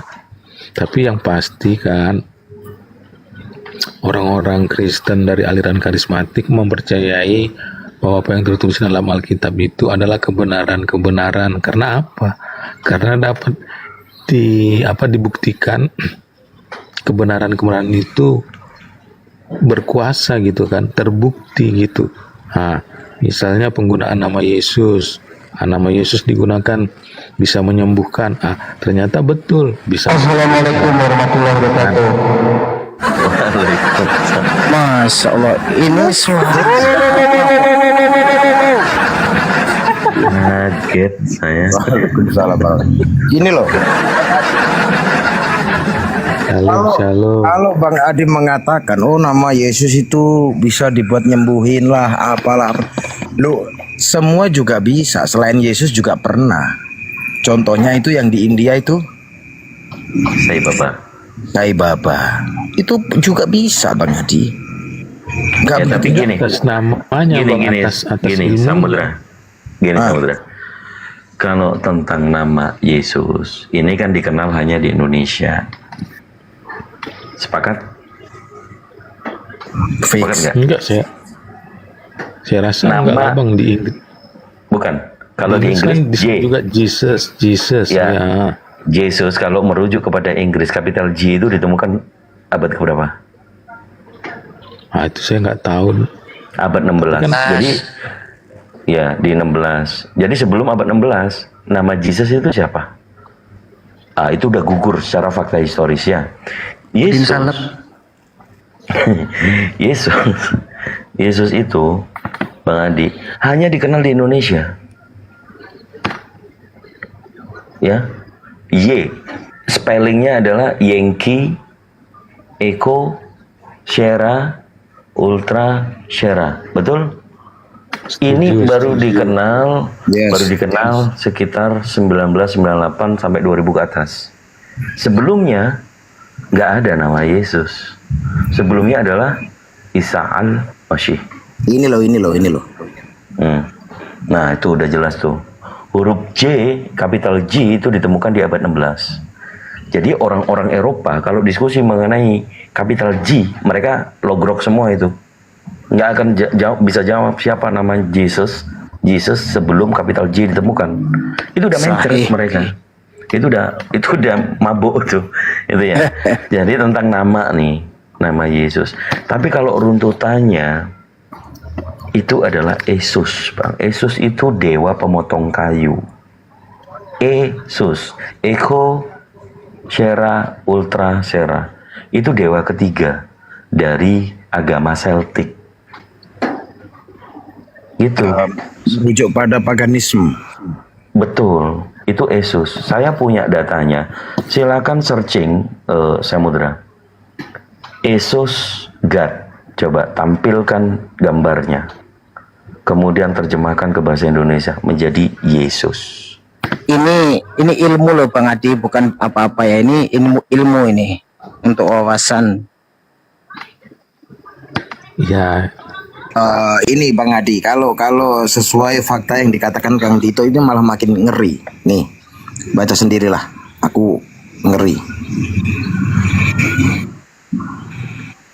Tuh kan? Kalau mau buka lagi data tentang Yesus itu di Britannica. Tulis aja Yesus God. Itu adalah dewa ketiga. Jadi dasar menjadi Yesus, bahasa Yunani Eosos itu panggilannya Yesus. Jadi fix Yesus itu bukan Nabi Isa alaihissalam, tapi dipaksakan masuk ke Indonesia menjadi Yesus. Sebelumnya kenaikan Isa al-Masih, sekarang menjadi kenaikan Yesus Kristus. Ini penyimpangan sejarah. Penyimpangan sejarah. Nah, ini apa? Mitologi Bang. Kiu. Mitologi Yunani ya. Malah makin serem. Lanjut. Allahu Akbar. Mau gimana yang diskusi sama apologet Islam Indonesia ini? Kurang apa coba? Kurang apa? Kalau gini Bang Adi, kalau dibilang kurang apa? iya. Kurang paus. Kayak gini. Bu. Enggak kan gini. Literasi dari masing-masing orang kadang bisa berbeda, iya kan? Jadi Ada aja bantah. Itu literasi umum itu Bang Adi. Pengambilan secara objektif itu. Gini. Jadi aku jelasin ya. Britannica ini kebetulan yang punya website itu orangnya ya sudah pasti tidak sholat Jumat, sudah pasti dia itu nggak sholat 5 waktu, sudah pasti dia ini nggak bersyahadat. Yang punya Britannica ini pasti. Ya, tapi fundamental tadi pengakuan dari Bang Adi bahwa secara fakta histori Bible itu mengalami distorsi. Ada pemalsuan-pemalsuan sebelumnya yang ditemukan. Maka diperlukan standarisasi atau kanonika, betul ya? Abang, saya mengajak kepada Abang, Al-Quran ini firman Allah, ya, kitabullah yang datangnya dari Allah melalui malaikat Jibril kepada Nabi Muhammad. Di ayat kedua surah Al-Baqarah, Bismillahirrahmanirrahim. Zalikal kitabu la raiba fih hudzal lil muttaqin. Jadi tidak ada keraguan di dalamnya. Kalau banyak teman-teman Kristen mengatakan Al-Quran bisa dipahami dari terjemahan, nggak ada salah. Tapi ingat, Al-Quran bukan terjemahan. Inna anzalnahu Qur'anan Arabiyyan la'allakum ta'qilun. Kami menurunkan Al-Quran berbahasa Arab. Jelas bahwa Al-Quran yang berbahasa Arab, bukan terjemahan. Apakah terjemahan Al-Quran? Bukan. Tapi Al-Quran itu yang berbahasa Arab, yang kan ditolafatkan. Inna anzalnahu Qur'anan Arabiyyan la'allakum ta'qilun. Sesungguhnya kami menurunkan Quran berbahasa Arab agar kalian memahami maknanya. Maka sampai sekarang pun terbukti keautentikannya, kebenarannya dari turunnya wahyu, dimusafkan sampai sekarang, diterima oleh kami orang Islam seluruh dunia, tidak berubah. Allahu Akbar. Maha benar Allah dengan segala firman-Nya. Kayak mana itu Bang Adi? Kita nggak mau maksa ya. Mungkin tadi Bro Adi sudah sudah apa? Sudah melihat ya. Ada tadi ada anak di bawah umur ya, masih 3-14 tahun lah. Dari negara yang berbeda. Bang, Dari Bang Ben Palestina. nggak sampai 10 tahunan yang tadi. 10 tahunan ya, 10 tahunan. Oke, 10 tahun ya. Enggak, saya sudah tanya kelas 3 SD dia. Berapa? SD kelas 3? Iya, 10 tahun lah kelas 3 SD. Kira-kira 8-9 tahun. Iya, tergitu. Ya, kita anggap 10 tahun lah ya. Ini gara-gara umur jadi tawar menawar ini. Abu ya. Gak beres-beres. Abu ya, may I request Qiraatul Al-Quran Al-Baqarah. Tafadhol. Ayat berapa, Kang Dito? Ayat 1 sampai 286. Ya, sampai 8 saja. Sampai 8 saja. Oke, ya. Simak baik-baik Bro Adi ya. Telinga dipasang, kalau bisa hati dibuka. Jangan sampai Anda menutup hati, menutup mata, menutup telinga dari yang namanya kebenaran. Ya Bro Adi, simak baik-baik. فإذا قرأت القرآن فاستعذ بالله من الشيطان الرجيم Allah. أعوذ بالله من الشيطان الرجيم بسم الله الرحمن الرحيم ألف لام ميم ذلك الكتاب لا ريب فيه هدى للمتقين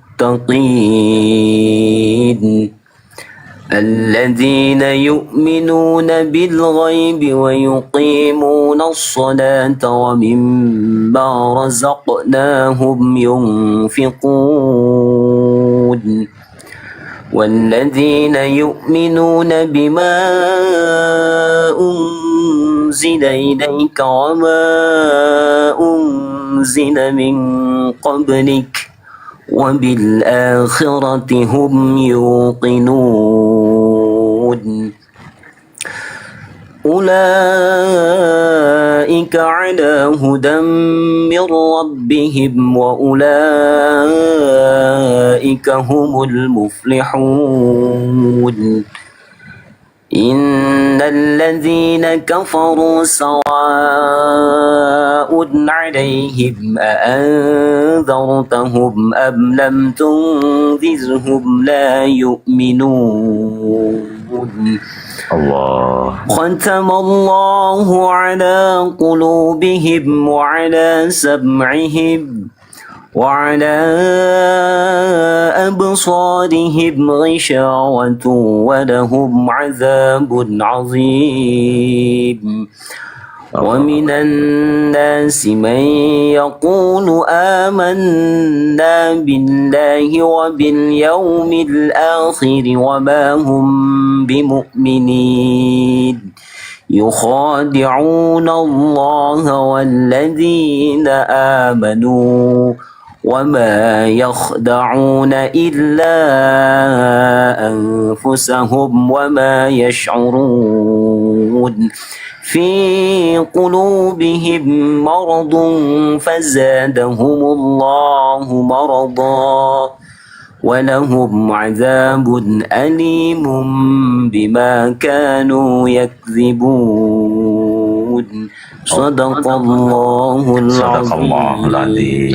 Sadaqallah. Bro Adi, dibuka mute nih Bro Adi. Apa yang dirasakan? Bro Adi, ya. Iya ya. Tadi itu dibacakan surah Al-Baqarah ayat 1 sampai 10 ya oleh Abu Ya. Kira-kira orang Kristen ada yang hafal nggak Yohanes 1:1 sampai Yohanes 1:10?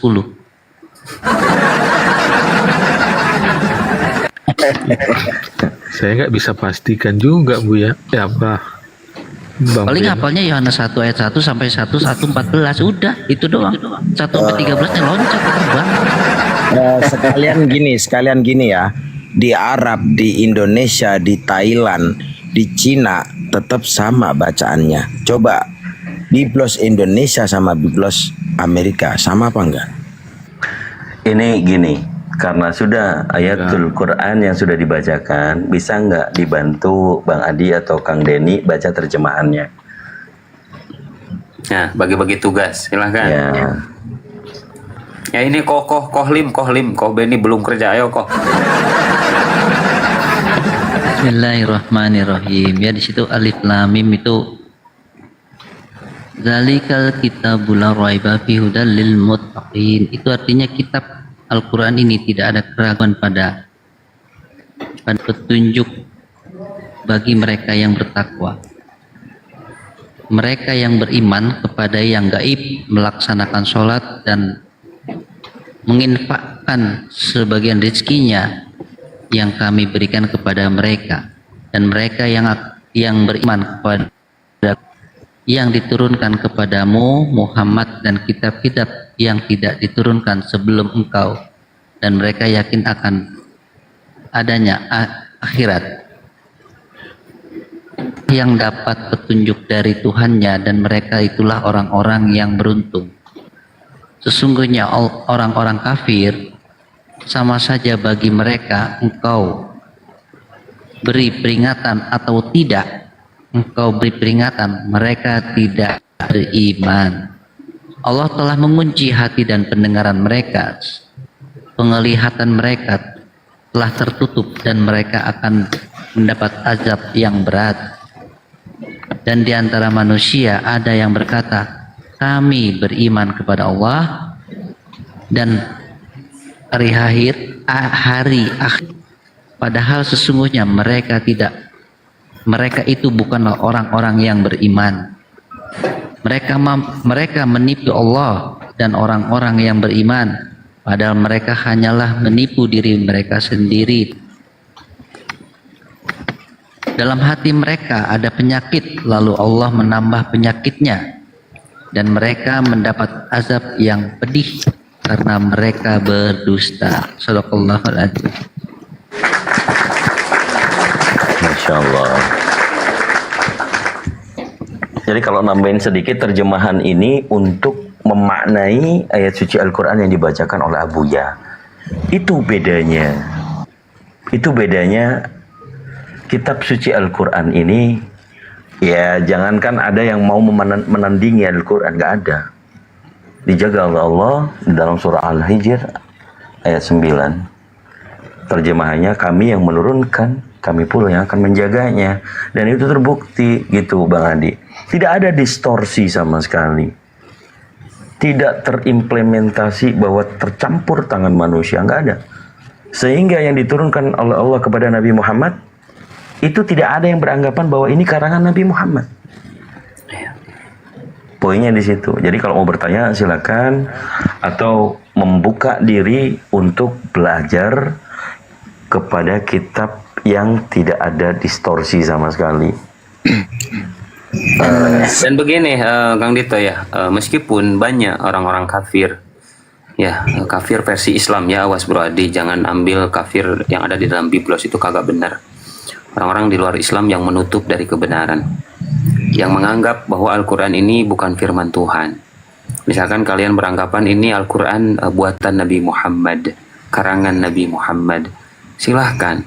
Tapi ingat, Allah menantang kalian di dalam Al-Quran. Di dalam surah Al-Baqarah ya, ayat 23. Nanti Kohlim membacakan artinya. Begini Allah berfirman ya. Bismillahirrahmanirrahim. Wa in kuntum fi raibin mimma nazzalna ala 'abdina fa'tu bi suratin min mithlihi wad'u syuhada'akum min dunillahi in kuntum shadiqin. Amin. فإن لم تفعلوا ولن تفعلوا فاتقوا النار التي وقودها الناس والحجارة أعدت للكافرين. صدق الله العظيم Wallahu a'lam bihaqiqatil murad. Nah, ini Dan jawaban. jika kamu meragukan Al-Quran yang kami turunkan kepada hamba kami Muhammad, maka buatlah satu surat semisal dengannya dan ajaklah potongan-potong penolong-penolongmu selain Allah jika kamu orang-orang yang benar. Jika kamu tidak mampu membuatnya dan pasti tidak akan mampu, maka takutlah kamu akan api neraka yang bahan bakarnya manusia dan batu yang disediakan bagi orang-orang kafir. Na'udzubillah, summa na'udzubillah. Semoga kita semua dijauhkan dari api neraka. Amin. Dan Coba. sedikit Abuya ya. Silakan. Kadang-kadang begini. Keterbatasan ilmu orang Kristen ini membuat mereka itu membanggakan dirinya bahwasanya aku sudah bisa menemukan keganjilan Al-Quran, perbedaan Al-Quran, gitu kan. Padahal itu mereka yang nggak paham. Contoh gini, pada saat Abuya membaca dia mendengar beda itu katanya. Padahal itu bukan beda. Keterbatasan orang yang membaca ilmunya mungkin masih perlu belajar lagi gitu Bang Adi. Itu masukan Bang Adi. Kalau orang-orang Kristen mendengarkan supaya lebih paham, itu bukan perbedaan, tetapi keilmuan dari orang itu, bukan Al-Qur'annya yang salah gitu. Bang Adi monitor. Bang Adi. Iya. Yang pertama, yang namanya firman Tuhan itu memang harus murni tanpa campur tangan manusia. Yang kedua, siapakah nih yang menerima firman?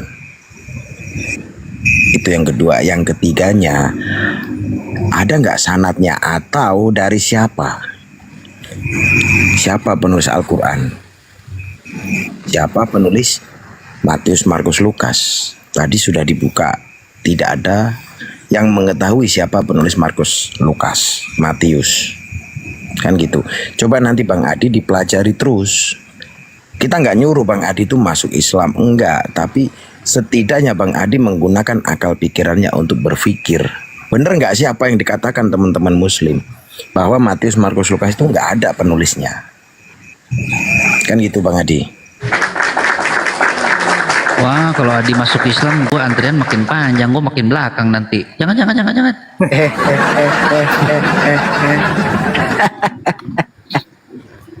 Coba Bang Adi tanggapannya. Silakan Bro Adi. Iya. Kiranya harapan Hanya Yesus samudra itu memberkati. dibatalkan Amin. oleh Tuhan. Gak gini dia kan. Dari yang pernah saya dengar juga ya kan, bahwasannya kan Al-Quran itu sendiri juga dituliskan setelah 2 generasi dari setelah meninggalnya Nabi Muhammad.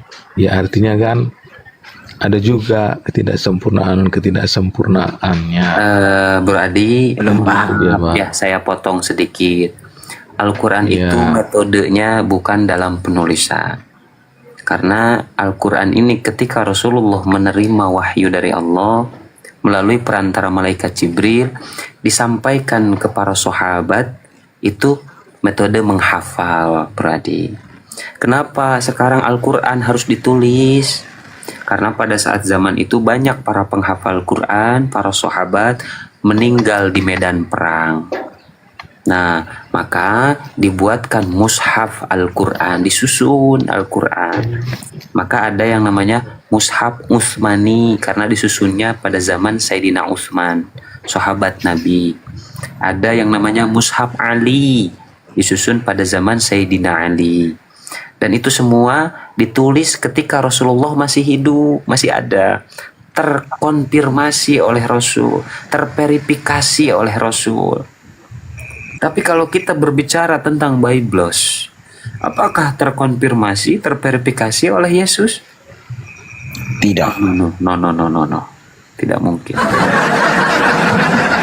Dan waktu zaman Rasulullah itu ditulisnya nggak langsung seperti Al-Quran sekarang, nggak Bang.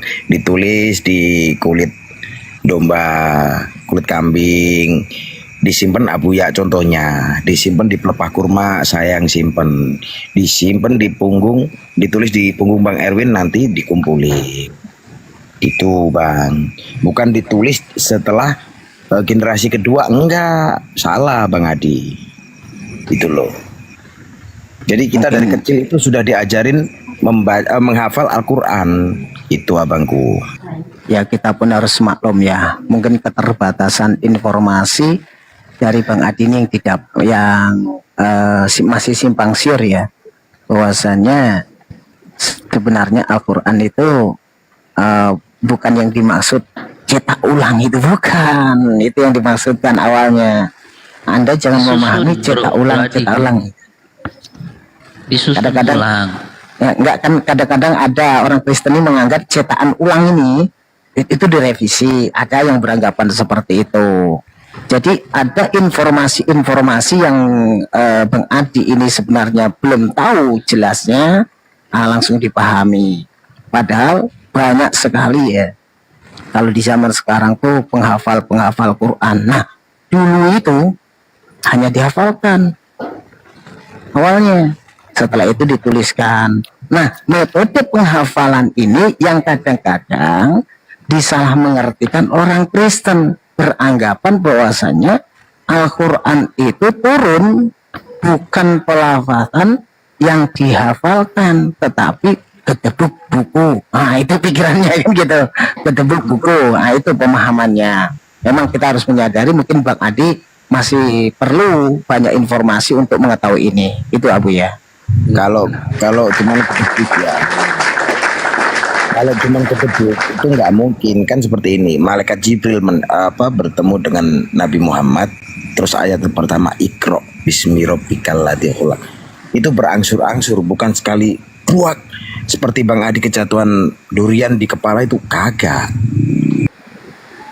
Ya itulah yang saya maksud Bang Samudra, ya bahwasanya kan Al-Quran itu dituliskan baru setelah dua generasi. Bukan dituliskan berarti. Dikumpulkan dua generasi Bang Adi. Bukan ditulis pertamanya. Ditulis pertamanya itu ketika Nabi Muhammad menyampaikan kepada para sahabat. Mereka menghafalkannya ya, menghafal ya. Nah, beda. Dan ada yang menuliskannya juga gitu. Ada yang menuliskannya. Kalau mereka menemukan media yang bisa buat menulis, mereka menuliskannya. Itu tadi dikatakan di pelepah kurma, di kulit-kulit unta. Bro Adi, izin Bang Bejo. Rasulullah itu menerima perkataan, menerima wahyu berupa hafalan, berupa ini ya, perkataan lah. Contoh begini. Bang Adi, nanti kita pergi ke pusat pasar. Nah, itu yang Anda terima, bukan tulisan. Adi, engkau kelak akan pergi ke tempat wisata. Itu yang Anda terima. Itu yang Rasulullah terima, perkataan yang diterimanya. Baru setelah Rasulullah hafal, barulah disampaikan kepada para sahabat. Nah, sebagian dari para sahabat mencatatnya supaya mungkin inisiatif supaya jangan lupa, dicampur-campur dengan hadis-hadis Nabi. Iya, izin ya para guruku, izin saya potong sebentar. Saya sapa dulu ya. Kebetulan saya lihat channelnya Gurunda Bang Zuma lagi melive-kan ini. Untuk saudaraku semuanya yang ada di channel Gurunda Zuma, Assalamualaikum warahmatullahi wabarakatuh ya, saudaraku semua. Dan yang berikut ada di channel saya, channel semua muslim ya, di channel Kang Erwin, semuanya para apologet ya. Saya himbau kepada antum semua terus ramaikan channel-channel guru-guru kita ya, para apologet, kita dukung. Dan saya meminta bantuan kepada antum semua, terutama yang ada di channel Gurunda Zuma. Mungkin saya minta bantu untuk subscribe channel saya ya, namanya Abuya Strong Life. Kebetulan kalau Gurunda kan yang nonton sampai 5.000, 4.000 gitu kan. Mungkin bisa subscribe dulu, nanti bisa meramaikan channelnya Gurunda lagi. Saya minta subscribe mungkin sampai 1K aja ya. Ini kebetulan baru 700 gitu, kurang 300. Terima kasih sebelumnya ya saudaraku semuanya. Mohon maaf para guruku yang ada di sini, saya potong sebentar. Nama channel saya Abuya Strong Live ya saudaraku. Ini sekarang lagi live kok, dan terima kasih untuk saudaraku yang standby di channel saya. Jazakumullahu ahsanal jazaa. Semoga kebaikan antum semua dibalas oleh Allah Subhanahu wa taala. Amin. Saya lanjutkan sedikit supaya untuk membantah subhat. Jadi yang pertanyaan tadi Bang Adi, ini bukan Bang Adi saja. Dari zaman setelah Rasulullah SAW wafat, itu disebut orientalis apa sih? Itu kita kenal dengan tokoh namanya Yohanes Damaskus. Dia mempelajari Al-Quran tapi mencari kesalahan Al-Quran. Kemudian tentang pewahyuan, ini dalam hadis dan juga di sirah. Pada saat Jibril menyampaikan wahyu, ya, menyampaikan wahyu yang pertama, Iqra. Iqra itu dijawab oleh Nabi Muhammad. Kenapa, Ma'ana biqari'in. Artinya apa? Aku tidak bisa membaca. Aku tidak bisa membaca. Jadi memang bukan tulisan buku yang harus dibaca. Ini memperkuat bahwa iman kita tentang Al-Quranul Karim, metodenya dihafal. Kalau tadi yang dijelaskan oleh Abuya, ini mengkomplitkan bahwa para sahabat penghafal Al-Quran itu banyak yang syahid di medan perang. Penulis-penulisnya salah satunya yang saya ingat itu, yang lainnya ada 70 lebih.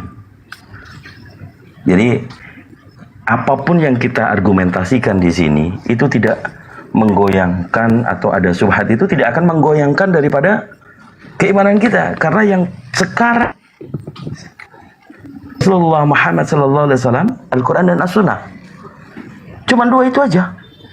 Kalau tentang biografi Nabi Muhammad, sirah nabawiyah, bagaimana kita mau mengenal Nabi kita, kan gitu ya. Kalau kita tidak tahu nih Nabi kita seperti apa, ya itu ada di sirah nabawiyah. Jadi jangan sekali-kali, kenapa sih orang Islam itu pada saat Nabi Muhammad dihujat, dikatakan ini itu. Ini kami semuanya bukan marah apa-apa bagi orang yang berilmu untuk menghadapi mereka. Ya dengan di sini, bagi kalian yang benar-benar mau percaya dengan orang Islamnya, bukan dari sifat-sifat orang Kristennya yang mengada-ngada, ini tercerahkan di sini. Oh berarti ini jawaban dari saudara-saudara Islam. Jadi kita semuanya mengajak untuk teman-teman semua berhenti melihat data dari orientalis. Itu kami semuanya pegang. Yohanes Damaskus, termasuk Martin Luther, kemudian Robert Murray yang tentang Al-Lata, Al-Uzza dan Al-Manaf, Dewa Bulan. Ada semua dan kami pegang. Itu menunjukkan bahwa kebenaran ya Islam ini, musuh-musuh Allah, musuh-musuh Nabi Allah itu ada, eksis. Bukan hanya zaman sekarang. Dari Rasulullah SAW masih hidup, perjalanan beliau itu mendakwahkan tentang Islam. Buahnya sekarang orang Islam di seluruh dunia tidak ada perbedaan Islam. Poinnya di situ. Al-Qur'annya sama, syahadatnya sama, cara sholatnya sama. Nggak ada. Semuanya Islam seluruh dunia. Untuk yang diwariskan Al-Quran dan As-Sunnah. Bagi yang menjalankan sunnah atau ajaran Nabi Muhammad, itulah Islam. Di luar itu orang yang mengaku-ngaku Islam banyak, tapi tidak mengikuti ajaran Rasulullah. Itu banyak. Jadi Bang Adi, kalau mau bertanya tentang Islam, silakan sepenuhnya di sini. Karena tadi udah mendapatkan statement point bahwa Bible berdasarkan dekanonika itu terdapat distorsi atau penyelewengan, penyimpangan, temuan pemalsuan. Itu dulu. Allahu Akbar. Lihat ini Kang Dito ini mu'alaf, memang para mu'alaf ini Masya Allah luar biasa. Jauh ilmunya sama saya berarti Kang Dito. Wah saya malu dari kecil Islam kalah sama mu'alaf. Kagak jelas. Al-Fakir, Ana Al-Fakir. Masya Allah. Tapi ayat andalan, ayat andalan, Ya, ayat andalan bagi orang-orang yang takut, katanya saya meninggalkan Yesus, katanya pendeta kan begitu. Kalau sudah mendapat kebenaran, apakah saya akan meninggalkan Yesus, kan gitu ya. Padahal surah Maryam, Bismillahirrahmanirrahim. Qala inni abdullahi ataniyal kitaba wa ja'alani nabiyya. Ini Masya Allah. Kalau disamakan, kalau di Indonesia ya, nggak ada orang yang mau memungkiri sejarah. Kalender itu menjadi bukti sejarah, fakta historis, jejak digital, bahwa sebelum Yesus masuk diganti Isa Al-Masih, diganti Yesus, itu Al-Masih, Isa Al-Masih. Jadi nggak ada yang mau menentang kebenaran itu. Kapan itu dirubah? Keputusan Presiden Soekarno. Mau dibeberkan lagi fakta sejarahnya? Ya, poinnya kalau memang berat meninggalkan kekristenan, Al-Quran menjawab semuanya. Masya Allah. Keren Kang Dito. Silakan Bang Adi. Apa pendapat Anda? Sebelum ditanggapi oleh Bang Adi, di dalam biblos Anda jelas-jelas itu nama perikopnya itu Yesus hamba Tuhan. Ketika kita berbicara Al-Quran yang barusan dibacakan oleh Kang Dito, itu jelas di sana. Hamba Tuhan itu bahasa Arabnya Abdullah. Dan semua para nabi mempunyai gelar Abdullah. Nah, seperti Nabi Muhammad. Bismillahirrahmanirrahim. Subhanalladzi asra bi'abdihi laylan minal masjidil harami ilal masjidil aqsa. Abdi, hamba Tuhan. Terus Nabi Isa tadi yang dibacakan oleh Kang Dito. Bismillahirrahmanirrahim. Qala inni abdullah ataniyal kitaba wa ja'alani nabiyya wa ja'alani mubarakan aynama kuntu wa awsani bis-salah وأوصاني بالصلاة والزكاة ما دمت حيا. Sadaqallahul azim, Allahu a'lam. Jelas, qala inni Abdullah. Kata Nabi Isa, saya itu hamba Allah. Jadi coba bandingkan, berarti jelas-jelas saya heran kadang dengan Kristen ya. Data-data di Biblos yang sudah jelas bahwa Yesus ini adalah hamba Tuhan, utusan Tuhan, dia manusia.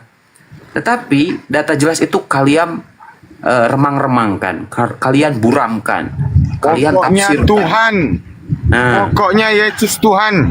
Itu dia, belum saya katakan. Itu belum dijawab. Lain lagi. Udah dijawab, udah saya jawab. Iya. Ini Bang Ben. 17 lain. Itu noise Bang Ben, suaramu ah. Iya. Nah, gitu. Pokoknya itu Bang Adi, pokoknya Yesus Tuhan. Itu yang mati kedagingannya. Itu aja Bang Adi. Tapi begini Pokoknya terakhir ya, Kang Samudra. Oten-oten ini justru lebih suka mengambil data-data yang remang-remang seperti Yohanes 1 nomor 1. Pada mulanya firman bersama dengan ini itu. Kalian suka sekali dengan data. 2 tahun itu, belajar 20 tahun itu belajarnya. Belajar Tritunggal bukan gampang. Kadang bingung dengan kalian. Jadi begini ya, begini nih, begini jadinya. Ada yang parah, menyalahkan disuruh menjelaskan, percuma saya menjelaskan. Nah ini nih, padahal dia nggak bisa menjelaskan itu. Ya pokoknya begini pokoknya, itu loh. Oke, kita kasih waktu ya Bro Adi, silakan. Bagaimana itu Bro Adi? Kok bisa seperti itu? Silakan Bro, silakan. Ya pokoknya begini Bang Adi, lanjut. Jadi gini, ya. Ya pokoknya begini Bang Adi. Pokoknya begini Bang Adi. Lanjut. Ya, gini, iya kan. Nah, gini kan. Jadi begini. Pemahaman itu, ya kan, sudah diikat oleh satu apa Doktrin. namanya? Satu keyakinan. Bukan, kalau keyakinan enggak Bang Adi, doktrin. Jangan dipotong dulu, jangan dipotong. Silakan Bro Adi, silakan. Jangan dipotong. Iya, satu keyakinan berdasarkan ayat-ayat yang tertulis di dalam Alkitab kan gitu. Jadi keyakinan itulah yang melekat. Kalau kami umat Kristen kan mengatakan bahwasannya ayat-ayat yang tertulis di dalam Alkitab itu adalah firman yang hidup. Jadi firman itu hidup di dalam jiwa-jiwa orang Kristen ataupun hati-hati orang Kristen yang sungguh-sungguh mengenal Yesus gitu. Kacau ini, ngilangin konsentrasinya ini. Kok ada domba masuk ke Kemal Abiya ini, gimana ini? Waduh.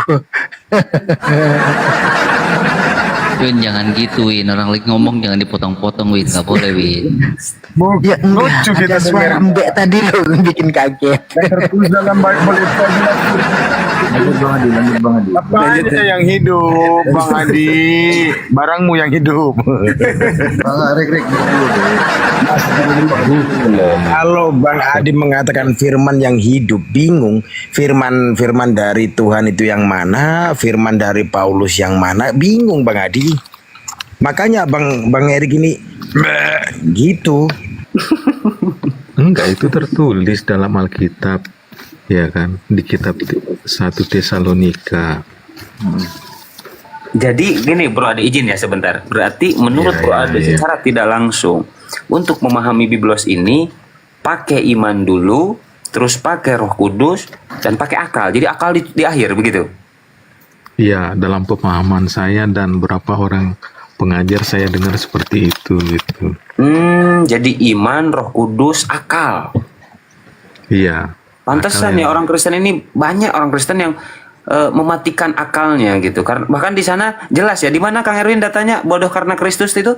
Aku bodoh karena 1 Korintus 10, 4 nomor 10. 1 Korintus 4:10. 4:10. Oh ini masuk karena iman dulu.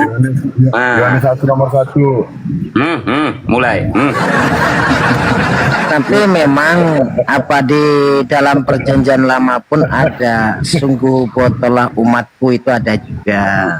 Jadi pernyataan-pernyataan di situ sebenarnya kalau Yeremia 4:22. secara akal, kalau memang memakai akal sudah ditinggal itu kitab itu. Tapi karena Sebenarnya iman biar tahu duluan, juga teman-temanku semua, ayat pembodohan itu adalah Yohanes 1 nomor 1, pada mulanya adalah firman.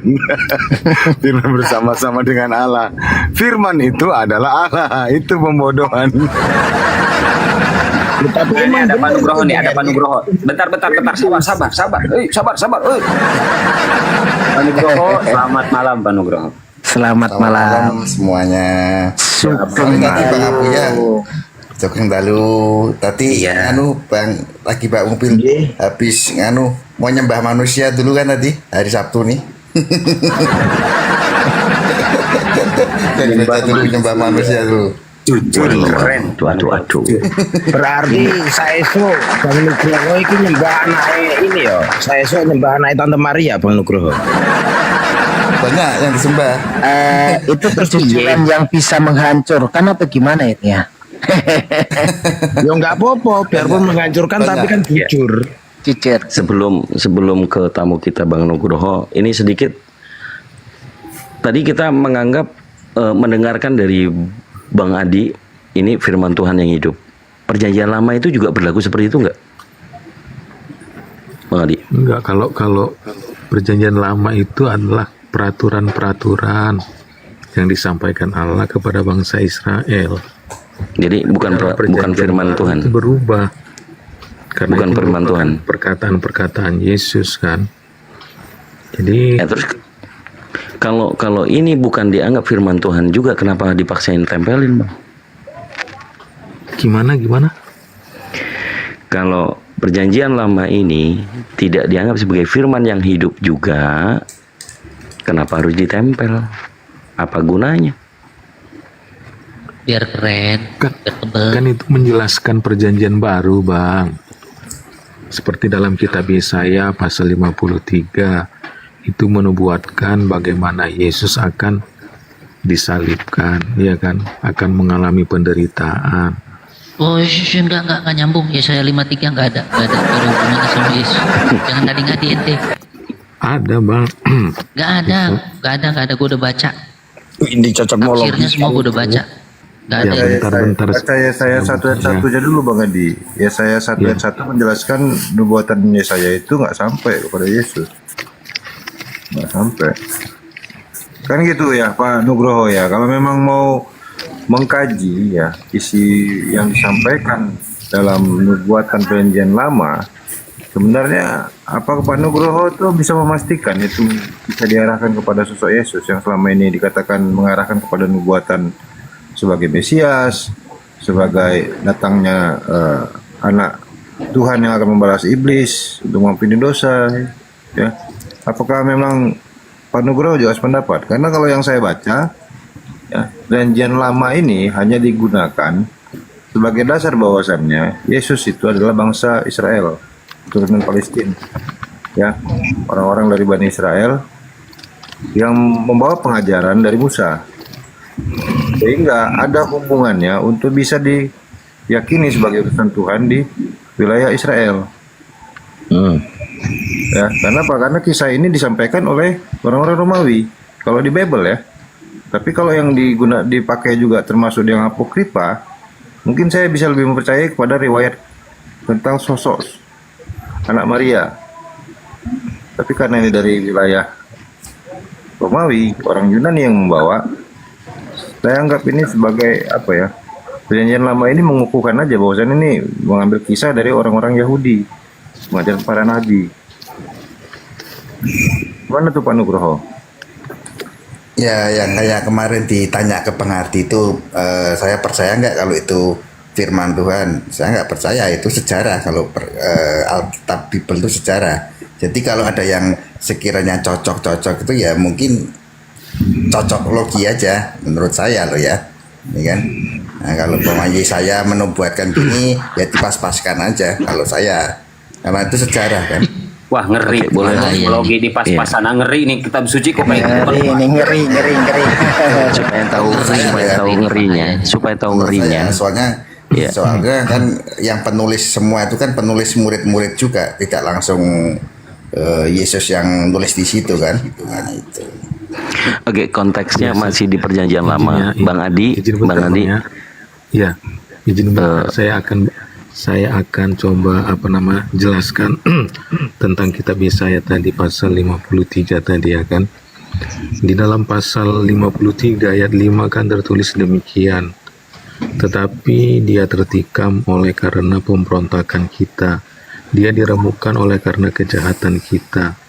Ganjaran yang mendatangkan keselamatan bagi kita ditimpakan kepadanya, dan oleh bilur-bilurnya kita menjadi sembuh. Nah, di dalam kitab 1 Petrus kata oleh bilur-bilurnya kita disembuhkan juga ada tertulis. Kalau di Yesaya itu sebenarnya yang dikatakan kita tadi siapa gitu? Kalau Bang Adi pahami ya, Yesaya itu bercerita tentang sosok-sosok yang dipandang Yesaya yang dari silsilah keturunan para raja-raja, para nabi-nabi dari Bani Israel sampai kepada kerajaan terakhir, ya, kerajaan Yehuda.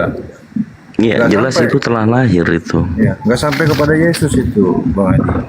Jadi kita di sini ini bercerita tentang orang-orang Israel pada masa Yesaya memandang sampai batas kerajaan terakhir daripada Bani Israel yang masih berdiri. Sementara ketika zamannya Yesus, kerajaan ini sudah dikuasai oleh Yunani, sudah hancur, sudah habis banget. Bahkan kalau kita dengarkan dari penjelasan orang Yahudi, itu bukan nubuatan, itu terjadi di zaman itu gitu. Enggak, pertanyaannya gini loh, telah lahir bagimu. Nah, itu waktu zaman sudah ada Yesus, apa Yesus mau lahir, apa pas lahir, Bang Adi?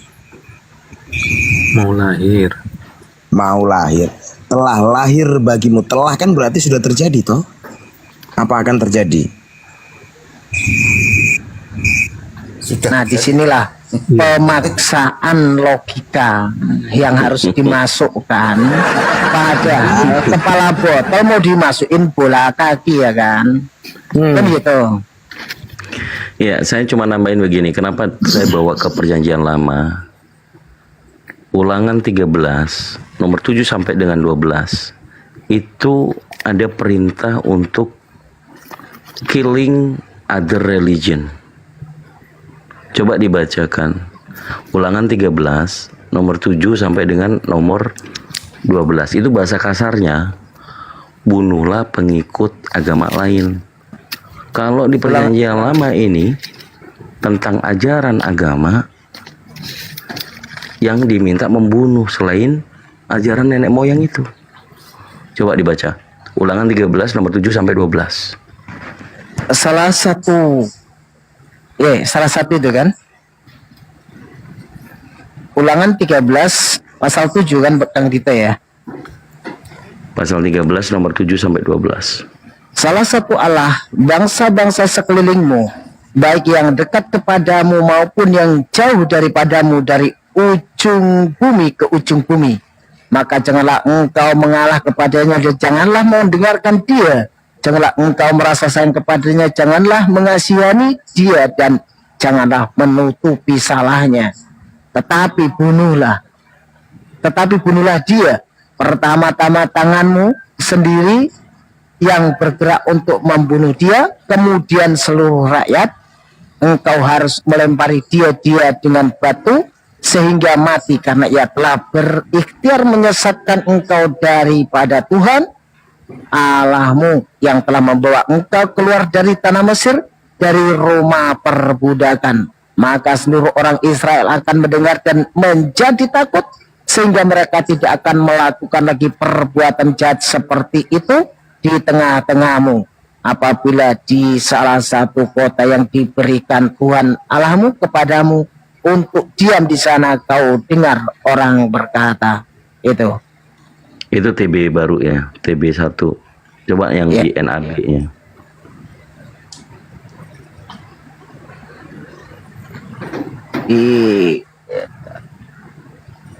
Ini people yang biasanya. Ya, cari yang NAB, Kang Erwin. Untuk Pak Nugroho sama Bro Adi ya, sabar. Di sini tidak ada perpuluhan dan tidak ada persembahan kasih, jadi aman ya. Terjemahan itu apa tadi Kang Dito? Ulangan 13, coba dibacakan. 13 nomor 7 sampai 12 versi NAB.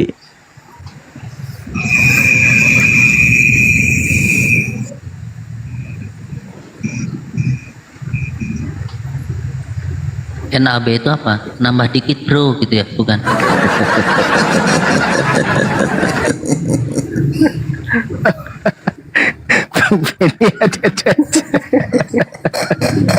Wah, sudah malam, ngeri ini bahasanya sudah. Dan untuk Pak Nugroho jangan sungkan-sungkan, nanti kalau Pak Nugroho udah mau istirahat bilang saja, nggak apa-apa. Kelihatan ke wajahnya lelah. Santai. Ya. Tapi soalnya lama nyembah manusia kan, jadi capek. Dari tadi kami santun loh, Bang Nugroho. Coba abang masuk Kamal Bom dari awal sampai terakhir tuh gue detak jantung berdebar-debar. Kang Dito, ulangan 13 piro? Kadang-kadang gini ya, kenapa kalau di Kristen tuh bisa kayak gitu ya? Komal Kristen tuh bisa ganas kayak gitu. Iya, kalau iya, tapi nggak apa-apa, Mas Nugroho, nggak apa-apa. Kalau nggak gitu nggak rame dunia ini. Gini Pak Nugroho, jadi kalau kata pendeta Vincent itu bukan kata saya ya. Dia bilang, jadi banyak preman Kristen penyembah patung komal. Ingat kan kok kata pendeta Vincent kayak gitu? Penyembah patung. Preman-preman masuk komal pada nyembahin patung. Lanjut Kang Erin, kita ketemu. Ora ono anane ka NKJV BIMK Kang Dito. Coba tapi mohon maaf sebentar Bang Samudra. Tadi saya mau kritik tentang Bro Adi tadi ya, yang di Yesaya 53 tadi, itu tertikam itu bahasa aslinya apa itu? Saya nggak sampai ke sana, Bang Ben. Yes. Ya bahasa aslinya itu halal itu artinya kedustaan atau mendustai atau melanggar sesuatu gitu. Kenapa bisa jadi tertikam?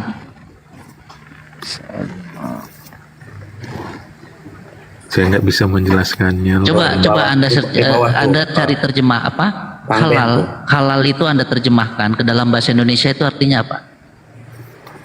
Tukang Ben di bawah tuh mikholal katanya, sama dengan terluka tuh. Bukan mikolal.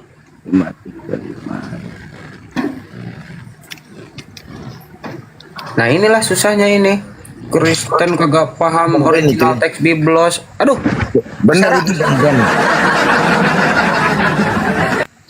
Bang Ben itu, Bang Ben Afram.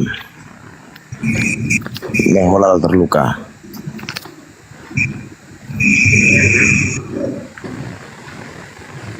Ya, maksudnya itu dia maknanya sebenarnya dilukai, bukan ditikam. Kok bisa spesifik ketikam itu dari mana? Gitu. Karena ini kan mencocokkan Bang Nugroho tadi ya terhadap apa yang terjadi di penyalipan tikam oleh tombak Longinus. Ini cocokologi yang terjadi. Kenapa? Karena Bible dituliskan setelah peristiwa itu terjadi gitu. Ya. Jadi mencocokkan apa yang ada di dalam kejadiannya ya, dengan apa yang diucapkan ini bisa terjadi manipulasi. Ya. Beda dengan yang disampaikan oleh Al-Qur'an. Al-Qur'an itu diturunkan ketika ada satu kasus, satu problem bagi Bani Quraisy pada masa itu di zamannya Rasulullah. Ketika masalah ini muncul, maka wahyunya turun diberikan kepada Nabi Muhammad sebagai solusi. Makanya solusi yang diberlakukan itu menjadi hukum aturan yang langsung dipahami, ya, langsung menjadi jalan keluar, ya. Dan ini kalau yang ini bisa dikatakan kuat tertanam. Kenapa? Solusi ini, ya, karena dia menjadi jalan keluar, dia diketahui, dipahami, dan terus dilakukan. Ini yang membuat kuatnya kewahyuan zaman Nabi Muhammad. Ada asbabul wurud, asbabul nuzul. Terjadinya ini selalu menjadi solusi ya, masalah. Tidak mungkin bisa disimpangkan ke yang lain selain daripada bahasanya yang unik, ya, terjaga, dan dia dihafalkan oleh banyak orang, dan juga menjadi hukum aturan yang berlaku, langsung berlaku. Oke, boleh saya lanjutkan tadi. Ini lanjut. BIMK kalau NAB itu New Version, New American Bible. Pokoknya Kang Dito dilanjut ya. Pokoknya ini pembahasan harus sampai klimaks, jangan sampai Iya, betul. Atau kalau mau rujukan ke evilbible.com, jadi Bible-nya satanik ya, tentang ajaran killing itu, bunuh itu ya. Ulangan 13 nomor 7 diawali, ini agak beda dengan TB ya.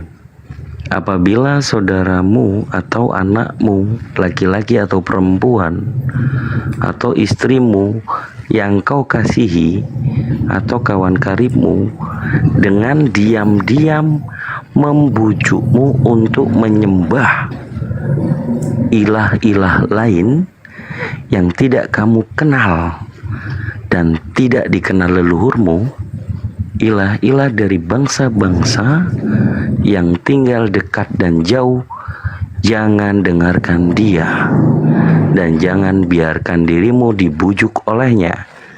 Jangan juga mengasihani atau melindungi orang itu. Dia harus dilempari batu sampai mampus. Apa makna ulangan ini? Ini perjanjian lama, Bang Adi, Pak Nugroho. Iya. Jadi kalau perjanjian lama sebelum adanya Yesus, kan gitu ya. Apalagi Paulus. Ini kalau ketahuan orang Yahudi sebenarnya dibunuh. Kan gitu. Maknanya di situ. Kita tadi bicara mulai dari yang awal kanonika. Kemudian karena kita mendengar tadi dikatakan Bang Adi, firman Tuhan yang hidup hanya perjanjian baru. Ternyata perjanjian lama, ya ini Torah, ulangan ya, mengabarkan kepada orang yang mengimani Torah itu memberikan larangan untuk tidak mengikuti bujukan menyembah ilah-ilah lain. Poinnya di situ. Kalau orang Yahudi, kenapa sih orang Yahudi itu masih ada? Karena mereka masih mengimani, tidak percaya menjadi Kristen. Pembahasannya di situ. Kalaulah Bible Perjanjian Baru ini betul, firman Tuhan yang hidup menggantikan Perjanjian Lama, pastinya faktanya orang Yahudi itu udah nggak ada lagi, semuanya jadi orang Kristen, betul nggak? Nah, maka Bang Adi banyak menyimak di komal-komal muslim begini supaya bil hikmah, dapat ilmu. Buat teman-teman yang di YouTube juga, buat teman-teman yang di sini juga, kita diskusi hal yang penting. Bukan memaksakan untuk kalian sama seperti kami orang muslim, karena di kami dibatasi dalam suatu pondasi surah Al-Baqarah ayat 256, la ikraha fiddin. Tidak ada paksaan memeluk agama Islam. Tidak ada paksaan. Tapi di surah Ali Imran, bagi orang yang sudah mendapatkan hidayah kebenaran, masuklah meskipun dalam keadaan terpaksa. Barang siapa mencari agama selain Islam, maka agama-agama itu tidak diterima oleh Allah, dan mereka termasuk golongan orang yang merugi. Allahu Akbar. Tapi kalau pas sama Mas Nugroho ini saya bingung. Kalau Minggu dia ke gereja, kalau Jumat dia ke masjid. Nggak tahu, saya juga bingung ini kadang-kadang. Ya sampai kalau Minggu ke gereja, kalau Jumat ke masjid. Coba masuk ke komal bom. Nabi Muhammad pedofil, Nabi Muhammad tukang kawin. Yesus terkutuk, iya dia harus menjadi kutuk karena kita. Di sini ada nggak? Nggak ada dari tadi. Yesus utusan. Tapi Mas Nugroho pernah kan cerita begitu kan? Saya kalau hari Jumat ke masjid sama teman-teman Muslim, apa nggak suka bagi apa? Oh enggak, Jumat berkah di depan kantor saya, enggak di masjid, enggak di depan kantor. Ini Bang Nugroho ini Jumat berkah dia bagi-bagi, tapi aneh. Kirain Bang Ben, Pak Nugroho jaga parkir. Cuma bagi makanan aja. Enggak, Bang. Lumayan 2000-an, lumayan 2000-an. Enggak kan gini, Bang Nugroho ini kalau Minggu nyembah anaknya Tante Maria, kalau Jumat dia bagi-bagi Jumat berkah gitu loh. Tapi gini Bang Nugroho ya, ada perbedaan yang sangat menonjol ya. Kalau di dalam Islam itu dijelaskan, kalau orang-orang kafir itu berbuat baik di dunia ini ada balasannya, dikasih balasan, tetapi batasannya memang cuma di dunia balasan itu, tidak mendapatkan balasan di akhirat. Nah itu. Tapi coba di dalam Kristen, apakah ada penjelasan orang-orang di luar Kristen bila baik di dunia itu dapat apa? Silakan. Ada nggak kira? Ini nih moderator tolong naikin si Charlie, naikin si Charlie. Kayaknya lihat dulu temanya, lihat tuh di atas tuh, baca dulu Pak Nugroho. Enggak, kayaknya dia pinter itu aku ya.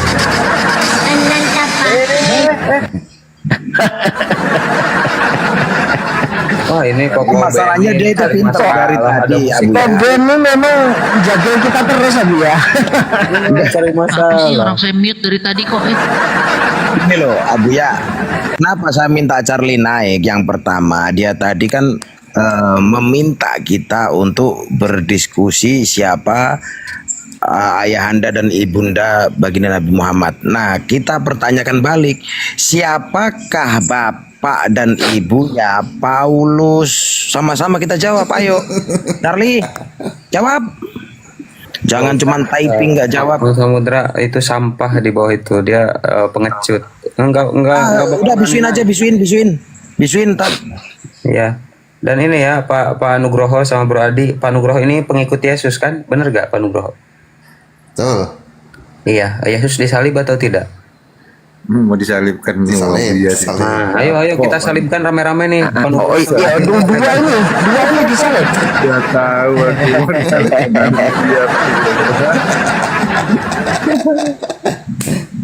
Ayo salibin dulu lah. Lanjut diskusi. Ini Tapi kadang-kadang teriak-teriak di bawah. kadang-kadang tuh kalau teman Kristen tuh kalau tanya tuh yang nggak masuk akal gitu loh, nanya bapak ibunya Muhammad ya gitu kan, untuk apa gitu, kita tanya yang ada menambah ilmu gitu kan, nggak usah kayak itu Enggak, yang anehnya Pak Nugroho, kalau mereka baca dari literasi Islam ya, mereka tahu ada ibu bapaknya Nabi Muhammad disebutkan jelas gitu, silsilahnya itu jelas sampai kepada Nabi Adam ada silsilahnya. Herannya mereka nggak mau baca gitu, nggak mau kaji. Kami yang Muslim ini karena dulu-dulunya mendengar ada hujatan dan pinahan terhadap Islam, kami beri jawaban tapi dihujat, makanya kami pelajarin Bible. Akibatnya kami sekarang lebih paham Bible daripada yang Kristen, Bang Pak Nugroho. betul. Iya. Perbedaan yang menonjol kan gini, orang Kristen itu kalau nanya orang Islam itu nyembah batu, tapi dia nggak tahu kalau di dalam Biblenya itu banyak Yesus batu yang dibuang tukang bangun. Bahkan kalau kita menyebutkan itu dikiranya menghujat. Nah, beda dengan umat Islam. Umat Islam itu pada saat bertanya, Yesus itu batu yang dibuang tukang bangunan. Pada saat kita ditanya tentang batu Hajar Aswad, kita bisa menjelaskan gitu Pak Nugroho, itu bedanya. Nah, yang lebih parah lagi Pak Nugroho, teman-teman Kristen mengatakan siapakah nama bapaknya Nabi Muhammad? Abdullah, ibunya siapa? Siti Aminah. Dibalik, siapakah bapaknya Paulus? Siapakah ibunya Paulus? Jangan-jangan nih karena nggak ada bapak, nggak ada ibu, tahu-tahu nongol di bumi. Tuhannya Kristen nih sebetulnya Paulus.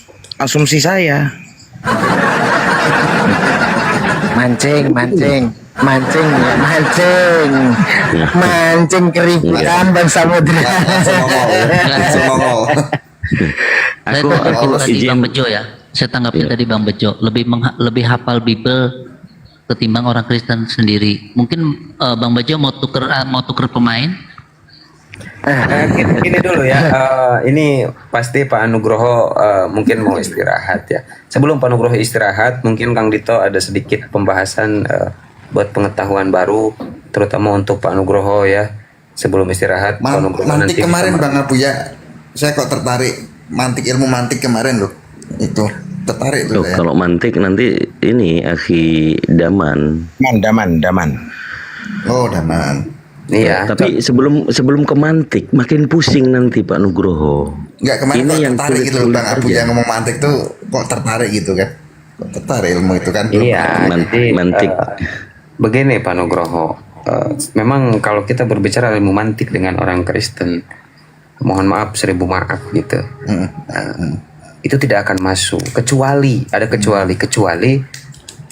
bisa melepas doktrin dan dogma, baru bisa masuk. Tetapi faktanya selama saya berdiskusi, mendengarkan perdiskusian antara Kristen dan Islam, susah sekali orang Kristen melepas doktrin dan dogma itu, sehingga apapun yang kami jelaskan berdasarkan akal sehat mereka tolak, mereka bantah. Bahkan mirisnya biblosnya sendiri yang mereka anggap itu kitab suci firman Tuhan, mereka bantah dengan doktrin dogma itu. Nah itu yang miris menurut saya. Jadi ya susah gitu, kecuali memang Pak Nugroho mampu melepas doktrin dan dogma itu. Bahkan kalau bisa keimanan pun Pak Nugroho simpan dulu, baru akan masuk tuh yang namanya ilmu mantik. Begitu Pak Nugroho. Iya betul. Itu nggak bisa langsung diberikan langsung mantiknya gitu, nggak bisa Pak Nugroho, karena tahapnya dari tauhid bawah dulu. Oh gitu ya. Iya, tauhidnya aja nggak bisa, mantiknya nggak kenapa. Ya tetap larinya ke akidah. Gini, gini Pak Nugroho, sebelum ke mantik dan lain-lain, pahami dulu karena tadi Pak Nugroho mengatakan tetap berkeyakinan Yesus disalib. Saya hanya menguji di dalam Bible. Markus 14 nomor 50. Di situ dikatakan sebelumnya semua murid meninggalkan dia setelah Yesus ditangkap. Yang menjadi pertanyaan dan tidak akan menemukan jawaban ada seorang muda mengenakan kain lenan mengikuti dia. Dia di situ Yesus. Siapakah seorang muda itu? Jangan kemantik dulu, ini aja. Ada jawaban nggak? Siapa seorang muda yang mengenakan kain lenan? Nggak tahu tuh. Ya, kalau nggak tahu, ya memang di Bible tidak akan menjawab siapakah dia kecuali merujuk kepada Yesus juga. Yohanes 13 nomor 14 di situ dikatakan bahwa Yesus mengenakan kain lenan di pinggangnya. 4 gospel yang menerangkan satu-satunya tokoh yang mengenakan kain lenan cuman Yesus. Di Markus tadi setelah semua murid meninggalkan dia, ada seorang muda mengenakan kain lenan mengikuti dia. Kalau yang dikutip di Bible tidak menjadi rujukan penting, ya apa gunanya fakta penyalipan itu di dalam Bible kalau ditulis? Saya bisa menjawab siapa ternyata orang itu supaya tidak dituduh itu Yesus. Yang Kalau salib itu itu maksudnya yang mengenakan kain lenan, lari. Oh ya. lari dengan telanjang. Itu argumentasi sebenarnya kalau dirujukan di Bible 4 gospel pasti merujuk kepada Yesus. Iya. Ya kan? Yesus mengikuti Yesus kan gitu ya? Enggak bang, enggak bang.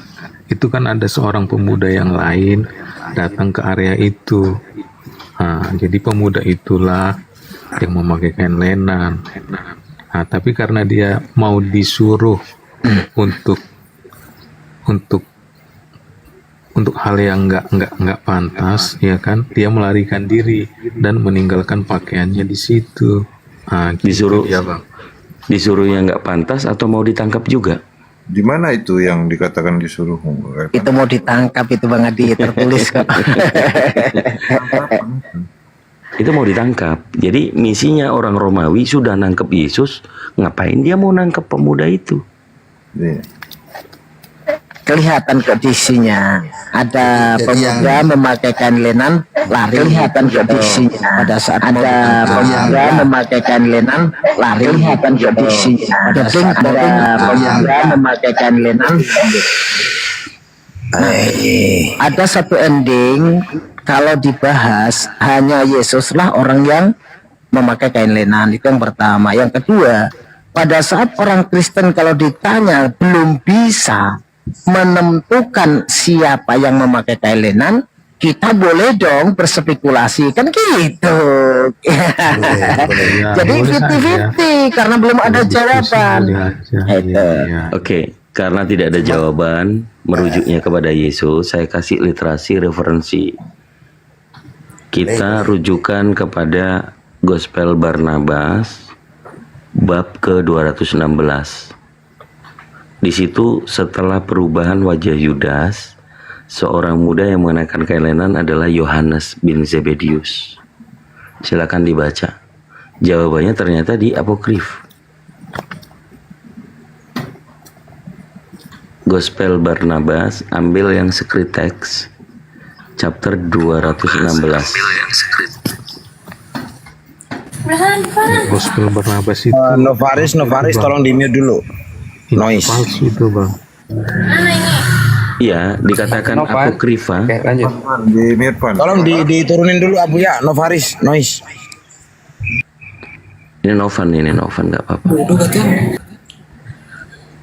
Jadi Bang Adi tadi kan kita udah membahas kanonika dan apokrifa. Apokrifa bukan palsu tetapi yang tidak dianggap wahyu. Kalau itu dianggap menjadi palsu, itu doktrin supaya orang tidak mempelajari di luar kanonik, gitu loh. Karena ada bunyi Barnabas, semua Kristen pasti menganggap itu palsu, itu palsu. Ini yang terjadi. Kalau mau terjawab, seorang muda mengenakan kain lenan, ya itu kita ambil. Chapter 16, ada yang bisa buka, bacakan bahwa ternyata Yohanes bin Zebedius yang mengenakan kain lenan itu disembunyikan makna aslinya. Yang kain lenan itu ya. Iya. Itu di mana itu, Kang Dito? Gospel Barnabas, chapter 216. Punya tuh. Gospel Barnabas. Oke, chapter berapa? 216. Agak noise ya. Chapter berapa? 216. 216.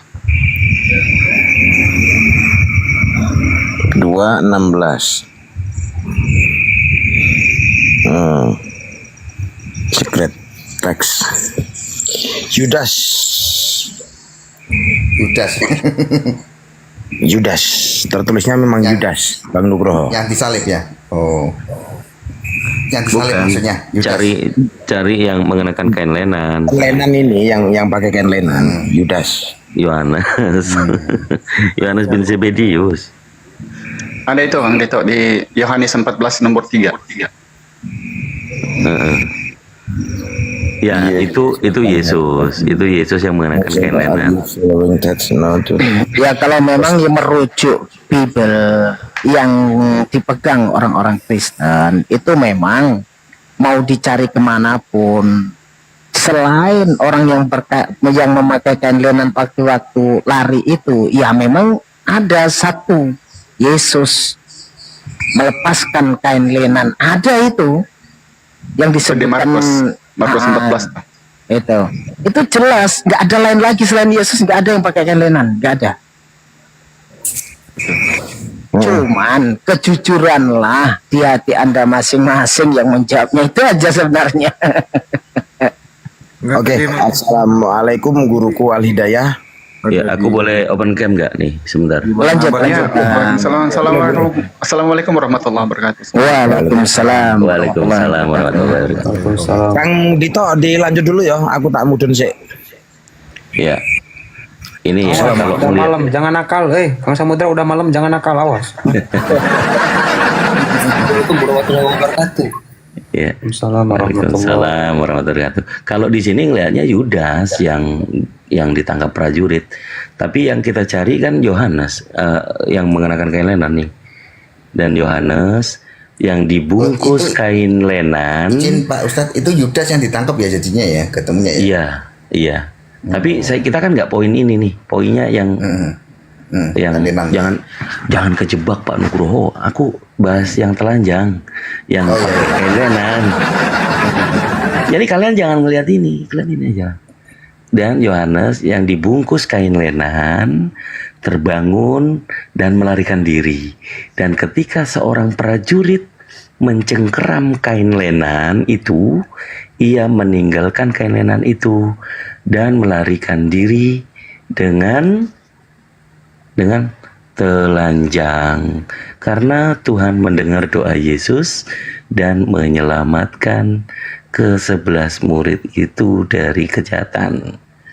Itu jadi kalau mau terbuka, kalau Bible kanonika dan apokrifa hanya perbedaan oleh bapak-bapak gereja, jangan anti membaca yang apokrifa, karena jawabannya di sini. Orang yang mengenakan kain lenan, bener nggak? Kalau ini dipakai, baca atasnya. Nih, Yudas masuk dan tergesa-gesa ke dalam kamar tempat Yesus diangkat, dan para murid sedang tidur.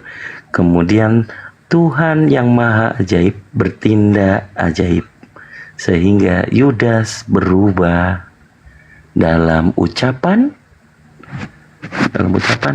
dan wajah menjadi seperti Yesus, sehingga kami percaya bahwa dia adalah Yesus. Dan dia setelah membangunkan kami mencari di mana guru berada. Kemudian kami heran dan menjawab, dan dia sambil tersenyum berkata, "Hai bodoh sekali kamu yang tidak tahu bahwa aku ini Yudas Iskariot. Selamat datang di apokrifa yang bikin panas." Aku tanggapi dikit Bang Api Jatim ya, dikit aja. Jadi kalau melihat itu tadi apa, gospel apa tadi Bang? Barnabas. Ya, kalau saya kemarin bulan Desember tuh ke Mesir, Israel, Palestina sana kan, bisa di sana. Jadi perjalanan dari Yerusalem ke Bethlehem itu ada di sebelah kanan jalan itu tempat yang Yudas digantung di pohon itu kan. Situ yang sesuai di Bible itu kan, pohonnya ada masih umurnya ada 2000 tahun lebih lah, berarti kan sampai sekarang itu kan. Nah, di situ pun kalau kita lihat, kita kan turun juga kan. Di situ kan si Yudas kalau di gospel tuh di Bible kan dikasih duit terus untuk beli tanah kan, tanah di pinggiran di lembah Giniom namanya, ya kan. Di situ ada itu tempatnya, jadi tanah yang dibeli Yudas itu untuk gereja Ortodok, pohonnya masih ada, dan bahkan prasasti di situ dipercaya Yudas itu meninggalnya sekitar 5 sampai 6 bulan lah setelah penyaliban Yesus, dia akan bunuh diri itu di situ. Kalau di faktanya di situ loh ya. Tadi saya nggak pernah baca Gospel Barnabas, nggak pernah. Cuma saya kemarin lihat langsung ke sana, ceritanya seperti itu. Jadi Yudas itu meninggal. Tolong yang sampai 6. noise di mute dulu. Oke, Pak Nugroho. Kalau Pak Nugroho melihat di Yerusalem dan dikatakan itu tempat digantungnya Yudas, ya, apakah bisa menjawab seorang pemuda yang mengenakan kain lenan tadi? Oh, enggak, itu maksudnya tadi kan ada Yudas ditangkap prajurit tadi loh, maksudnya Pak Abi Jatim, ya kan? Iya. Wajahnya diganti ya. Cuma pada kenyataan realnya langsung di lembah Giniom itu Yerusalem ke Bethlehem itu 1 jam 45 menit lah sekitar. Itu di situ tanahnya yang dibeli Yudas pakai duit yang dapat duit dari menyerahkan Yesus itu, untuk di situ ada termasuk prasasti bahwa dia memang digantung diri di situ, termasuk sekitar 5 sampai 6 bulan setelah kematian Yesus disalib lah, seperti itu informasinya, prasastinya seperti itu. Oke. Ya, balik lagi substansi yang kita diskusikan ini. Kalau lain tadi nggak tahu tadi. Iya, makanya apakah bersyukur supaya tidak ada tuduhan ada 2 Yesus. Ternyata tuduhannya orang yang mengenakan kain lenan terdapat di dalam Bible itu hanya mengarah kepada Yesus. Dan jawaban yang mendekati ini betul atau tidak adalah di Gospel Barnabas. Ternyata Yohanes, murid Yesus yang mengenakan kain lenan, lari telanjang. Kan sudah plong nih sekarang. Nah, pertanyaannya, di Gospel Barnabas menceritakan bahwa yang disalib Yudas, mayat Yudas itu yang dikira adalah Yesus itu dicuri oleh orang yang tidak takut akan Tuhan. Kemudian mereka kemudian mereka mengatakan kepada publik bahwa mayat Tuhan hilang dan itu dikatakan Yesus bangkit. Jadi mayatnya Yudas ya, sebenarnya Yudas ya. Iya. Nah, diambil dari kuburannya Yesus yang di gua itu tiba-tiba kebuka. Ternyata murid-murid Yesus, murid-murid yang tidak takut akan Tuhan yang mengambil mayat Yudas yang dikira adalah Yesus, kemudian mengarang memberitakan kebangkitan. Itu fake mitos kebangkitan itu. Kalau dari narasi Injil Barnabas tadi kok nggak ketemu ya dengan real yang kenyataan kita ke sana ya, Pak Abi Jatim ya. Nah sekarang gini, kalau Pak Nugroho ke Yerusalem, yang harus dicari adalah satu, apakah tempat lahirnya Yesus Palungan itu ada di dalam goa atau di penginapan? Oh, kalau sana sekarang sudah jadi gereja dia, tempat lahir Yesus itu jadi gereja sudah. Goa atau? Wah, nggak nambah lagi guanya, nggak ada nambah lagi kalau di sana sudah jadi gereja itu. Jadi kita nggak tahu zaman dulunya, kalau mengacu pada Bible ya nganu kan, apa tuh namanya, kayak Palungan kan kalau di Bible ya. Tapi kalau kita ke sana sudah nggak lagi. ada pengakuan dari Romo Petrus waktu dia ke misa juga ke Yerusalem. Dia mengatakan bahwa palungan itu tidak ada, yang ada adalah goa. Ya, ini berdasarkan apa yang dia tulis, orang Kristen pula, gitu loh. Ya, literasi kami sebagai apologet Islam Indonesia bisa menunjukkan datanya. Gospel Barnabas yang kalian anti membaca sebenarnya untuk pengetahuan itu nggak masalah. Kenapa harus tidak mau berani membaca? Dianggap itu palsu. Sementara umum di media sebagai rujukan data sekunder yang menjawab seorang muda mengenakan kain lenan terbaca di situ. Terus tentang Yudas tadi, bahkan di hadapan Herodes dan juga di Pontius Pilatus, Yudas mencurhatkan bahwa dia adalah Yudas dengan bentuk, rupa dan ucapannya itu Yesus. Ya, makanya tadi kan kok bertolak belakang dengan real yang ada di kita datangi gitu loh maksudnya, ya kan? Ya namanya arkeolog membuktikan apakah benar-benar Yudas yang matinya digantung atau dicuri kan gitu kan. Karena bahasa mayat Tuhan dicuri, ya kan? Mayat Tuhan dicuri itu kan juga menggelikan. Ini di Lembah Hinnom ini Yudas yang dimaksud di Bible atau Yudas lain kan? Kita nama Yudas kan pasti banyak kan. Kayak kita namanya Nugroho kan di Indonesia banyak banget, ya kan. Nah, ternyata diinformasikan sama orang Yahudi di situ kan tour leadernya kan orang Yahudi. Memang itu Yudas yang dimaksud di Bible. Ini tanahnya dibikin ortodok. Sebenarnya kalau gini Pak Nugroho, narasi-narasi dikatakan nggak nyambung, akan kita temukan sebuah kata yang lebih nggak nyambung begini. Pada saat Maria Magdalena, ya kan, ingin melihat di taman itu, tidak mengenali wajah Yesus, tetapi penulis kok bisa tahu kalau itu Yesus? Itu tambah nggak nyambung, Pak. Tambah nggak nyambung, ya kan? Apanya? Ibunya dan orang terdekatnya saja nggak mengenali. Lah penulis kok tahu kalau itu Yesus?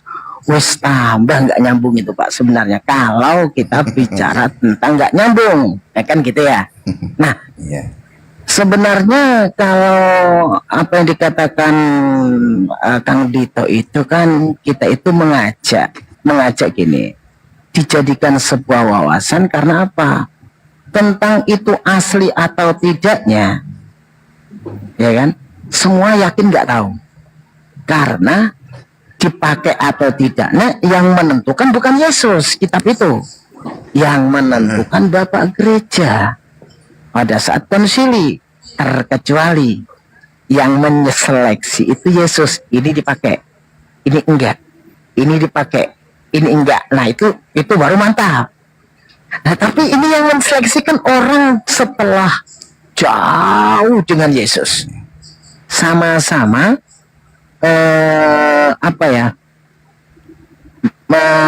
orang yang hidup dalam jarak yang tidak mungkin untuk tak mengenal Yesus yang sebenarnya, gitu Pak.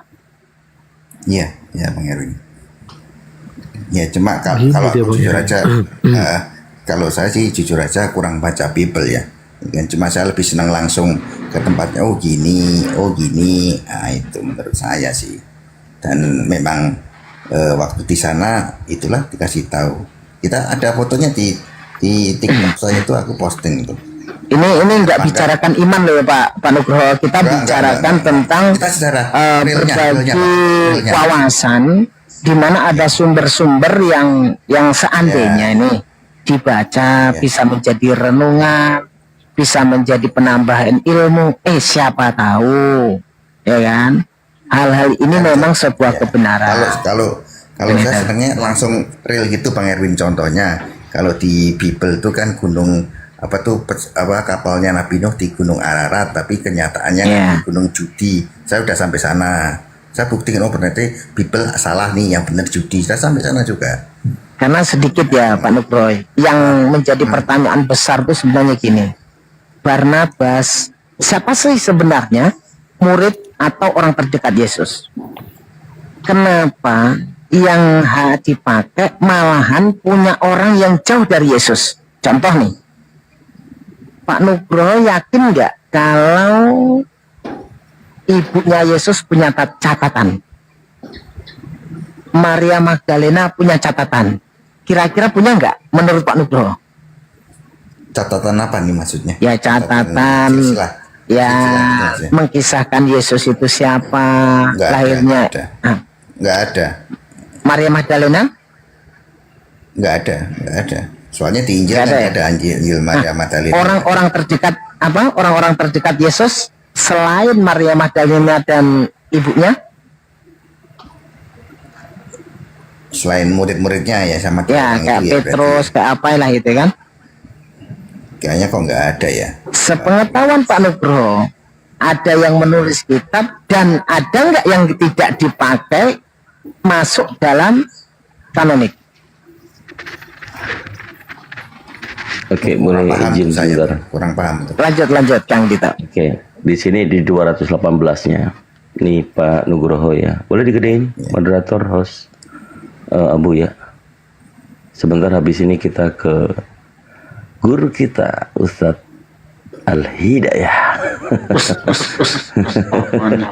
Oke, ini ya di chapter 18 tadi di 16-nya mencari kain lenan dan penyalipan penangkapan Yudas.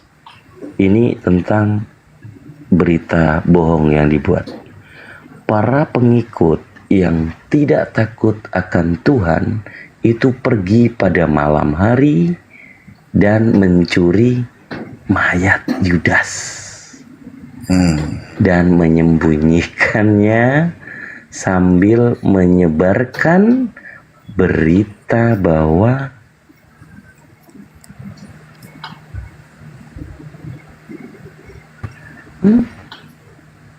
menyebabkan kekacauan besar. Imam besar kemudian memerintahkan dengan ancaman kutukan agar tidak berbicara tentang Yesus dari Nazaret. Maka terjadilah penganiayaan besar. Ini nggak tahu lah aku nih ya, nggak tanggung jawab aku. Ya itu aja sih Pak. Lanjut. Iya berarti kan disimpulkan bahwasanya mayat yang diambil itu mayatnya Yudas ya, berarti kalau di Injil Barnabas ya. Yes. Ya nggak apa-apa sih. Cuma kalau kita langsung ke sana beda sih yang dari catatan Barnabas sama real di lapangan tuh kan ada perbedaan kan gitu. Ya kan, jadi kan yang sepengetahuan Kang Dito ada nggak Bible Injil apa nih Kang Dito? Injil yang ditulis oleh Maria Magdalena atau ibunya Yesus? Sepengetahuan Kang Dito. Gospel Mary Magdalene ada. Itu Thomas Thomas ada. Kalau mungkin beda nganu lah ya. Kalau di lapangan ya beda dengan di buku ya wajar lah. Dan kita akan nggak, maksudnya gini Pak Nugroho, pada saat waktu itu ada namanya Gospel Maria Magdalena yang notabene orang nomor 2 terdekat lah selain ibunya Yesus ya kan. Itu kalau memiliki kalau Gospel Mary Magdalene itu ya istrinya Yesus jadinya. Ya anggaplah itu di luar konteks dulu lah Kang Dito ya. Pacar. Anggaplah orang terdekat lah gitu, nomor 2 setelah ibunya. Best friend. Nah itu memiliki catatan yang harus dimunculkan dalam pemikiran orang yang merasa pengikut Yesus. Harusnya gini, kenapa orang dekat nomor 2 punya catatan nggak dipakai, tapi orang keturunan yang ketiga kok dipakai seperti Lukas?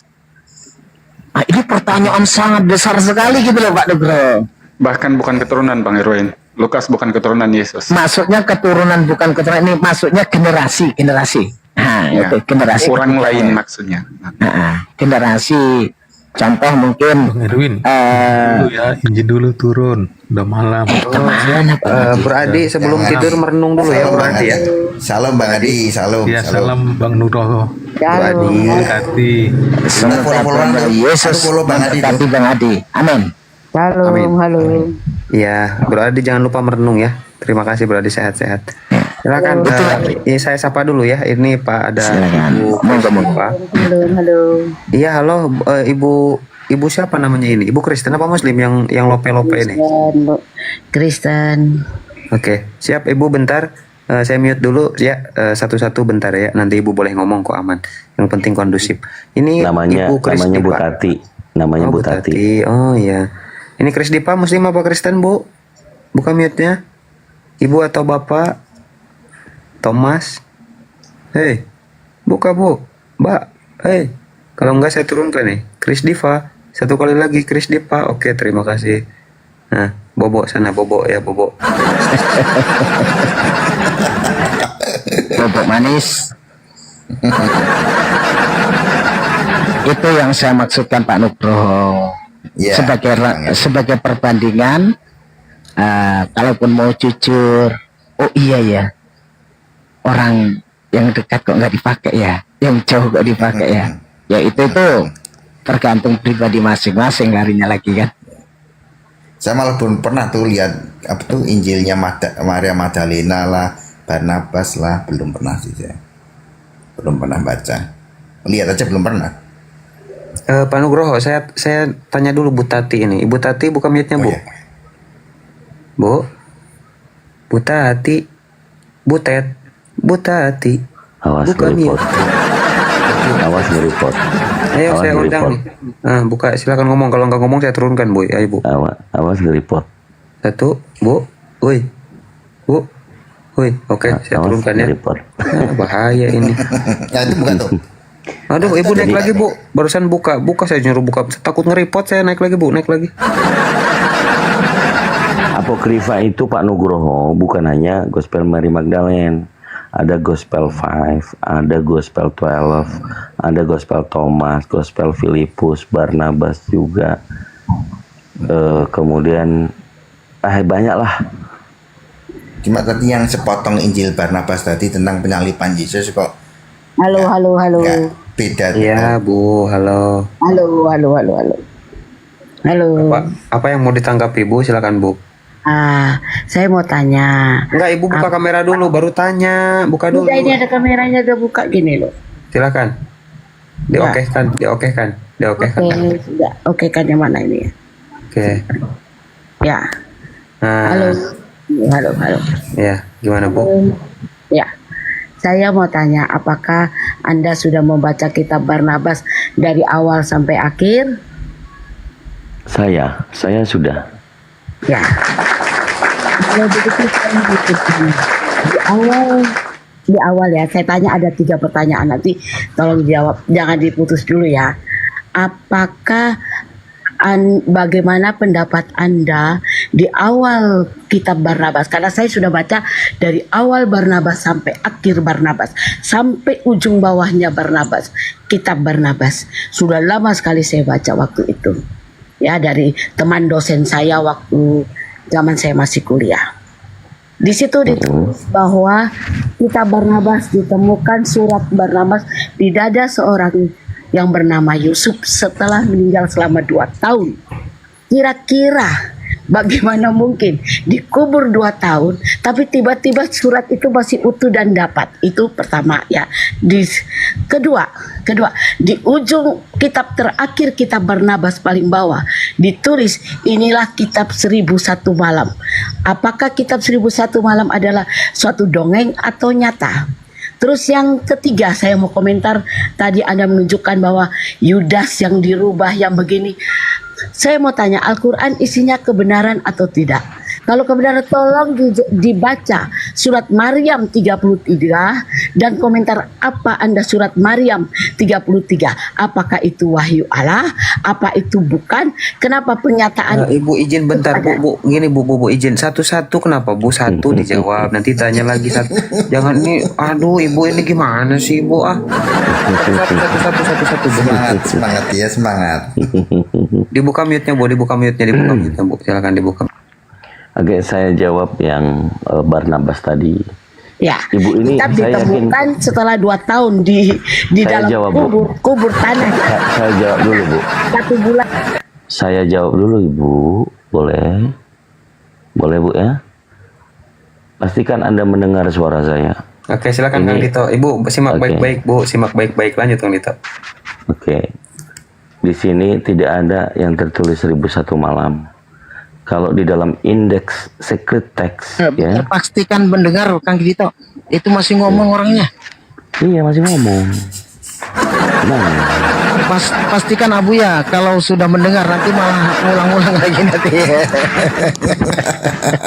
Soalnya gini kan, kalau tidak di stop ini sampai hari kiamat, Ibu ini akan ngoceh terus sampai hari kiamat.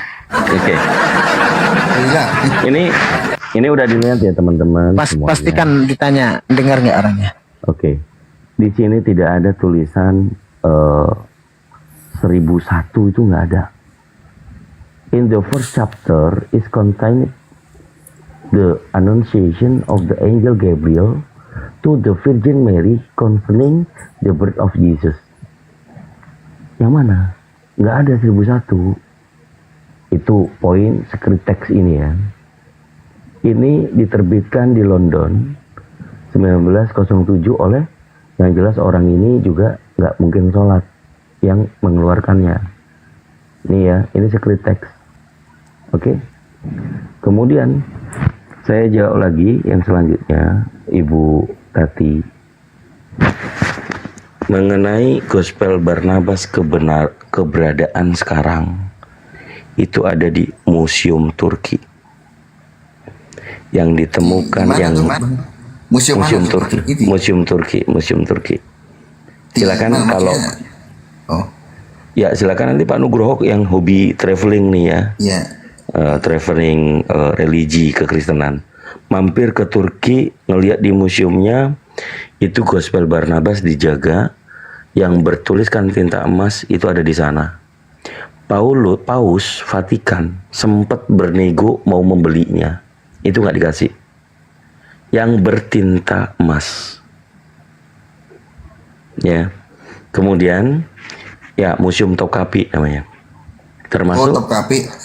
Ya termasuk di dalamnya situ ya, Bang ya. Termasuk Mushaf Al-Quran Utsman juga ada di sana. Saya udah masuk itu Bang, masuk ke Topkapi Ya. sudah saya. Ya syukur-syukur kalau Pak Nugroho udah masuk, Tapi tinggal nggak nanya. ketemu yang Barnabas nggak ketemu tapi. Ya kalau nanti ke sana, kalau nanti ke sana live ya, sebagai narasumber di live kan di YouTube atau mungkin di TikTok. Inilah saya ke sini. Nah, nanti kita ada permintaan tuh, coba ketemu sama penjaganya. Di mana diletakkan Gospel Barnabas yang ditemukan di abad ke-12 yang katanya bertinta emas. Itu poinnya. Yang beredar sekarang ini yang kita pakai sebagai data sekunder. Kenapa sih tadi ini kita bawa? Poinnya adalah mencari jawaban seorang pemuda yang mengenakan kain lenan, betul nggak? Betul Pak Nugroho.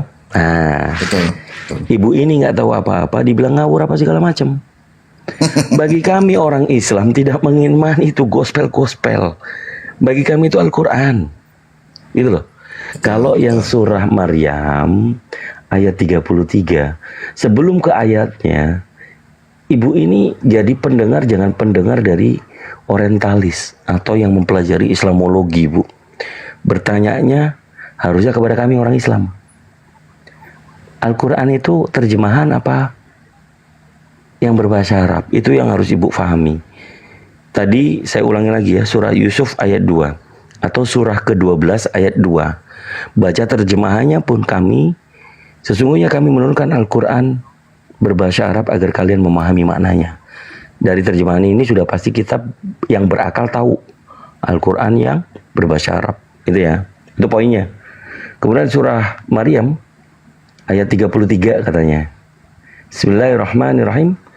Wassalamu alayya yawma walitu yawma amutu wa yawma ab'asu hayya. Iya. Dan kesejahteraan semoga dilimpahkan kepadaku pada hari kelahiranku, pada hari wafatku, dan pada hari aku dibangkitkan hidup kembali. Orang di luar Islam melihat dari terjemahan ini mencari remis. Yang poin boldnya adalah di wafatku. Wa amutu. Bagaimana orang Islam berdoa pada saat mau tidur? Hah? Amutu sama. Iya, sama. Tidur. Bukan wafat. Bukan wafat. Jadi Al-Quran bukan terjemahan, Bu. Sehingga kita tidak mau dinilai orang bodoh, kelihatan berakal. Al-Quran bukan terjemahan. Allahumma ayah. Ini doa tidur kita sebutkan. Wa mutu sama. Itulah bedanya Al-Quran yang berbahasa Arab. Ini Al-Qurannya. Tapi kalau dipaksakan nyari remis ini untuk Yesus, ini Nabi Isa, Nabi kami. Bukan Yesus. Yesus Anda itu dewa ketiga, dewa pemotong kayu. Tapi dipaksakan juga nggak apa-apa, Bang Deto. Di situ kan takut kafarul akhir kalau nggak disatukan. Ya, dibuat polemik. Itulah bahasa kita di Apologet Islam Indonesia. Mempolemikkan sesuatu untuk mencari kebenaran, bukan mencari kebodohan. Allahu Akbar.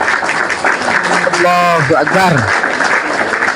Poinnya di tadi yang surat Maryam itu adalah doanya Nabi Isa. Kalau dibaca dari 15 ayat atau sampai 11 ayat sebelumnya, itu doanya Nabi Yohanes Pembaptis itu ya, sama dia. Sama, ini doa. Jadi dia berdoa itu posisinya ketika dia hidup. Bersyukur dia atas dia hidup, dilahirkan hidup, dan nanti akan dibangkitkan ketika sudah mati. Ini doa. Ya. Sama kita berdoa semoga kita besok itu Erwin. Ini kasihan ibu ini gimana dari tadi? Masih ngomel itu, masih ngomel. Ngomelin dengan hidayah itu. Allahumma ahya wa bismika amut. Mau tidur dia. Bu ini kan ruang diskusi itu, Bu. Ya, secara umum lah ya, kita itu kan pasti berdoa semoga saya ini hidup dalam keadaan berkah. Besok saya itu dipanggil dalam keadaan baik, suci, dalam keadaan di apa ya, dalam keadaan baik lah pokoknya. Itu intinya seperti itu. Jadi doa-doa seperti ini kadang-kadang disalahpahami oleh orang Kristen. Ini masih ngomel ibu itu, Bang. Masih ngomel. Jadi gagal fokus ini. Gua gak tega ibu-ibu, Bu mendingan turun aja Bu, udah gua turun enggak tega kita ngelihatnya. Coba Bro Bill, selamat malam Bro. Ya, malam brother. Gimana kabar lo, sehat Bro? Sehat. Ini lagi jalan-jalan ini. Gimana? Iya. Masih pemahaman lo masih wanes? Ya sebenarnya sih bukan wanis, tapi ikut apa yang ada tertulis. Karena wanis itu kan artinya kesatuan. Tuhan yang gabung menjadi satu tim. Saya nggak berpaham demikian. Iya. Tapi pandangan Bro Bill, ini Pak Nugroho Tritunggal ya, Pak Nugroho? Iya. Satu tunggal itu. Iya. Pemandangan Bro Bill terhadap Kristen yang memahami Tritung itu seperti apa, Bro Bill? Ya, jadi begini ya, saya mau bicara bahwa Tritunggal itu meyakini dua natur. Bro Bill, buka kamera dulu bisa nggak? Aduh, gelap. Nggak apa-apa, gelap-gelapan. Yang penting ini Pak Nugroho kan buka kamera. Ayo Bro Bill, bentar lah. Ayo buka. Bentar ya, Kandal Hidayah ya, sabar. Ikutin aja lah Pak Nugroho. Sebenarnya ini sudah gelap. Saya harus pasang lampu lagi. Hidup itu butuh perjuangan, Bro Bill. Ya Bro Bill. Bro Bill ini. mantap Bro Bill. Ya Kanda Hidayah tadi sudah puas makan si kudis tuh sampai diturunin ya Kanda. Jadi Kanda istirahat dulu, nggak apa-apa ini Bro Bill dulu bentar ya Kanda ya, lanjut. Ayo doe. Nyala di lampu itu kok. Iya nyala, ayolah.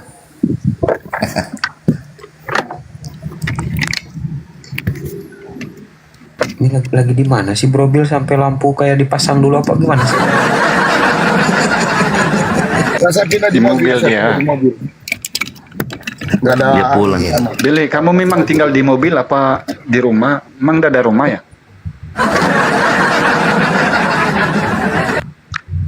Dia baru ini di pasar ekstrim Kote.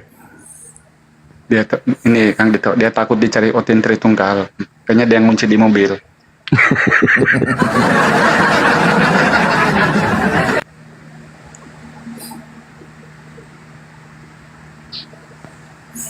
Bang Nugroho, kalau si Billy lagi open cam direkam wajahnya nanti dicari ya.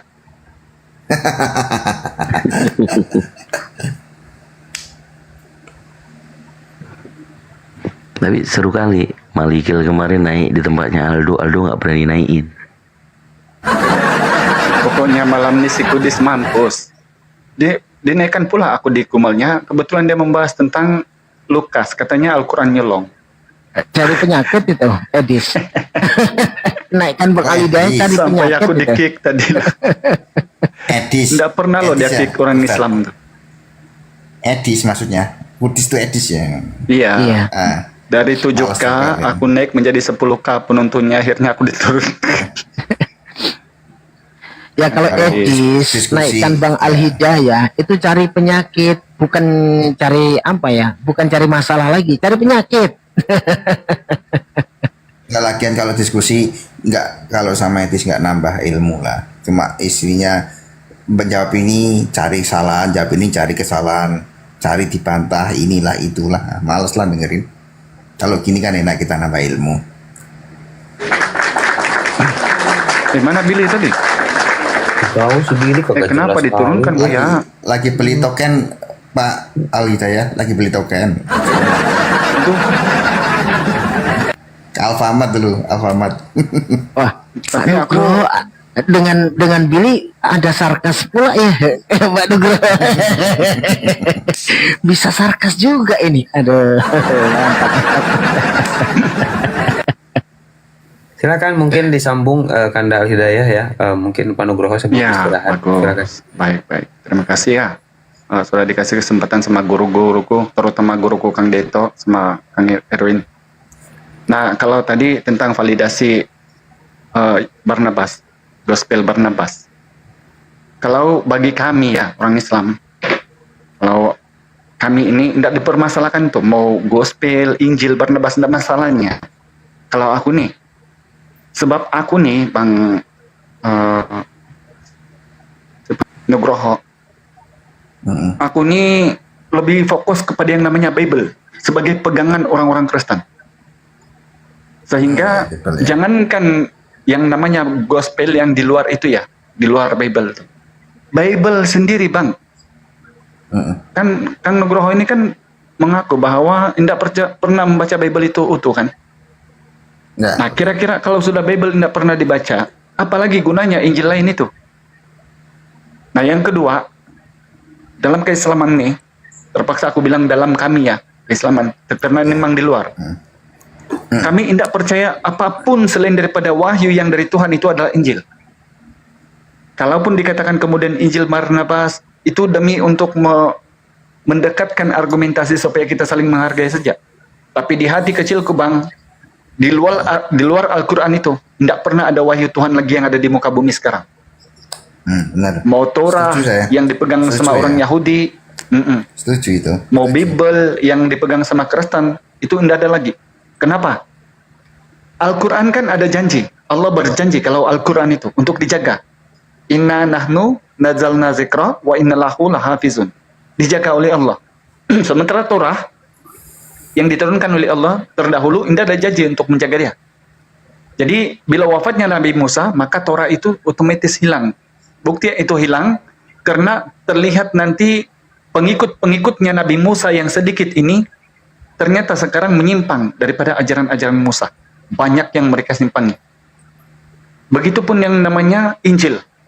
Setelah diangkatnya Nabi Isa ke langit, maka yang terjadi Kristen yang tidak duduk lagi dengan fondasi pengajaran Yesus.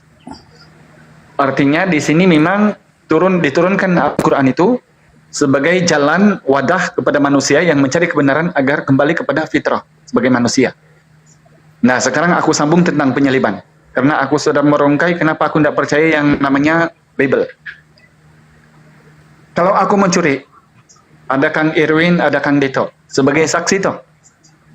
Dipanggil di mahkamah, Al-Hidayah mencuri. Kang Dito, kamu katakan sebagai saksi Al-Hidayah mencuri jam berapa? Kang Dito bilang, aku melihatnya pukul 9. Enggak, kata Bang Irwin. Aku melihatnya itu pukul 12 baru Al-Hidayah mau memanjat tembok. Aku, sebagai orang yang tersangka, dibebaskan. Ini dunia loh. Apalagi yang namanya kitab sebagai pedoman hidup, yaitu Bible. Mulai dari kronologi penyaliban saja ini sudah hancur. 5 kontradiksi. Pertama, dikatakan dalam Markus 15:25, Yesus ini disalib pukul 9 pagi. Nah, kalau di King of James version itu pukul 3. Di Yohanes 17, Yohanes 19 ayat 17, ayat 14, kira-kira pukul 12 baru Pontius Pilatus memerintahkan mereka menyalibkan Yesus. Inilah rajamu, salibkan dia. Baru diperintahkan untuk disalib. Dalam King of James itu ternyata pukul 6. Nah, bayangkan nih. Ini kitab sebagai pedoman hidup loh. Sebagai pegangan kepada manusia. Dari sini sejak sudah ketahuan bahwa ternyata ini terang oleh manusia. Kedua, tradiksinya Bible itu. Waalaikumsalam warahmatullahi wabarakatuh. Kedua, kontradiksinya Bible itu adalah ketika kemudian memikul salib sampai ke Golgota, dibaca Yohanes 19 mulai dari ayat 10 sampai 30, tidak ada pernah yang menggantikan Yesus. Itu Yesus sendiri yang memikul sampai ke Golgota, yang namanya Bukit Tengkurak, tempat dia disalibkan di situ. Tapi ketika kita membaca 3 penulis, Matius 27, Markus 15, sama Lukas 23, tidak ada kemudian yang mengawali memikul salib itu Yesus. Semuanya Simon. Nah, di sini bukti bahwa ini dikarang oleh manusia. Yang ketiga, kita melihat apa teriakan dari Yesus. Menurut Yohanes, sesudah meminum anggur asam itu, di Yohanes 19, nomor 30, berkatalah Yesus sudah selesai. Tapi ketika kita membaca Matius 27:46, apa kata-kata Yesus yang terakhir? Eli, Eli lama sabachthani. Nah, kalau di Lukas, di Markus, Markus berapa ya? Markus 15:28. Eloi, Eloi lama sabachthani. Eloi, Eloi. Satu Eli, Eli, satu Eloi, Eloi. Yang satu sudah selesai. Nah, yang lebih parahnya di Lukas 23:46. Apa kata Yesus? Ke dalam tanganmu kuserahkan nyawaku. Tidak mungkin Yesus ini di salib itu panjang kali lebar, dia ngomong sementara kesakitan gitulah. Tapi saya yakin benar-benar bahwa Kristen tidak ada yang pernah membaca ayat ini. Sebab apa? Ketika aku Kristen juga dulu, kepalaku dibungkus oleh satu selopotan doktrin, yang diisi doktrin itu dengan isinya pokoknya Yesus Tuhan titik, sudah. Sehingga agama lain silakan kamu hujat, karena kamu yang paling benar sudah. Keempat kontradiksinya di dalam Bible. Kalau dibaca dalam Matius 23 ayat 27, pakaiannya Yesus itu warna merah jambu, ungu merah jambu. Tapi kalau di Yohanes 19 itu warna ungu. Nah, dan yang kelima, bukti bahwa Bible itu dikarang-karang oleh manusia. Mana mungkin penulis ini yang dikatakan murid Yesus itu boleh bertabrakan ayat satu sama lain. Nah, disinilah aku sebagai orang-orang yang dulunya menghafal Bible itu, akhirnya aku jadikan wadah sebagai jalan untuk berislam. Maka kenapa aku tahu ayat per ayat? Karena memang kalau kita mencari yang namanya kebenaran, Bang Nugroho, indah yang begini, ini memalukan sebenarnya. Kalau aku dapat bayangkan kalau saat ini aku masih Kristen ya, aku berdialog sama apologet Islam, aku gontok-gontokan tuh. Baru, oke, aku kalah. Bagaimana Islam itu aku mau masuk? Itu memalukan namanya.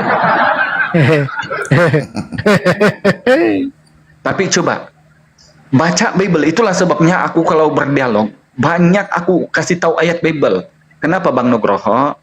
Bible itu 80% itu bertentangan dengan ajaran dogma gereja. Aku tidak pedulilah. Mau Oneness, Unitarian, Mormon, Karismatik, Katolik, Anglican. Coba kalau berdialog sama kita memakai Bible, pasti hancur. Mau ke Oneness, yang Yesus itu Allah. Tidak usah jauh-jauh. Yang diperanakan oleh Maria itu Allah, pencipta langit dan bumi. Di sini sejak kalau dia mengiyakan, sudah otaknya tidak berjalan. Karena tertulis dalam 2 Samuel 2 ayat 1 Tawarik 2 nomor 6. Allah kalau datang di dunia ini, langit ini yang mengatas langit pun akan pecah. Tidak dapat memuat Tuhan itu. Bagaimana mungkin dengan lubang yang gini boleh keluar Allah itu? Nah, kepada Tritunggal pula, bagaimana Yesus yang otoritas pengajarannya bahkan di Yohanes 5:45, jangan kamu menyangka bahwa aku mengadili kamu di hadapan Musa, yang mengadili kamu di hadapan Allah, yang mengadili kamu adalah Musa, karena kepada Musa lah kau menaruh pengharapan hukum Taurat. Di dalam hukum Taurat ini tertulis, Semai Israel Adonai Elohenu Adonai Echad, Tuhan yang esa. Ulangan 4:39, tiada yang lain kecuali Allah. Ulangan 4:35, tiada yang lain kecuali Allah. Yesaya 45 nomor 6, tiada yang lain kecuali Allah. 2 Samuel 7:22, tiada yang lain kecuali Allah. Begitu juga kemudian di Maliaki 10 nomor 6. Atau yang diulang sama Yesus dalam Markus 12:29. Yohanes 17:3. Semuanya tidak ada yang lain, tiada yang lain, tiada yang lain, satu-satunya ehad. Menjadi Kristen Tritunggal, di situlah Tuhan menjadi manusia, Tuhan ada kedagingan, Tuhan itu inkarnasi, Tuhan itu firman, yang dikarang-karang sendiri oleh gereja. Ternyata Bang Nugroho, selama ini kamu turun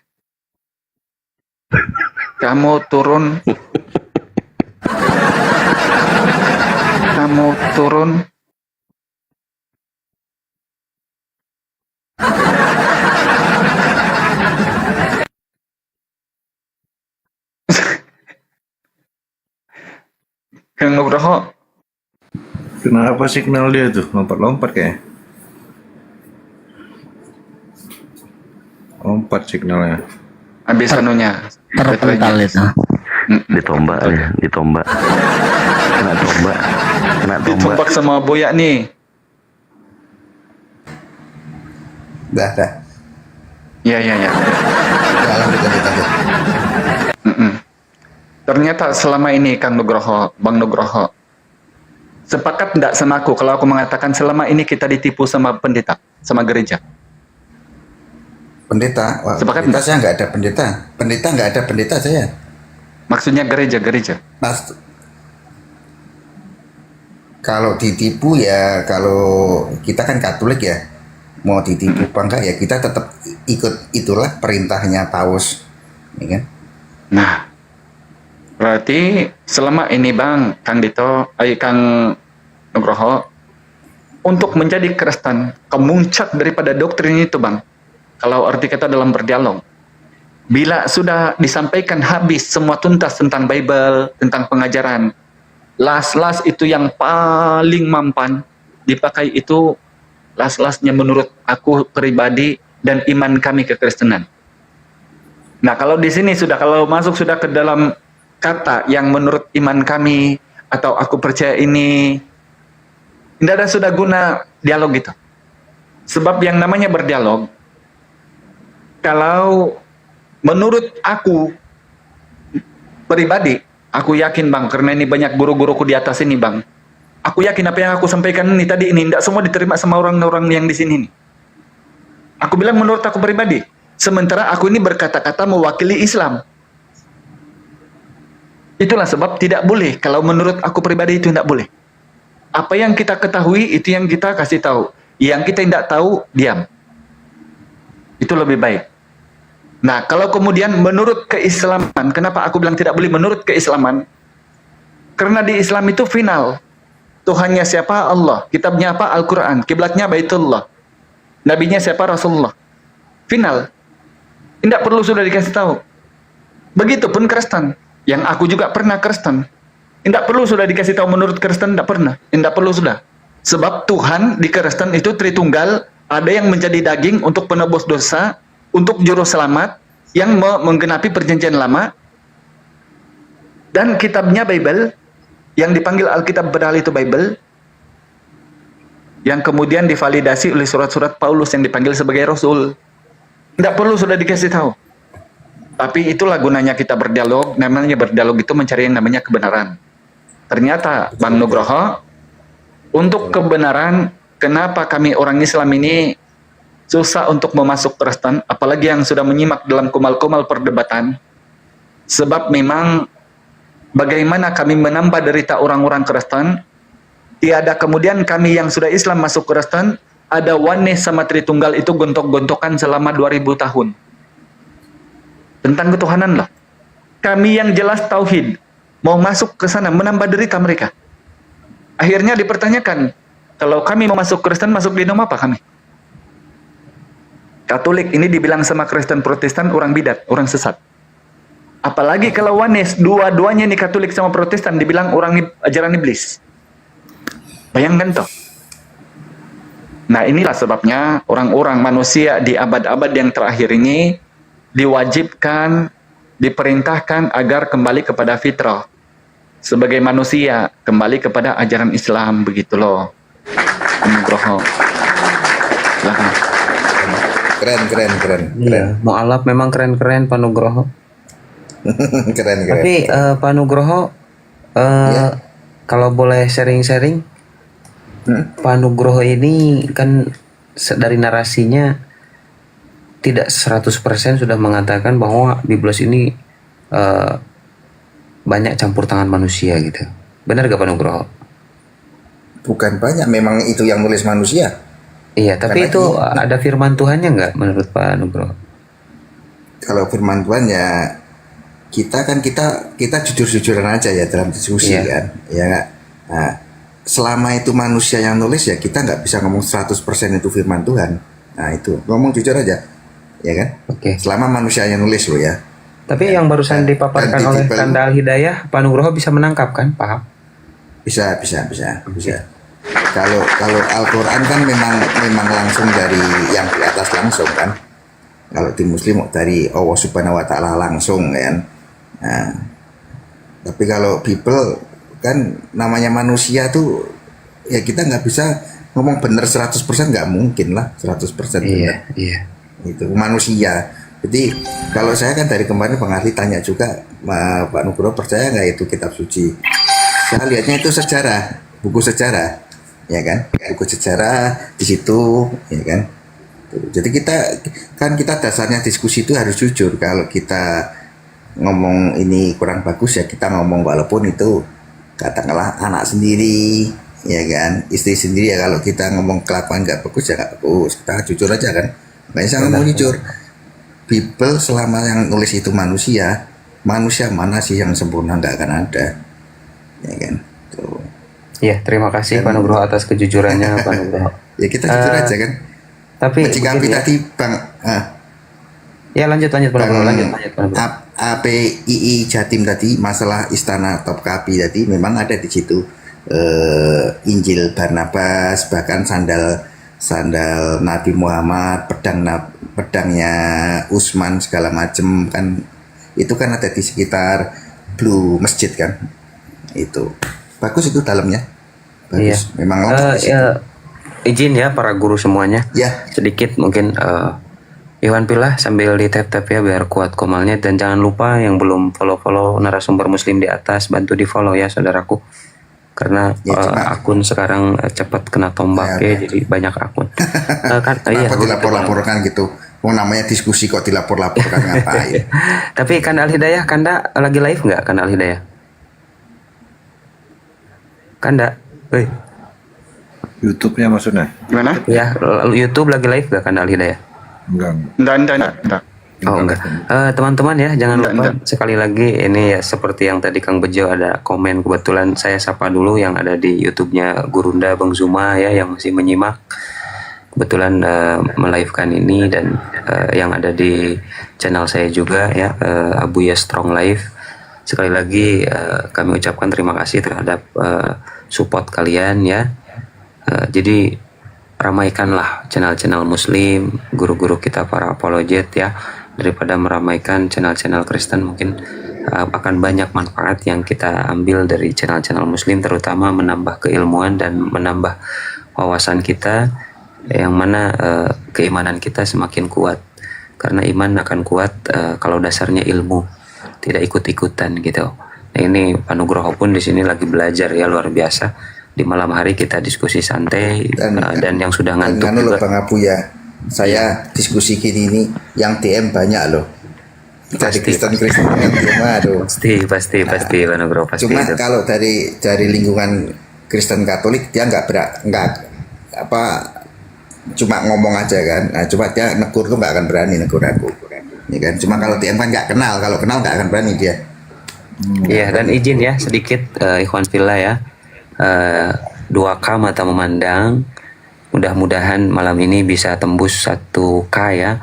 Kebetulan ya, subscribe YouTube saya baru 800, alhamdulillah. Sekali lagi saya ucapkan jazakumullahu ahsanal jaza, terima kasih banyak yang sudah mensupport ya, mensubscribe channel YouTube saya. Yang belum subscribe, izin Ikhwan Fillah ya, mungkin ke YouTube dulu sebentar dan lihat, tinggal di pencet ya tombol subscribe, insya Allah gratis. Sekali lagi saya ucapkan kepada semuanya, dan channel Kanda Al-Hidayah juga ya, yang belum di subscribe. Apa channelnya Kanda? Silakan Kanda Al-Hidayah. Masih Al-Hidayah Official. Al-Hidayah Official ya, saudaraku. Semuanya channel-channel muslim diramaikan ya. Sekali lagi terima kasih ya yang ada di YouTube-nya Gurunda Zuma dan di Abu Strong yang sedang melive-kan. Jazakumullahu ahsanal jaza.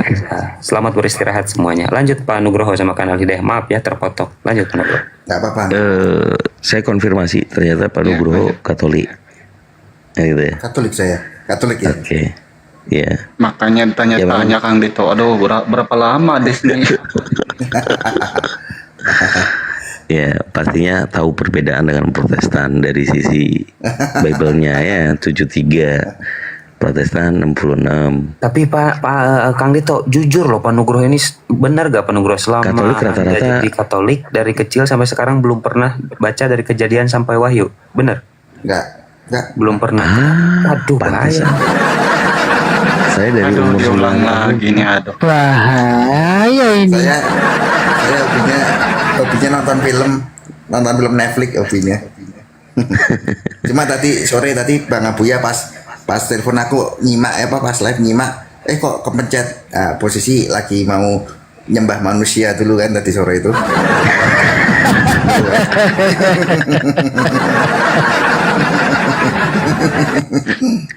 Cuman yang ngerinya kalau udah ke Yerusalem, bahkan utusan Paus Vatikan paling tinggi itu ada selibat ya. Selibat. Yang ada selibat. Itu tertinggi lah ya pengabdian.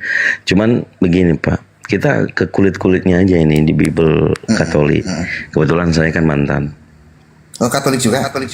Mantan. Mama masih, adik masih. Nah, cuman begini. Pak Nugroho pernah baca Deuterokanonika kan pastinya, yang berbeda, yang di Protestan nggak ada, betul? Ya ada. Pernah baca? Ada. Pernah baca tapi nggak? ada. Nggak pernah. Satu Makabe pasal 1 nomor 56-57 tentang kitab-kitab Taurat yang ditemukan itu dirobek-robek dan dibakar habis. Kemudian di 57-nya, bagi siapa yang kedapatan masih mengamalkan hukum Taurat, maka dia harus diserahkan kepada Mahkamah Agama dan diberikan hukuman mati. Ngeri nggak tuh? Ngeri. Jadi jelas, maka ini yang sering dihujat oleh teman-teman Protestan. Katolik kalian menggunakan berhala pakai patung, betul ya? Nah, ini memang kurang ajar nih Protestan nih. Cuma kita ini orang Katolik kan tahu sendiri, abang dulu pernah jadi Katolik kan. Ya 80%, betul. 80% memang jemaat Katolik hampir hanya disibukkan dengan sakramen atau tradisi. Ya itu aja. Ya, disiplin untuk dalam keduniaan dan diwajibkan pengakuan dosa setiap minggunya. Ini makanya berat sekali mau baca Bible pun. Wah, makanya di sini kalau mengupas tuntas tentang Biblika, saya yang mengalami pusing di usia 12 tahun karena membaca Bible, terutama Deuterokanonika. Kenapa Protestan tidak punya? Kemudian mempelajari sejarah, ada Theotokos. Apa Theotokos? Bunda Tuhan. Betul ya? Begitu membaca Sahadat Nikea, berubah lagi. Kan gitu. Jadi Pak Nugroho menjadi orang Katolik. Saya kebetulan ini sekarang lagi di NTT. Di NTT, mayoritas Katolik. Dan di sini saya ya seperti yang saya lakukan secara offline. Jadi mereka yang pengen tahu tentang Islam, banyak saya kasih tahu. Tetapi bagi mereka waktu saya tanya, nggak paham Bible sama sekali. Perjanjian lama pun, siapa Tuhan di perjanjian lama? Nggak tahu, nggak peduli. Kenapa hukum Taurat itu dibatalkan? Yang lebih mencolok di dalam Katolik, jangan membuat patung menyerupai apapun. Betul ya Pak ya? Betul. Korelasinya 1 Makabi pasal 1 nomor 56. Disitulah yang terjadi. Itu juga yang dijadikan alasan untuk Martin Luther memprotes Katolikan dalam 95 dalil. Ya kalau udah seperti ini, ya mungkin memang banyak-banyak menyimak dan bergumul dalam edukasi. Kalau kami tidak sayang sama saudara-saudara setanah air yang berbeda agama, tugas kami menyampaikan kebenaran Islam. Selebihnya percaya dan tidak, urusan Tuhan. Allahu Akbar. Lanjut Ustaz Adidaya. Jadi pernah nih pengalaman aja. Saya kan masuk ke room RK Bang Api Jatim itu, ya kan? Halo, monitor? Bang Api? Iya, RK. Dia kan Katolik tuh, ya kan?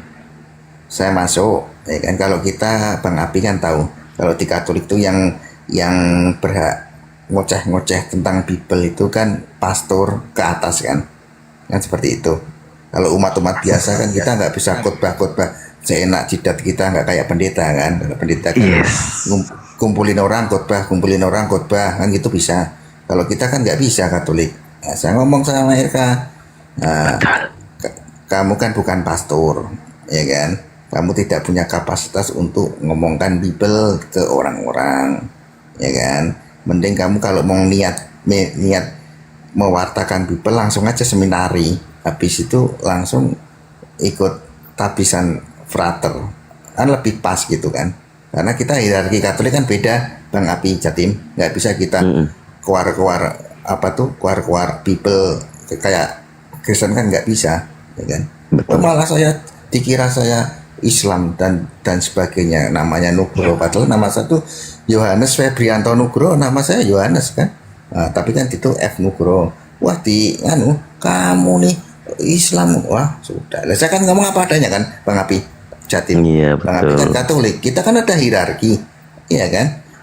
Mantan Pak, jangan bilang saya Katolik. Ya mantan, Muslim. ya kan. ya mantan Katolik ya kan tahu ada hierarkinya kan.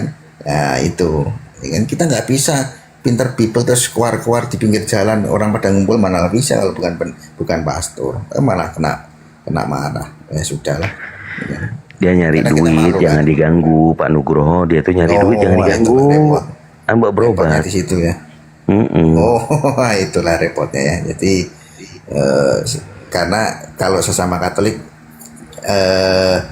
menyimpang dari hierarki kan bolehlah kita kasih tahu kan. Saya lebih tua daripada dia, malah marah, malah kita dikira muslim ya sudah. Nah, orang mau cari duit diganggu ya marah Pak Nugroho.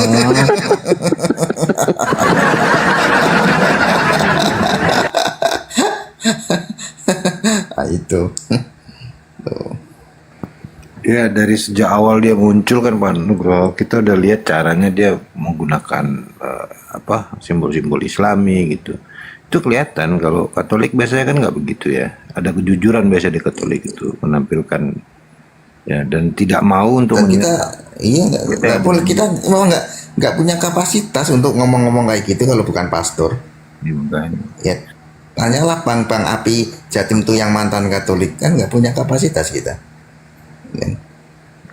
Jadi kalau kita lihat kok kayak gini ya kita tegur, malah kita dikira muslim nyamar lah segala macem lah. Sudah. Atau kita diskusi juga Bang Nugroho. Karena gini memang Bang Nugroho yang tampil baik ya, dianggap mereka sebagai muslim, mereka mengakui kalau ajaran Islam itu berarti kan baik kan gitu. Ya, Terima kasih kalau Nugroho menyampaikan itu pada kami. Ya mereka menganggap umat Islam itu baik. Ya memang baik.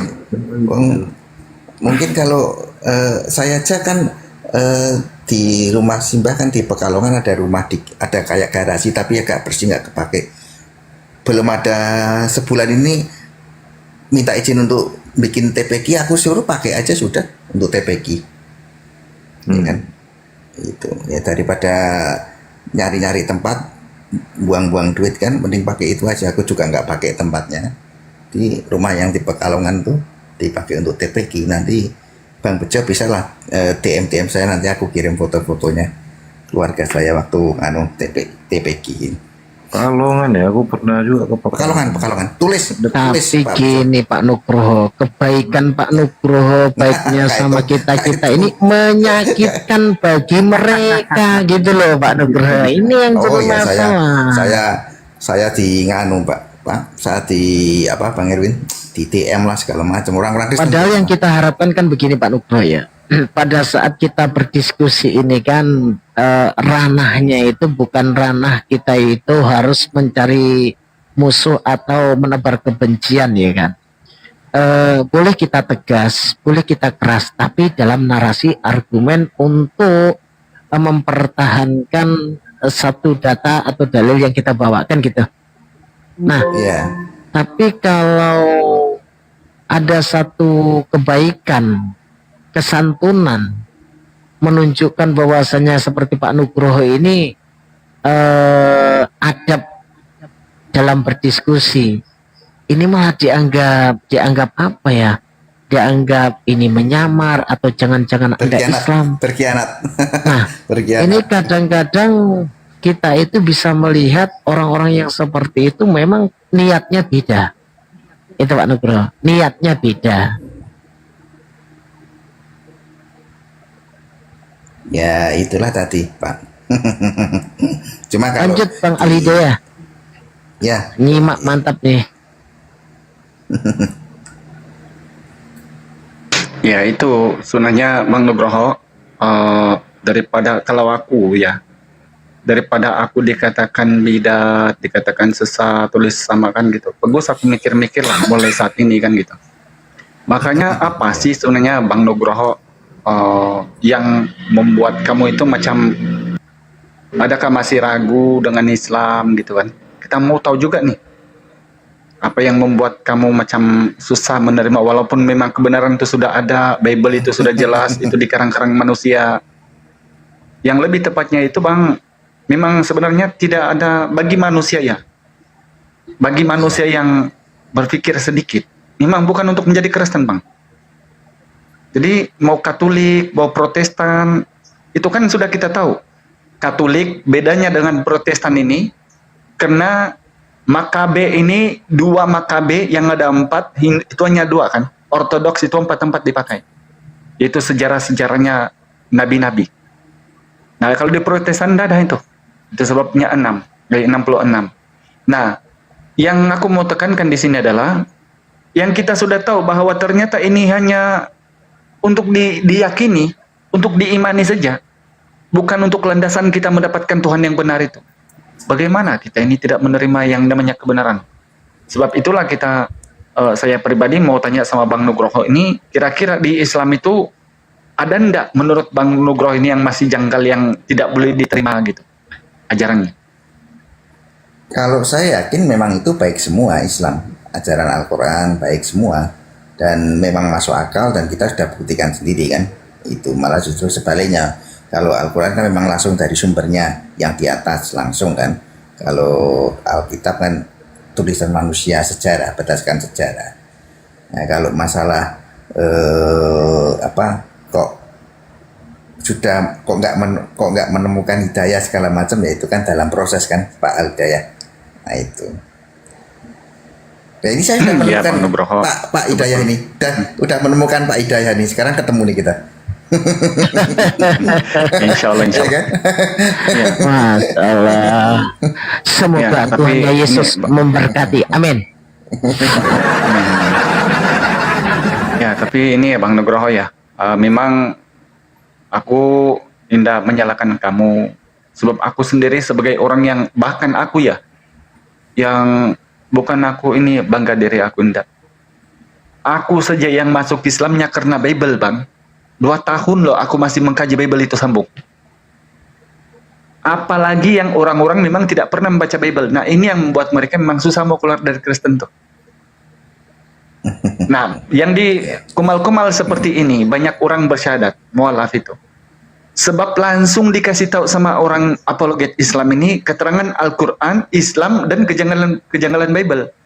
Nah, kalau aku dulu Bang Nugroho, 1 biji pun orang Islam tidak ada. Tapi bila aku baca Bible, tidak usah kontradiksinya dulu lah. Tidak usah, karena memang bukan itu yang aku cari dulu. Yang aku cari ini sebagai Protestan ini, di mana ajaran dari Yesus ini, validasinya dari Yesus ini di mana? Ke gereja hari Minggu, menyambut hari Natal, menuhankan Tritunggal, coloring kebaktian, meniadakan hukum Sabat, Taurat. Ini yang aku cari-cari, tidak ada. Itulah sebabnya memang kebanyakan orang-orang yang mualaf ini memang rata-rata mereka ini pembaca Bible. Jarang itu yang kamu ketemukan orang yang mualaf itu dia bilang, aku mualaf ini sebab aku meninggalkan imani saja. Jarang itu. Kebanyakan orang-orang yang mualaf ini yang kamu temukan karena dia membaca Bible itu. Dan Bible itu yang mengantar dia menjadi mualaf. Nah, sehingga yang aku temukan di dalam Bible ini, Bang, 9 loh. Aku cari 5 ajaran Kristen dada. Yang aku dapat 9 ajaran Islam di dalam Bible. Sehingga dulu ditanya aku nih.